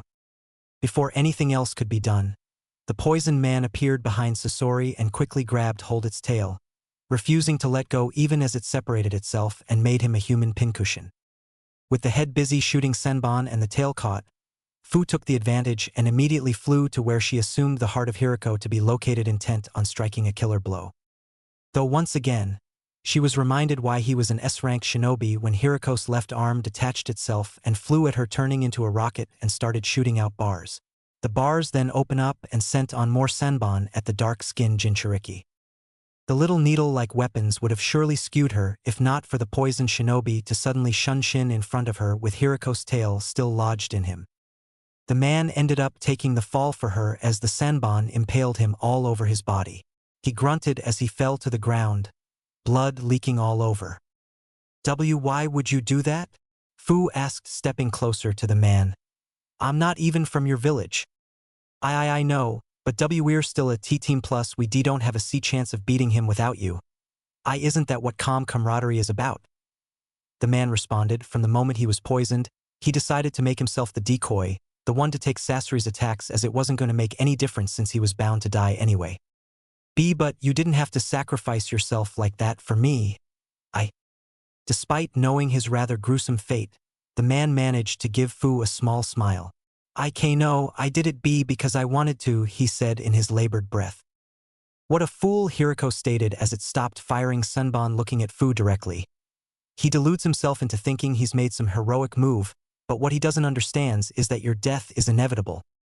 "Shut up," Fu growled as her body was wrapped by Komiai's cloak.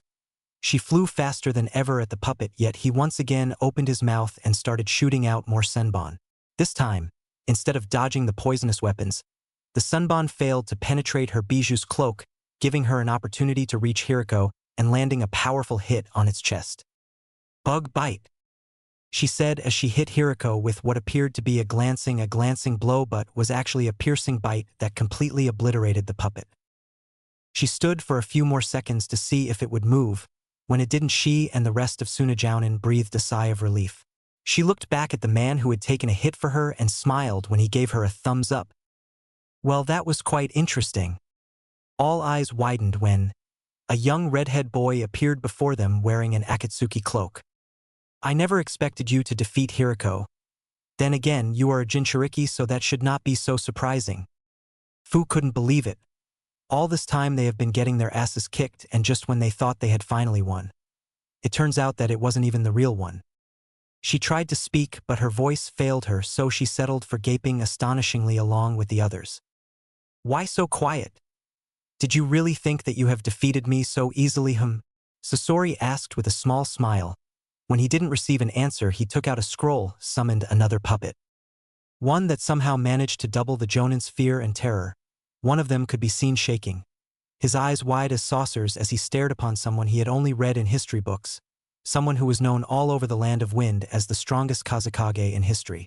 A shinobi whose power was once said could rival the likes of Anoki the fence-sitter, Hanzo the salamander, and Hiruzen the professor. The third Kazekage now turned into a puppet. "Why, you monster," one of them said, taking a step back. "Ah, so now you finally get it, huh? You have no hope of ever winning this battle. So then, shall we let the fun begin?" Otogekure. Despite the hole that was slowly healing on his chest, Kisame was still giving Naruto a savage grin as he took off his Akatsuki cloak. First Hidan, now Kisame? Seriously, did everyone in Akatsuki possess some insane Jinchuriki-level healing abilities? Now that was more like it. It seems by too close to you is rather dangerous, so let's see how you handle this. The swordsman took off after him, his sword in one hand as his other weaved through hand signs. Now let's play kid. Ninja art. Hidden mist jutsu. Naruto's senses were immediately on high alert as soon as he heard Kisame call out the name of the jutsu.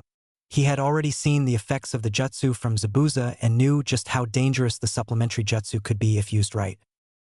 Once again, Naruto mentally thanked Fukasaku for teaching him Sage Mode. If it wasn't for the advanced sensory abilities, he would have been in a rather adverse position right now. Water style, water pistol jutsu. A powerful shot of water flew at him with blinding speed and an unbelievable force that would have surely left a hole in his head. The young sage used his enhanced speed, reaction, and wind chakra to avoid the jutsu at point-blank range. Kisame appeared behind ready to strike. However, he was quick enough to duck under the swordsman's swing. Before he pressed his attack, Naruto took him out with a brutal roundhouse, turning him into a puddle of water. Clone. He wasn't given any breathing space as another Kisame appeared above, coming on him with a downward strike which the Jinchuriki dodged. Before Naruto could attack this one, a second Kisame appeared in front of him. He threw a punch at him, but it caught it and created a water sword with his other hand aiming for his gut. And would have been impaled if it wasn't for his Naruto. Unorthodox thinking sometimes. Just as Kisame was about to connect, the Jinchuriki pushed his head forward and gave him a brutal head, but turning him into water as the other Kisame reached him. He didn't give this one any chance to attack as he quickly outstretched two fingers towards him in the shape of a gun. "Wind bullet," he said as he pierced the man in the chest, dispelling him as well. Naruto frowned as the mist thickened. He could sense that Kisame hadn't moved from where he was standing. Obviously, the man was trying to mock him as he heard a chuckle. "You know, if you want a who can make more clones game, I'm all for it, but I thought you wanted to take this seriously," Naruto said as he felt Kisame gathering up chakra for his next jutsu. He sped through hand signs of his own, ready to defend and counter. Water style, water shark bomb jutsu. Kisame called out as the water near him took the form of a large shark. Kisame jumped inside of it and thrust his hand towards Naruto, sending it towards him at really high speeds. Before Kisame could make any impact, Naruto called out his jutsu. Summoning jutsu. A puff of smoke later, Gamakichi appeared on his feet and quickly jumped so as to avoid the battle-crazed shinobi and his water shark.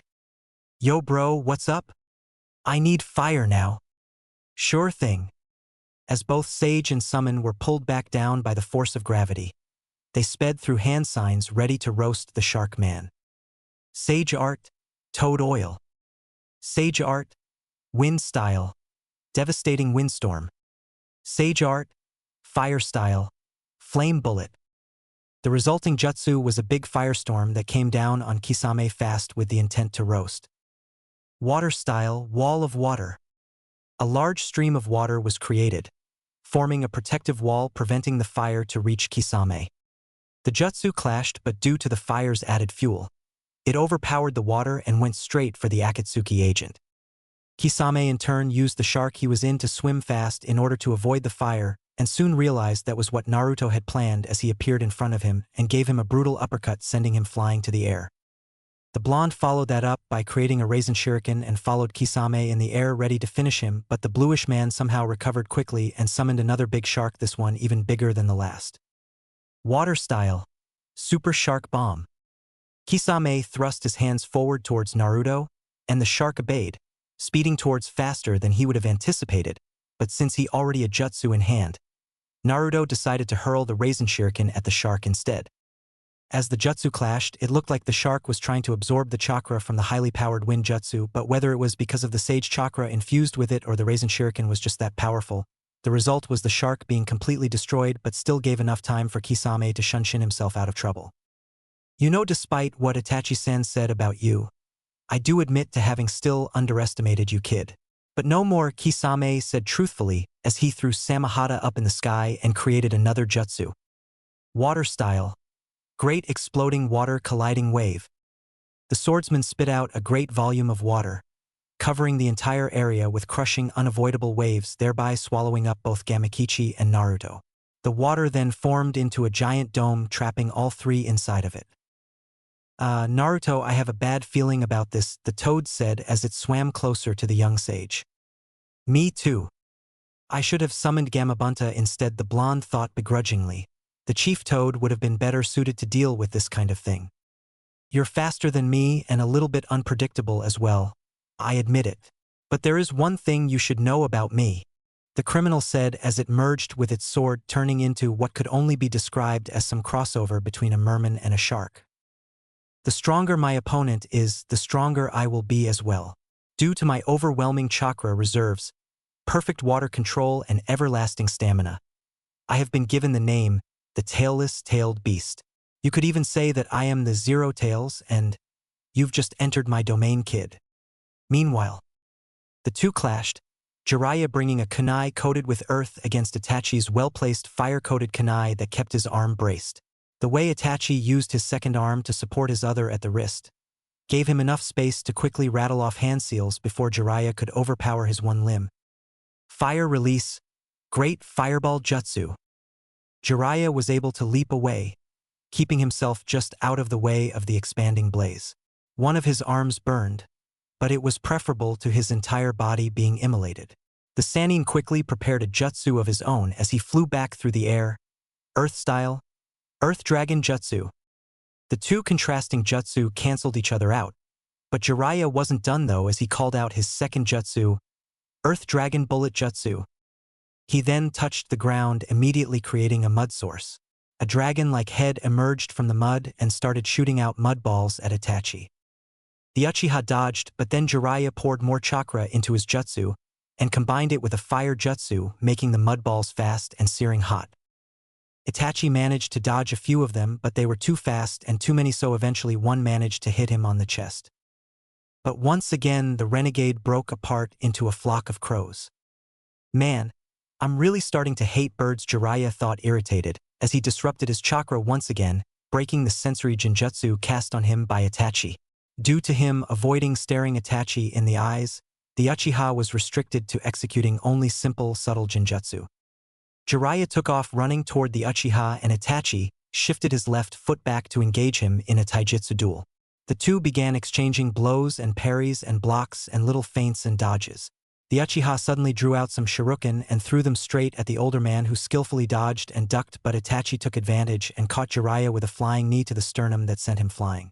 Jiraiya quickly righted himself in midair in time to block Itachi's follow-up kick with his forearm. The Sannin turned the block into a grab, rotating backward to draw the rogue shinobi towards him. A fist to the gut sent Itachi plunging back into the water below with the wind knocked out of him. Just as he regained his equilibrium, Jiraiya angled up a high kick for Itachi's face that the Uchiha caught with one arm, and Jiraiya could feel his crushing strength as Itachi held him in place. Itachi raised his other hand and made one hand seal, and his chest puffed up. Jiraiya's eyes widened before a giant wave of flames devoured him at close range, though unsurprisingly the sage puffed into smoke. Jiraiya was proving to Itachi just why the man was feared. Despite the fact that he was past his prime, Jiraiya still had enough power to topple some of the best shinobi to this day. He may be faster, more technically gifted, and had a dojutsu, but still the Sannin matched him blow for blow.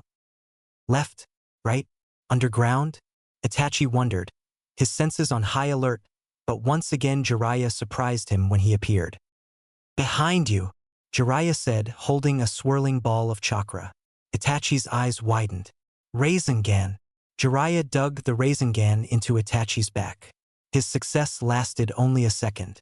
In a smoke cloud, Itachi was gone, replaced by a log that exploded into a shower of splinters as the Rasengan tore into it.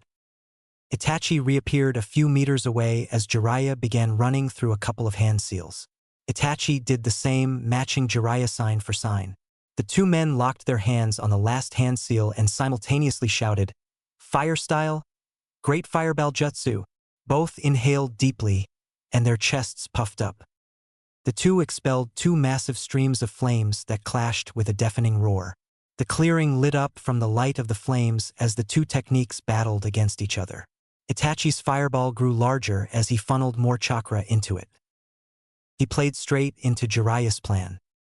Another Jiraiya exploded from underneath the ground and ran through a set of hand seals. Ninja art. Needle Jizo, his hair stiffened up, every strand hardening into steel. He whipped his hair back and forth and shot off a hail of needles from his hair like a porcupine would its quills. The hair needles whirled through the flames as the original Jiraiya let his fireball dissipated. Itachi saw the hail. He saw it coming as slow as a snail, throwing reflections of moonlight. Every single sharp, white deadly strand he caught with clear detail. He saw them all. He saw them at the last moment. He had only a split second to move. There was a shower of thumps as Jiraiya's jutsu connected, the sound coming like 1,000 pitter-patters. The earth all around Itachi cracked from the hair needle hail, kicking up dust that could only be seen with the moon's light. Itachi reappeared a few feet away to the right from where he originally stood, his cloak swaying from the sudden stop in motion. He looked relatively fine, except two of Jiraiya's hair needles had found their way into his arm and shoulder respectively. Itachi removed them without so much as a flinch, and thin trails of blood swam out from the holes. Itachi gave a light cough that went unnoticed by his opponent. "I must say, you live up to your title as Sannin," Itachi stated as he let both needles drop to the ground with soft steel thumps. They were both forced to temporarily halt their gruesome battle when they saw a large dome of water being formed where Kisame and Naruto were. Jiraiya frowned, not recognizing the jutsu, but got more worried as he thought of how Naruto would fare against such a thing. And the trepidation for his student only increased when Itachi spoke. "That is one of Kisame's most dangerous jutsu. If Naruto-kun is unfortunate enough to find himself inside it, then he's as good as defeated," Itachi stated in a matter-of-fact manner. "That's it, well, he really had to use it now. We'll see." Jiraiya put his hands together and began making a sequence of all too familiar set of hand signs. Summoning jutsu. The twin plumes of smoke that came were too small for any of the big toads. Instead, when the smoke cleared, two small toads stood on both of Jiraiya's shoulders, one on the left and the other on the right. The toad on the right was green-skinned, with thick white eyebrows, a white goatee, a stubble of white hair on its head resembling a mohawk, and wore a high-collared brown cape. The one on the left was a lighter shade of green with a purple head that looked like she was wearing a hairnet with hair rollers underneath. There were purple markings around the toad's mouth, and it was wearing a high-collared cape as well. Itachi's eyebrow crinkled up with interest. "Jiraiya boy? What is the meaning of this?" Came a throaty female voice from the toad on Jiraiya's left shoulder, sounding none too pleased. "You better have a good reason for this. I was making dinner." The toad waved a wooden spoon in Jiraiya's face. "Shut your yapping, will ya, Shima? Look around." A wizened male voice came from the other toad perched on Jiraiya's right shoulder. "You did well calling us, Jiraiya boy. I see a formidable opponent." Jiraiya nodded his appreciation to the male sage toad. Forgive me, pa. "I had no choice," Jiraiya said with determination in his eyes. "Naruto might be in trouble. We need to end this quick." "I see," Fukasaku said as he narrowed his eyes at the Uchiha. "All right then, Jiraiya boy. You know how it goes. Let's do it." The two toads on Jiraiya's shoulders closed their eyes and clasped both hands together. This was one of the jutsu Jiraiya least used because of the fact it was incomplete and secondly, downgraded his looks. He really envied both Naruto and Minato in that regard. His sage mode. The two toads on his shoulders would gather natural energy and then proceed to fuse themselves to Jiraiya, thus allowing him to access the senjutsu chakra they had gathered. He kept his eyes on Itachi, hoping that he could keep him at bay long enough until Shima and Fukasaku had both gathered enough Senjutsu chakra for him to quickly end this battle. Itachi decided he wouldn't wait for Jiraiya and his toads to finish what he was presuming to be the Sannin's trump card. Jiraiya tensed up as the Uchiha began weaving through a flurry of hand signs and leaned back. Fire style. Phoenix flower jutsu.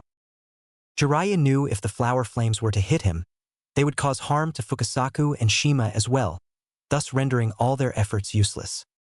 The small fireballs came at him, and Jiraiya sped through hand signs of his own. Sealing art, chakra barrier. Jiraiya muttered as a blue barrier erected him. The flames hit, but the barrier stood firm, protecting Jiraiya. Fire style, fireball jutsu. The Uchiha called, forming another fireball that hit the barrier with all its might but was still unable to neutralize it. Hang on for just a bit longer, Jiraiya boy. We're almost done. Fukasaku encouraged as the two small toads continued gathering enough nature energy. Seeing his second jutsu fail to penetrate the barrier, frowned, thinking of what he would be forced to do if Jiraiya managed to enter Sage mode. He had been trying by all means to avoid using his Manjiko, but it seemed that he would be forced to.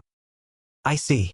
The acclaim on Fuinjutsu was well-deserved after all, the Uchiha commented as Jiraiya smirked. But then again, every jutsu has a weakness. As he closed one eye, blood profusely leaked out of it, and when he opened it, a black plume of black fire engulfed the entire barrier as it started to slowly but surely started melting. Amaterasu. Black flames. But he didn't even dash. All he did was just look. Itachi had control of black fire that he could use just by staring at something. If ever there was a jutsu that had unfair written all over it. He remembered the black fire from 3 years ago when the Uchiha had used it to escape from him, and he had sealed the fire to study them, as he had never seen a jutsu like that before. The Sannin had gone through all past records, even the sealed Uchiha records, but didn't find anything that said anything about them.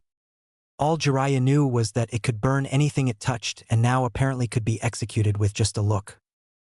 Itachi let out a grunt, heard clearly by Jiraiya, blinking his right eye painfully as the Uchiha's knee went to the ground. I see, it seems the jutsu has quite some adverse effects to those that use it. Jiraiya could sense that it took a great amount of chakra to use the jutsu, and by the pained look on Itachi's normally stoic face, he gathered that it hurt the body as well. Well, at least it has some consequences, the Sannin thought vindicatively, but his cruel look was turned to one of panic when Itachi stood up and recentered his vision's focal point at him. Only a quick, desperate shunshin saved him, as the spot he was standing on was covered by more black flames, this time completely melting the barrier and started burning the previous black flames as well. Guys. Now would be a good time to enter Sage mode, Jiraiya said as he hurtled through the air and used another shunshin to land on a tree. Another body flicker, and he was back on the ground. This went on for about a minute, as he felt this was the best way to avoid being caught by such a dangerous technique, one that should be banned in Jiraiya's own humble opinion. When he once again shunshined to the air, Itachi took out some shuriken, weaved through hand signs, and called a jutsu. Fire style, Phoenix flower jutsu. The Uchiha fired the flames, but this time the shuriken were inside the flames. Shuriken shadow clone jutsu, Itachi said as the shuriken doubled along with the flames. Once again, Jiraiya used a shunshin to transport himself to the ground, but immediately regretted that decision as he just realized that he had fallen right in Itachi's hands when he heard Amaterasu. He tried to speedily maneuver himself to move out of the way, but the black flames caught his left hand, burning intensely. Gah! The Sannin screamed in pain, feeling his burning flesh. The flames were even hotter than he ever expected, and this was only his left arm burning. He dreaded to think what would happen if the black flames had hit his entire body. In a moment of desperation, the Sannin quickly created a seal-less clone who took out a scroll and sped through hand signs. Sealing art, chakra barrier, he said as another barrier erected around Jiraiya. The clone wasn't done though, as it opened the scroll and sped through more hand signs. Sealing art, fire-consuming seal. The flames were then consumed by the seal, leaving the hand charred, bleeding and so black that it looked rotten over roasted flesh. Even though the fire was sealed away, Jiraiya could still feel his skin burning and itching. A closer look at it and one could easily see the humerus bone inside the black flesh. His precious hand was pretty much useless now, even just trying to move it a fraction of an inch hurt. If he didn't get any medic attention, soon he might be forced to cut it off in order to avoid it contaminating the rest of his body. He gritted his teeth as he glared at Itachi, who was once again on his knees, one hand on his bleeding eye as he tried to nurse the excruciating pain he felt. Though a vindictive smirk appeared on the Sanin's face when Shima told him, "All right, Jiraiya boy, we're ready." Suna. Deidara was a frustrating opponent for Gaara. The man was really quick on his bird, but that wasn't the main problem. He had battled against really fast opponents like Rock Lee and Sasuke, so it wasn't the main issue. The thing with Deidara though was that the Mad Bomber was not only quick but versatile as well. When he had fought Lee, all the genin used was taijutsu, and it was the same with Sasuke until he used the Chidori to break through his defense. Those two battles taught him one thing. His sand was too slow for his own good. His offense mostly depended on him grabbing his opponent before effectively ending them, but if he's too slow to catch his opponent, then it reduces his chances of winning tremendously.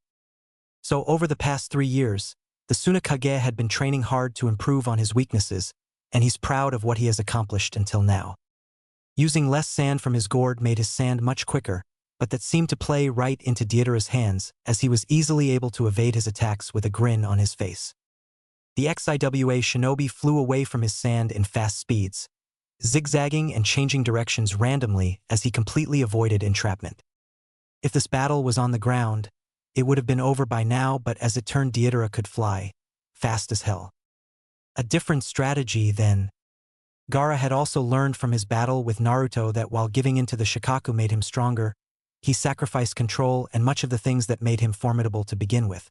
Losing to Naruto showed him that the trade-off wasn't worth it and completely abandoned using his tiny Shikaka form, learning to do some of the techniques himself without having to tap into the Bijou chakra. With a series of hand seals, the sand morphed itself into a head of Shikaku that sucked in wind hard, giving off a whistling, hissing sound as a pressurized ball of air formed at the mouth of the construct. Wind release, drilling air bullet. Deidara saw it coming and guided his clay bird was to avoid it when it shot at them in the air. A nice change of pace. At least he can do more with his sand than I had initially thought. It wasn't over though. Gaara needed more chakra through his sand that began to gather at the Shikaku mouth for another compressed air bullet and began shooting them off, one after another with only enough lag time in between them to build up more for a new shot. He could see how much force those large balls of wind had within them. If they made contact with anything, whatever they hit just wasn't going to exist in the same state any longer. A quick decision later, Deidara guided his bird to fly straight to the Kage while still dodging the sand plus wind combo. He flew right at the Kazekage faster than most high-level ninjas could even move and would have scared the hell out of most people, but Gaara was not most people.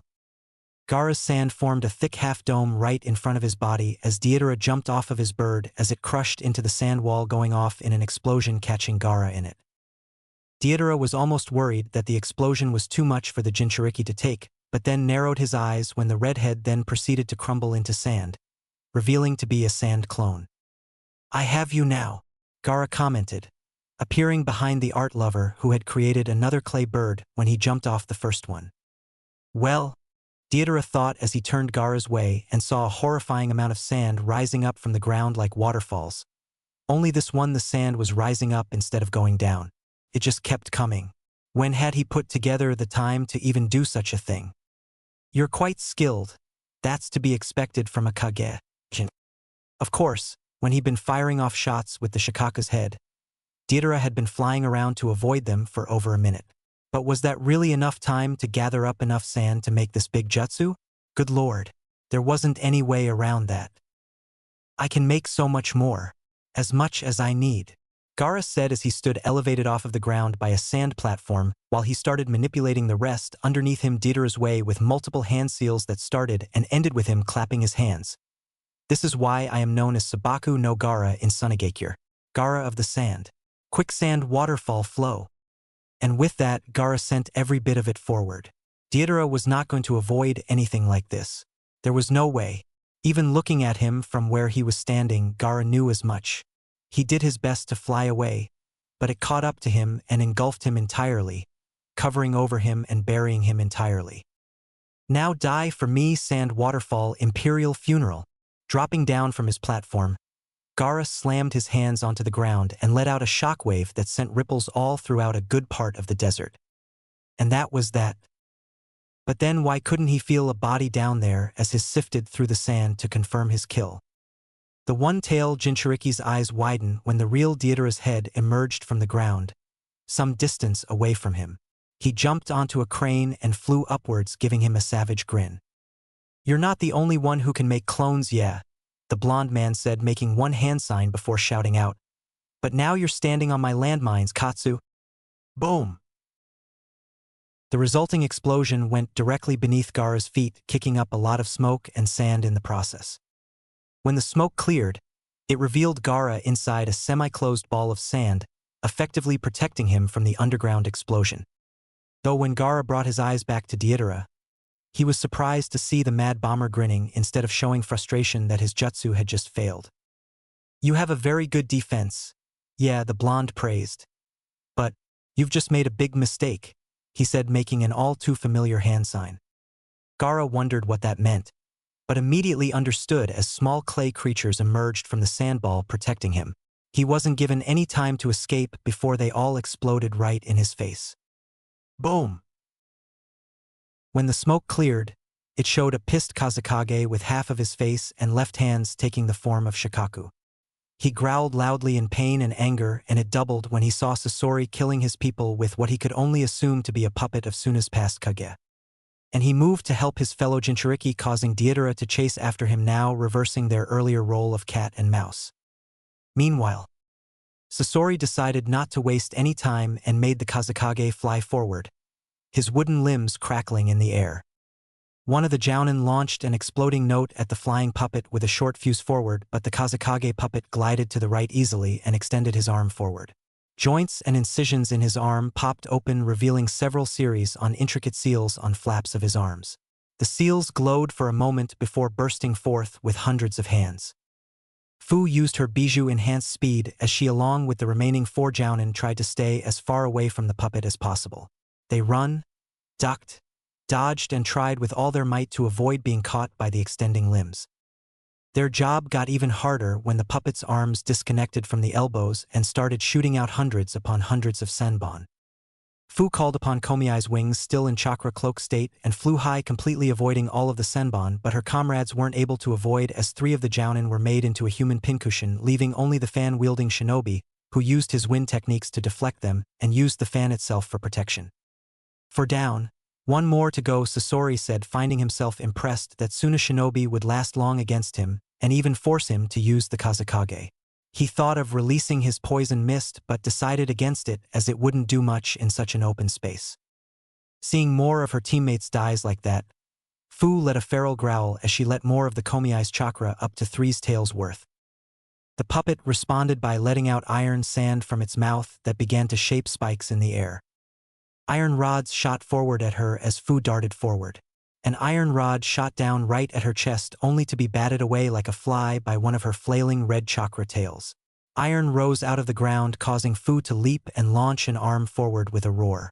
The arm extended and flew right at Sasori, who sidestepped with wide eyes. That was the first time he had seen of any chakra manipulation such as that. Fu gave another leap, causing the Kazekage puppet to fall back to protect Sasori with a giant iron shield that the Jinchuriki collided with. The fact that the girl was batting away iron rods annoyed him to no end. In addition to that, any time anyone clawed at his wall of iron, any other human would be paralyzed.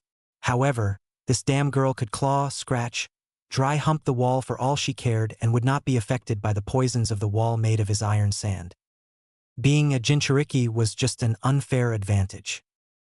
Nevertheless, this battle was his for the taking. He would have been in much more trouble had the Jinchuriki being able to fully control her bijou, but seeing her straggle to maintain her 3-tails state alleviated Sasori's concern of facing a perfect Jinchuriki. A sizable part of Sasori's wall broke apart as it took the shape of small shuriken, kunai, and spear. A little flick of the wrist was all it took to send the small sand weapons hurtling towards Fu, intent on piercing her though before they could their target. The desert sand rose up and clashed with the iron sand, effectively ending the attack. Sasori didn't have to guess who responsible as Gaara appeared by Fu's side, giving him a death glare. "Are you all right?" he asked, seeing how her face was flinching from the bijou chakra currently surrounding her. Well, I'm not dead yet, Fu replied as the fan-wielding Jounin joined them, his fan practically torn to shreds with Sasori's senbon and his clothes showing spots of blood. Kazekage-sama, the man said, momentarily shocked with Gaara's new look. The last time he had seen him like that was when he was still terrorizing the village. You should go back to the village, Gaara said, his voice a mix of man and beast. He pointed at the Jounin. Sudoku, if the battle carries on like this, it will not end well for us. Go back and request for backup while I hold them. Request for Granny Chio. She may be past her prime, but she still remains the best puppet master in the village at the moment. Fu, I can't risk you being caught by these guys. I underestimated them, but you shouldn't pay the price for my mistake. If Akatsuki manages to catch us both, it will not only be disastrous for our respective villages, but for the entire elemental nations as well. I thank you for risking your life to fight with for my village, and but these guys are after me too, the Seven Tails retorted. This may not be my village, but you are my friend and a fellow Jinchuriki. I'm not leaving, she finished defiantly. You can't stay here either, don't you get it? Fu you. A few weeks ago Naruto-kun risked his life to save mine, and tonight one of your own Jounin gave up his life for me. They both did it because they saw me as a comrade and friend. That's the first time anyone has ever done that for me. For the first time I have people that care and are willing to die for me. If I can't do the same for those I care about, then Taki was right about me all along. I'm just a monster. Well, isn't this sweet? There's nothing quite like a precious bond between two hurt souls, as Sasoridano Deidara said as he joined Sasori's side. The Mad Bomber quickly created another clay bird that Sasori jumped on, seeing as the Kazekage could easily use the sand below them to crush him. Yes, but unfortunately for them, this will be more like a fatal attraction than anything else. Gaara's sand grabbed hold of Sudoku and flung towards the village, hoping he lands safely enough so that he relays his order. All right, Fu, you want to remain and fight? Fine, but you better not die. The girl merely nodded her head as she took off, charging at Deidara, who once again took off, initiating another game of cat and mouse, leaving Suna's past and future in a standoff. As Kazekage, I won't allow myself to lose again, said Gaara as he faced down the legendary Akatsuki member, who looked more like a pretty boy his own age than an experienced war hero turned criminal. I've heard it all before, he responded in a soft voice. The third said something similar before I killed him, and I imagine that your own father would have done the same had I got to him faster than Orochimaru. Gaara's ringed eyes narrowed at the Akatsuki member's words. What interest do you have in the Kazekage? I am Sasori of the Red Sand, famed puppeteer of the village you now rule over. I am the killer of the third Kazekage, who has joined my collection. Sasori gave the Jinchuriki a disarming smile that would have surely fooled had he no idea of who the puppeteer was. I had plans to add the fourth Kazekage to my collection, but the man decided to foolishly trust in a snake and paid for it dearly. No use crying about it now. You will be my second Kazekage. Gaara's sand moved instinctively to stop the barrage of senbon that emerged from Sasori's mouth. The sand became so saturated with senbon that, by the end of the bombardment, the needles were bouncing off of themselves rather than being caught in the sand. One large pulse of the wall of sand sent the senbon hurtling back at Sasori, albeit with a much lower standard of accuracy. The Akatsuki member simply fired more senbon from the Kazekage's many arms that cancelled each other out with the ones sent his way. For your crimes against the village hidden in the sand, I, the fifth Kazekage, will be your executioner.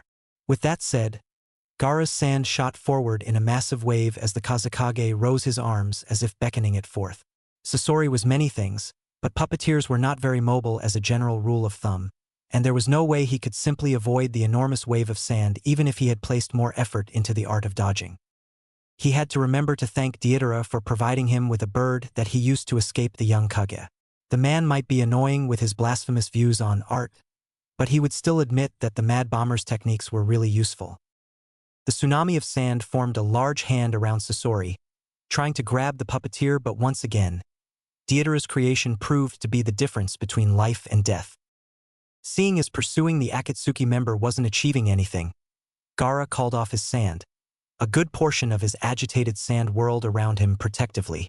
This might be his domain, but both Sasori and Deidara were proving just why they were tasked with hunting down Jinchuriki. He had to handle this carefully, One simple mistake was all it took for Deidara to almost kill him, and he had a sneaky suspicion that Sasori could much worse if he let his guard down. The puppet of the Kazekage snapped open as a compartment on his chest opened to pulse out waves of magnetism. A wave of Gaara's sand rushed out to meet the attack of the Akatsuki's puppet. Despite the amount of sand towering over all of the combatants, it was met grain for grain by a wave of black sand. The amount was less, though the greater weight of the black allowed it to overwhelm the fifth Kazekage's sand tsunami. Black sand, 10-foot spikes.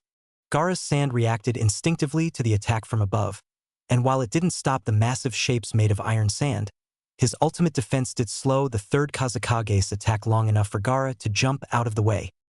Gaara realized then that the puppet of his predecessor still had access to his abilities, something that Kankuro had told him was impossible.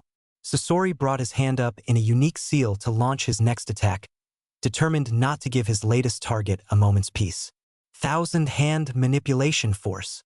The third Kazekage raised his left arm and the sides opened menacingly to reveal the seal matrices inscribed on the insides. Near-identical copies of the Kazekage's arm burst out of the seals, which in turn opened up to produce even more arms. Soon a wall of wooden hands was hurtling towards Gaara, who raised his sand to catch the attack.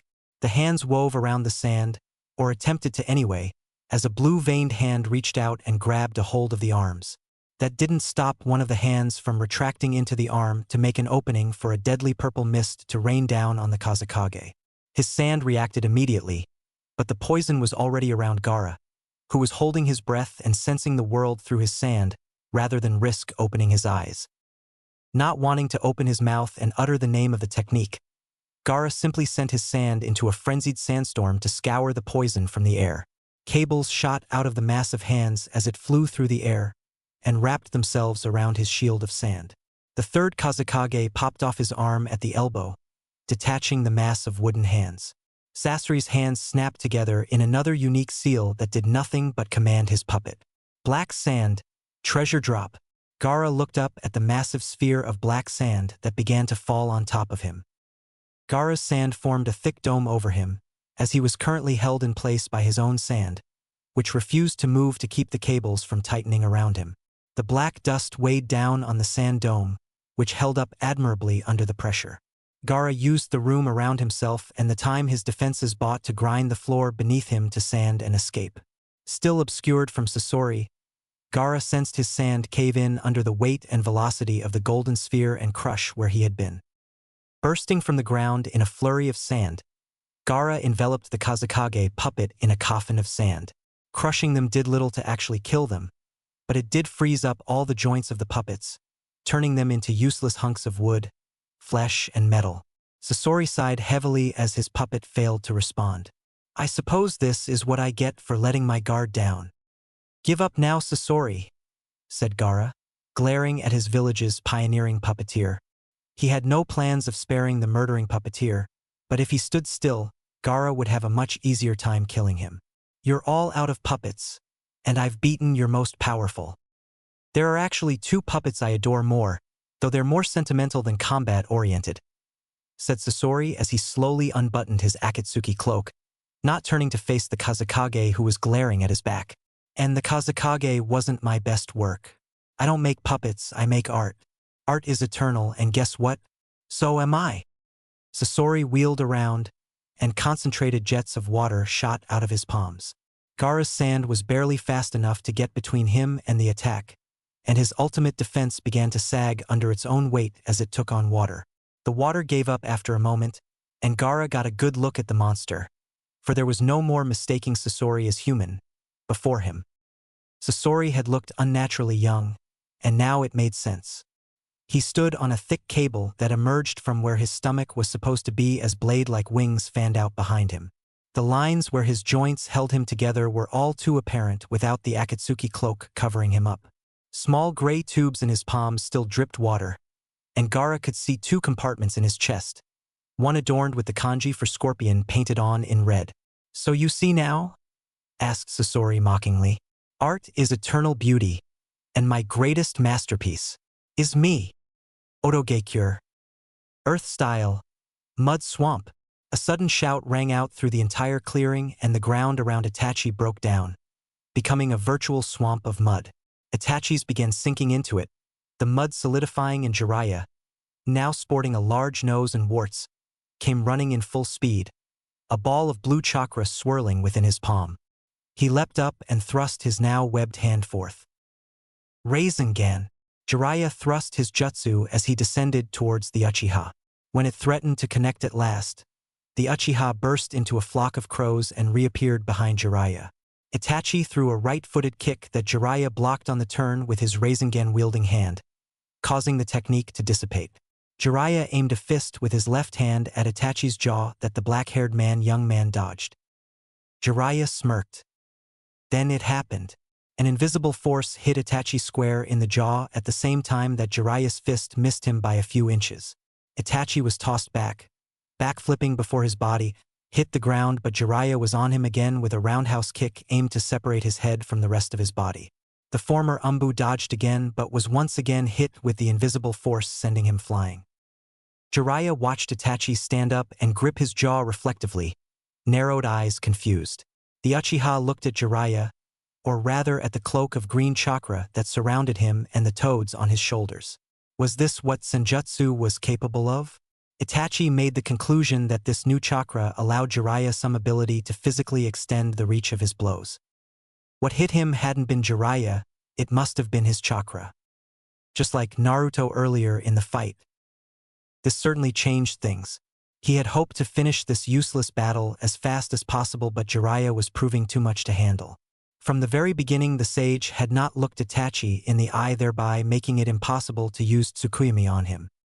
He used Amaterasu a couple of times, but it not only cost him too much chakra, but Jiraiya proved once again that experience and resourcefulness could effectively negate talent and badassery. Why couldn't he just fight an overconfident opponent instead? This would have over in seconds. Even with Orochimaru, the only reason he defeated the snake so embarrassingly easy was that he was too arrogant for his own good, believing that his natural talent was enough to subdue any opponent.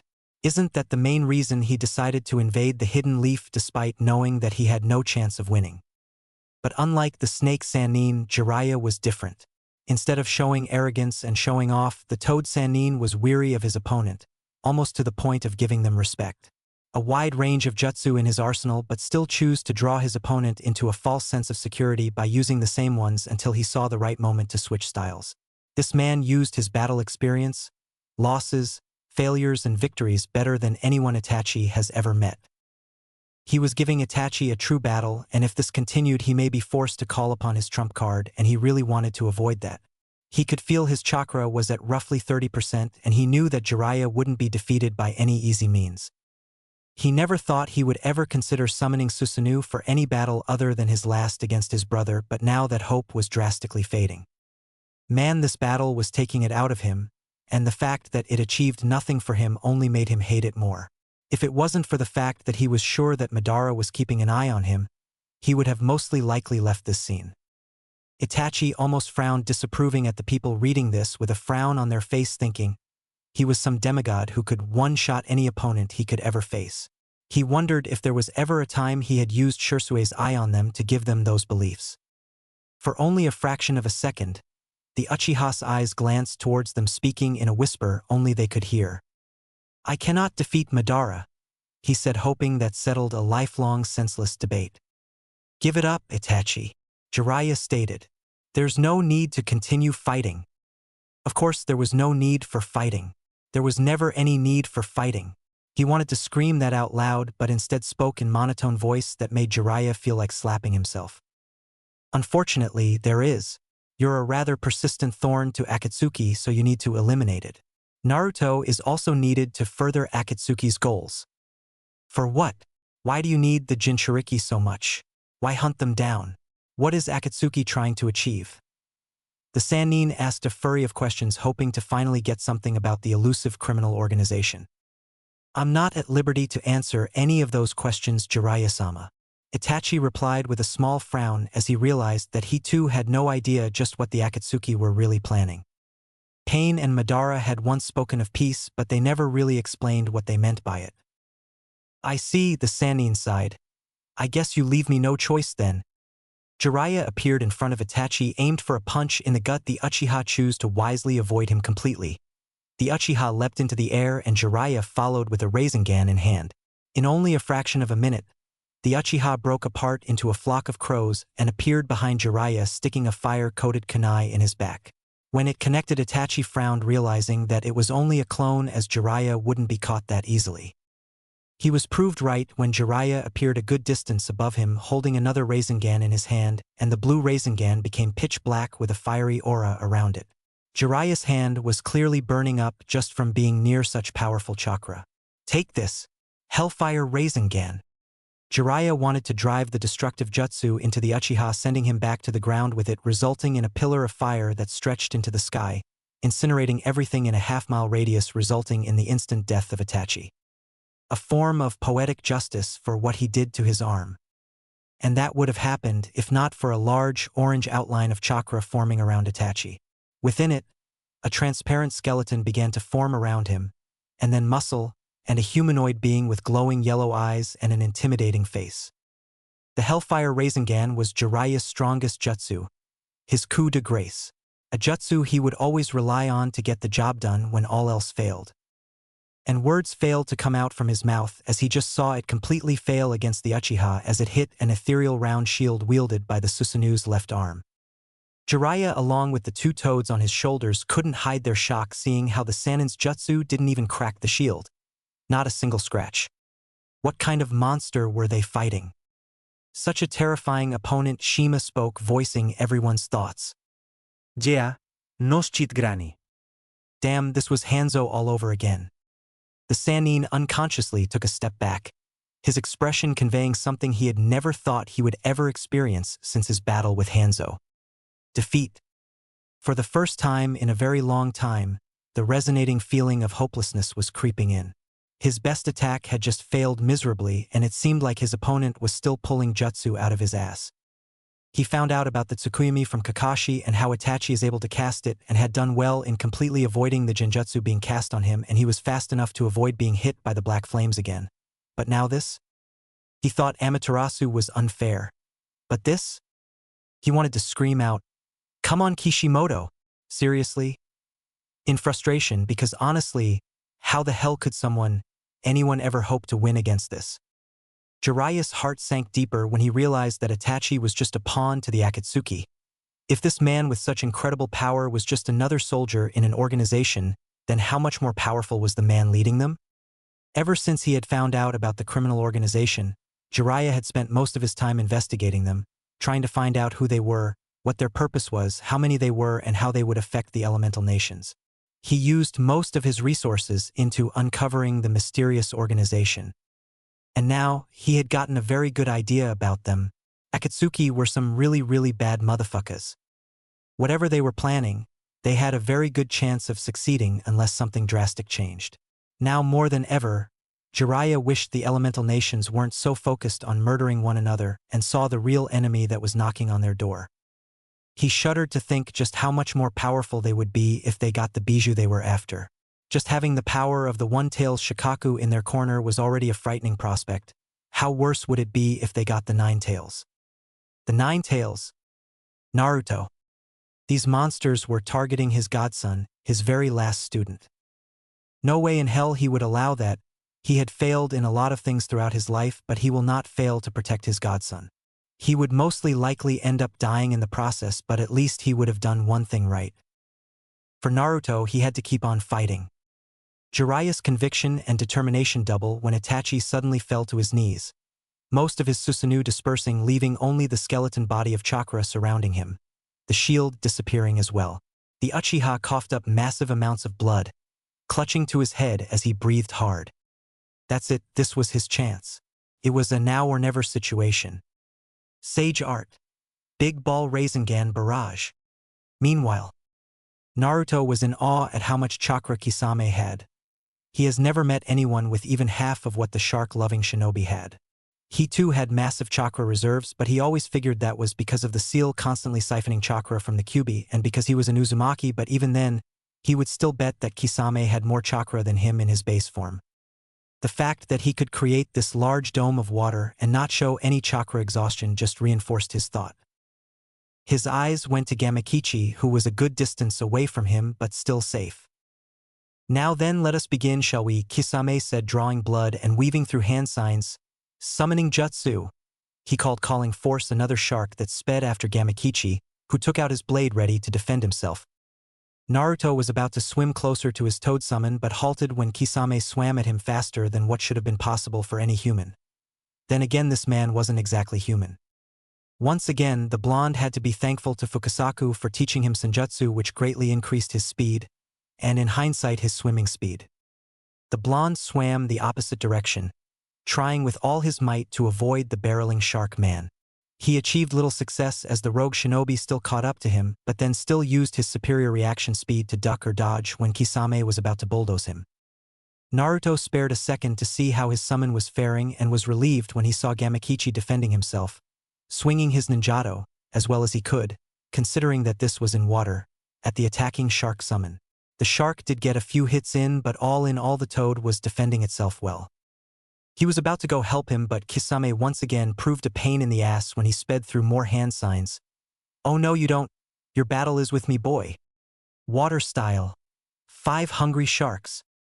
5 more sharks were created, these ones even faster than Kisame himself, at him with the intent to devour.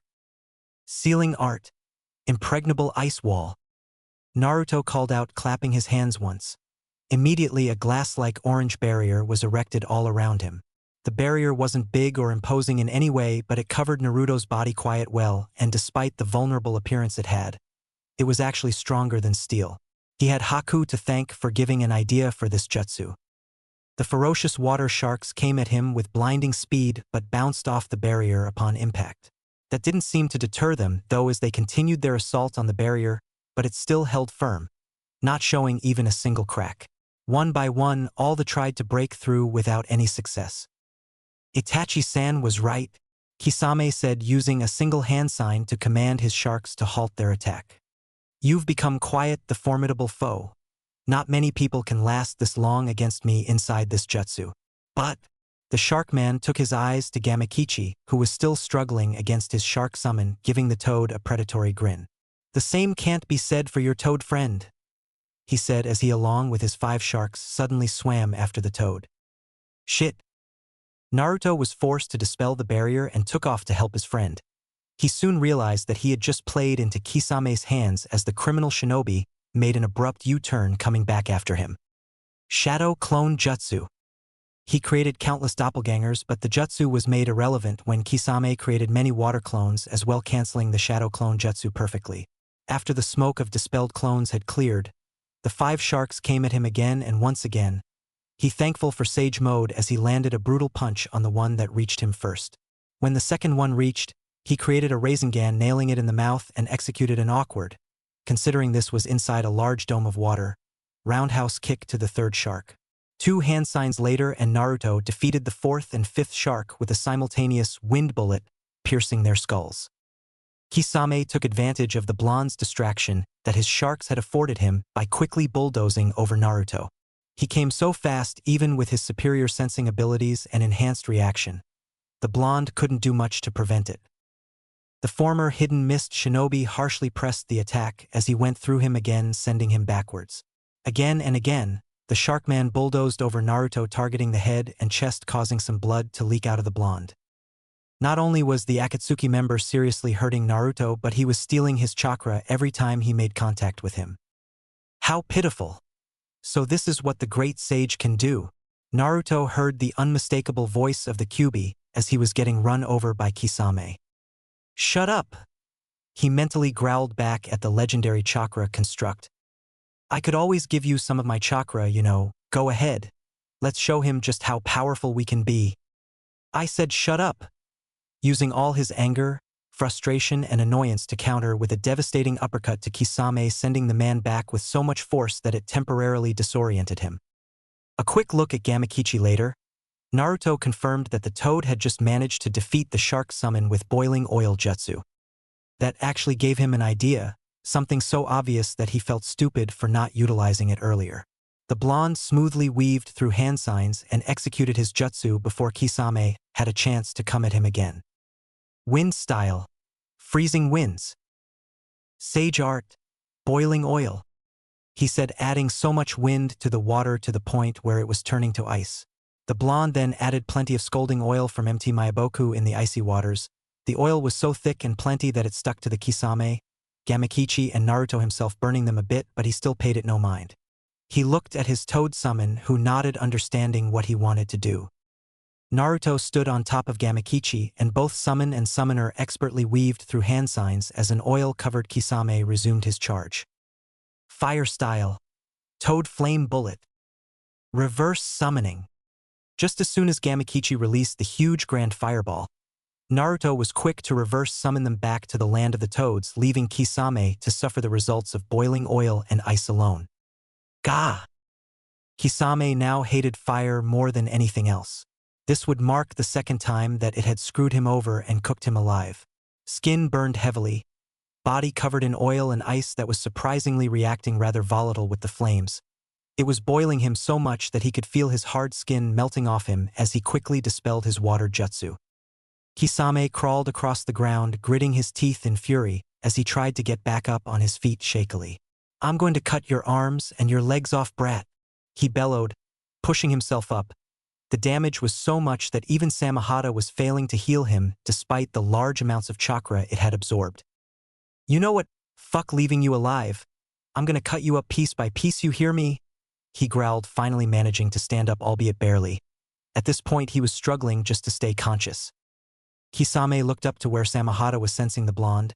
He expected to find him grinning or preparing some jutsu to finish him off, though he saw the last thing that he would ever expect to see. His eyes were open, but it was completely dark, only showing golden yellow eyes with bar-like pupils. That was all he saw, the blonde's eye. Kisame tried to shake his head to clear his vision, but still nothing changed. He became confused when suddenly, one of two eyes started rotating, first slowly then fast enough to rival the rotating tomios of the Sharingan. Then the darkness faded and he saw that he was surrounded by 4 large toads, wearing what would be a comical getup in any other situation. Each toad either had a flute or drum with them. Further in front of the toads were 2 small, old-looking toads, one male and another female. Both cleared their throats and started singing really high notes that made Kisame's ears bleed, and the 4 large toads backed them up with their own musical instruments, resulting in a really weird, really annoying song. The Toad Confrontation chant. And what was worse was that they were using chakra to complement their ridiculous song. Kisame held his ears in pain, gritting his teeth. This was genjutsu. It had to be. That was the only possible explanation for this. Though he couldn't help but wonder just how it was possible. From what he knew, Jinchuriki aren't supposed to use genjutsu. Their bijou didn't allow them to master chakra control so well that they could use the illusionary arts. Hell, it was common knowledge that Jinchuriki and genjutsu did not mix well. Kisame disrupted his flow, slowing down his life energy to a trickle before using all he had in one big flare. When he opened his eyes, he found himself still surrounded by the toads. "How is possible? How the hell are you able to do this?" he asked, unable to grasp the situation he was in. "Because I'm a sage bitch," Naruto shouted as he brutally drove a Raisin Shuriken in Kisame's chest, sending him flying to an instant death. A few minutes later, Naruto sighed a breath of relief when he confirmed Kisame's death, as he could no longer feel any chakra coming from the blue man. "Man, that was quiet intense, Naruto?" Gamakichi said, impressed with his summoner's strength. That was the first time the toad had seen a summoner perform the Toad Confrontation chant, and it was just as badass as his father had told him. "Yeah, thanks for the help, Gamakichi," he replied, giving the toad a thumbs up. "No problem. Anyway, my time is up. See you later." The toad spoke before he puffed out of existence. "Yeah, sure thing." Naruto sat down on the ground, wanting to catch a breather and reflect on his latest battle before a chakra flaring reminded him of another battle taking place a few kilometers away. He grew even wearier when he sensed 2 more huge chakra signals near the 3 tails. He had no idea who these people were, but he sure as hell knew that they were no friends of his. Another chakra flare made him look to the direction where Jiraiya was battling Itachi. The battle must be fiercer than I thought. He could sense his teachers, Jiraiya, Fukasaku, and Shima, all in sage mode as well, and that was never good. Naruto stood up and charged his chakra, getting it ready to execute a long-distance wind shunshin. He then created a Rasengan and started adding his earth style, making the Rasengan change color to copper. Its size twice as that of a normal Rasengan, but it now looked like a round, hard stone than an actual jutsu. Satisfied, Naruto executed his wind-powered Shunshin with jutsu in hand, hoping to end this battle quickly before these two shinobi could enter the fray. With Itachi and Jiraiya. Itachi was really pissed at the moment. This wasn't what he had intended. The plan was to show Jiraiya a bit of the power Akatsuki had at its exposal and leave, but somehow, he found himself having a full-fledged battle with the Sannin, who was proving just why he was a Sannin in the first place. Despite the fact that he was blocking all of Jiraiya's high-powered attacks with the Yata-mirror, the Sannin kept coming at him over and over again. He used different strategies, different jutsu, different approaches, but still Jiraiya wasn't deterred that he was failing to penetrate his defense. Itachi himself had tried to use Amaterasu on him again, but the Sannin always moving, making it impossible to hit. Tsukuyomi was also impossible to cast since the Sannin had not stared in his eyes even once. And using the Totsuka blade was out of the question because he wasn't fighting to kill here, though. With the way things were going, he might as well do it and get it over with. Big Ball Hellfire Rasengan. The Sannin drove another attack his way, but once again, his defense held firm. "Man, what the hell is up with that shield of yours?" Jiraiya screamed out loud in frustration, seeing another one of his attacks fail. Despite it all, this actually got Itachi to give a small smile at the Sannin. "This is my ultimate defense, the Yata mirror.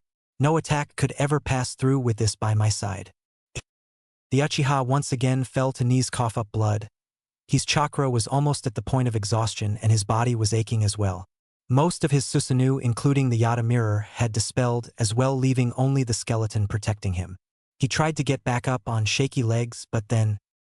Rasen drill! Naruto suddenly appeared above him, driving a copper-black Rasengan through his Susanoo, shattering the remaining skeleton with extreme ease, but before he could drive the jutsu into his chest, a masked man appeared, sucking Itachi in what appeared to be a vortex, and then made himself intangible. Naruto was shocked out of his wits, seeing how he suddenly passed through this mysterious masked man, thereby driving his jutsu to the ground, creating the biggest crater any jutsu has ever created.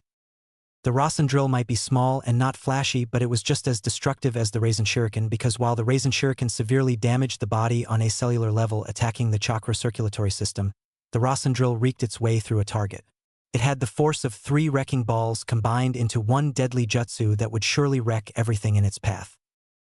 The masked man whistled impressively, looking at the destruction Naruto's jutsu had formed. He made himself intangible again as Jiraiya attacked him with a big ball Rasengan, only to go through as well. "Wow, you've gotten quite strong, Naruto-kun. How impressive," he said in a childish tone as a plant-like creature emerged from the ground, standing next to the masked man. Naruto eyed the man with narrowed eyes, wondering who he was and why the Kyuubi was growling at the sight of him. "Who are you?" he asked, not making a move but still on guard. "Me? I'm nobody really, just a random guy trying to look out for my comrades, you know," he replied in a way that made Naruto remember his first days as a genin. "You're Akatsuki," Jiraiya said, entering the conversation. "What do you want with the tailed beasts? What is your purpose?" "Our purpose? Well, you could say that we want peace." "Peace? Seriously? Are you stupid? What sort of peace can be achieved by hunting down Jinchuriki? The good everlasting kind." The man's voice suddenly changed to one that was commanding and demanded respect whether you wanted to give it or not. Naruto was rather surprised by how the Kyuubi was reacting to this man's presence. His stomach was even heating up as the seal tried to hold back the clearly infuriated creature. "Have you gotten Kisame's body?" the masked man asked the plant-like creature, to which it nodded, speaking in what heard like 2 voices. Yes, Naruto did quite a number on him, though he was barely recognizable. "I see," the masked man responded as a vortex appeared, sucking him in, while the plant creature was swallowed by the ground. "We will meet again, Naruto Uzumaki. Oh, and by the way, do say hi to my old friend the Kyuubi for me." And with that, the man's chakra signal along with his companion completely disappeared, reappearing where the 3-tail was located, then once again disappearing along with it. Jiraiya was left frowning at what just transpired, wondering just how many dangerous shinobi were remaining in the criminal group. His frown deepened when he suddenly heard Itachi's voice speaking to him. He knew that Itachi was no longer with them seeing, as he couldn't sense him, but his voice was too clear to ignore. Trouble approaches from where the land cries, it said. Suna. Hiding in scale powder. A stream of blinding powder was propelled out of Fu's mouth, effectively blinding her opponent as the Jinchuriki of the Seven Tails made her attack using her chakra arms to grab the Mad Bomber and squish his head to oblivion only for the man to suddenly explode. Clone Fu said as she put on a burst of speed to get further away from the sent her way from above. The Jinchuriki managed to escape the resounding explosion and growl when she saw Deidara looking at her with a smile. She was about to resume her chase when Deidara suddenly dropped lots and lots of small animated C1 bombs towards her, and it would have surely bombed her to shreds except the Seven Tails had one thing going for it though, and that was speed and maneuverability. Fu's beating wings enabled her to avoid being trapped by the small bombs, and Fu realized that she wouldn't be able to simply get lucky and escape this time. Wincing as she drew on more of her tailed beast's chakra, crying out in pain as more and more of Komiai's power leaked out. The small bombs surrounded her and went off. To seal the deal, Deidara sent a big eagle into the smoke. When it went, Deidara was surprised to see that it had done no harm on her whatsoever. The smoke cleared to reveal that Fu had become obscured by a thick blue armor, reminiscent of the beetle sealed inside her. It was one thing to draw on a tailed beast's chakra, but to cover your entire body in it was a burning experience comparable only to being burned alive forever. Fu had no illusions that she could keep up her armor indefinitely, but it was infinitely better than exploding. You're hard to kill, yeah. Guess that's to be expected from Jinchuriki, the Mad Bomber said. You can throw in as many of your bombs as you like. You will never be able to penetrate my armor. The end result will still be me killing you. Fu growled back. Yeah? I wonder. Deidara then sent his eyes towards Gaara, who was in another battle against Sasori. Deidara then gave Fu a feral grin, flying over to Sasori and Gaara whilst shouting, "Let's test that theory out, shall we?" Once again Fu gave chase, intent of ripping the blonde bomber to shreds, but then her eyes went wide when she saw just what Deidara was about to do. At that moment, Fu couldn't give a proper response of what she did next. She could say that she forgot that Gaara had a perfect defense, or she could say that she was not thinking straight due to the Biju's chakra, but the truth is, her heart and body just moved on their own. With Gaara, Sasori felt pretty good with himself for manipulating the Kazekage into the perfect position to use his Red Army. But then he realized that the Kazekage gained just as impressive of an advantage. As it turned out, the wide open space of the desert that allowed Sasori's entire collection to run wild also gave Gaara more room to manipulate his sand. So now Sasori was looking up at the red-headed leader of the village, hidden in the sand, who was now flying. And while Sasori had wings on his puppet body, they were purely decorative. Well, not decorative per se, but they were pretty useless when it came to actual flight, so he had to think again for that little help. Not to mention that the Kazekage's ultimate defense remained as effective at blocking poison-coated weapons as before.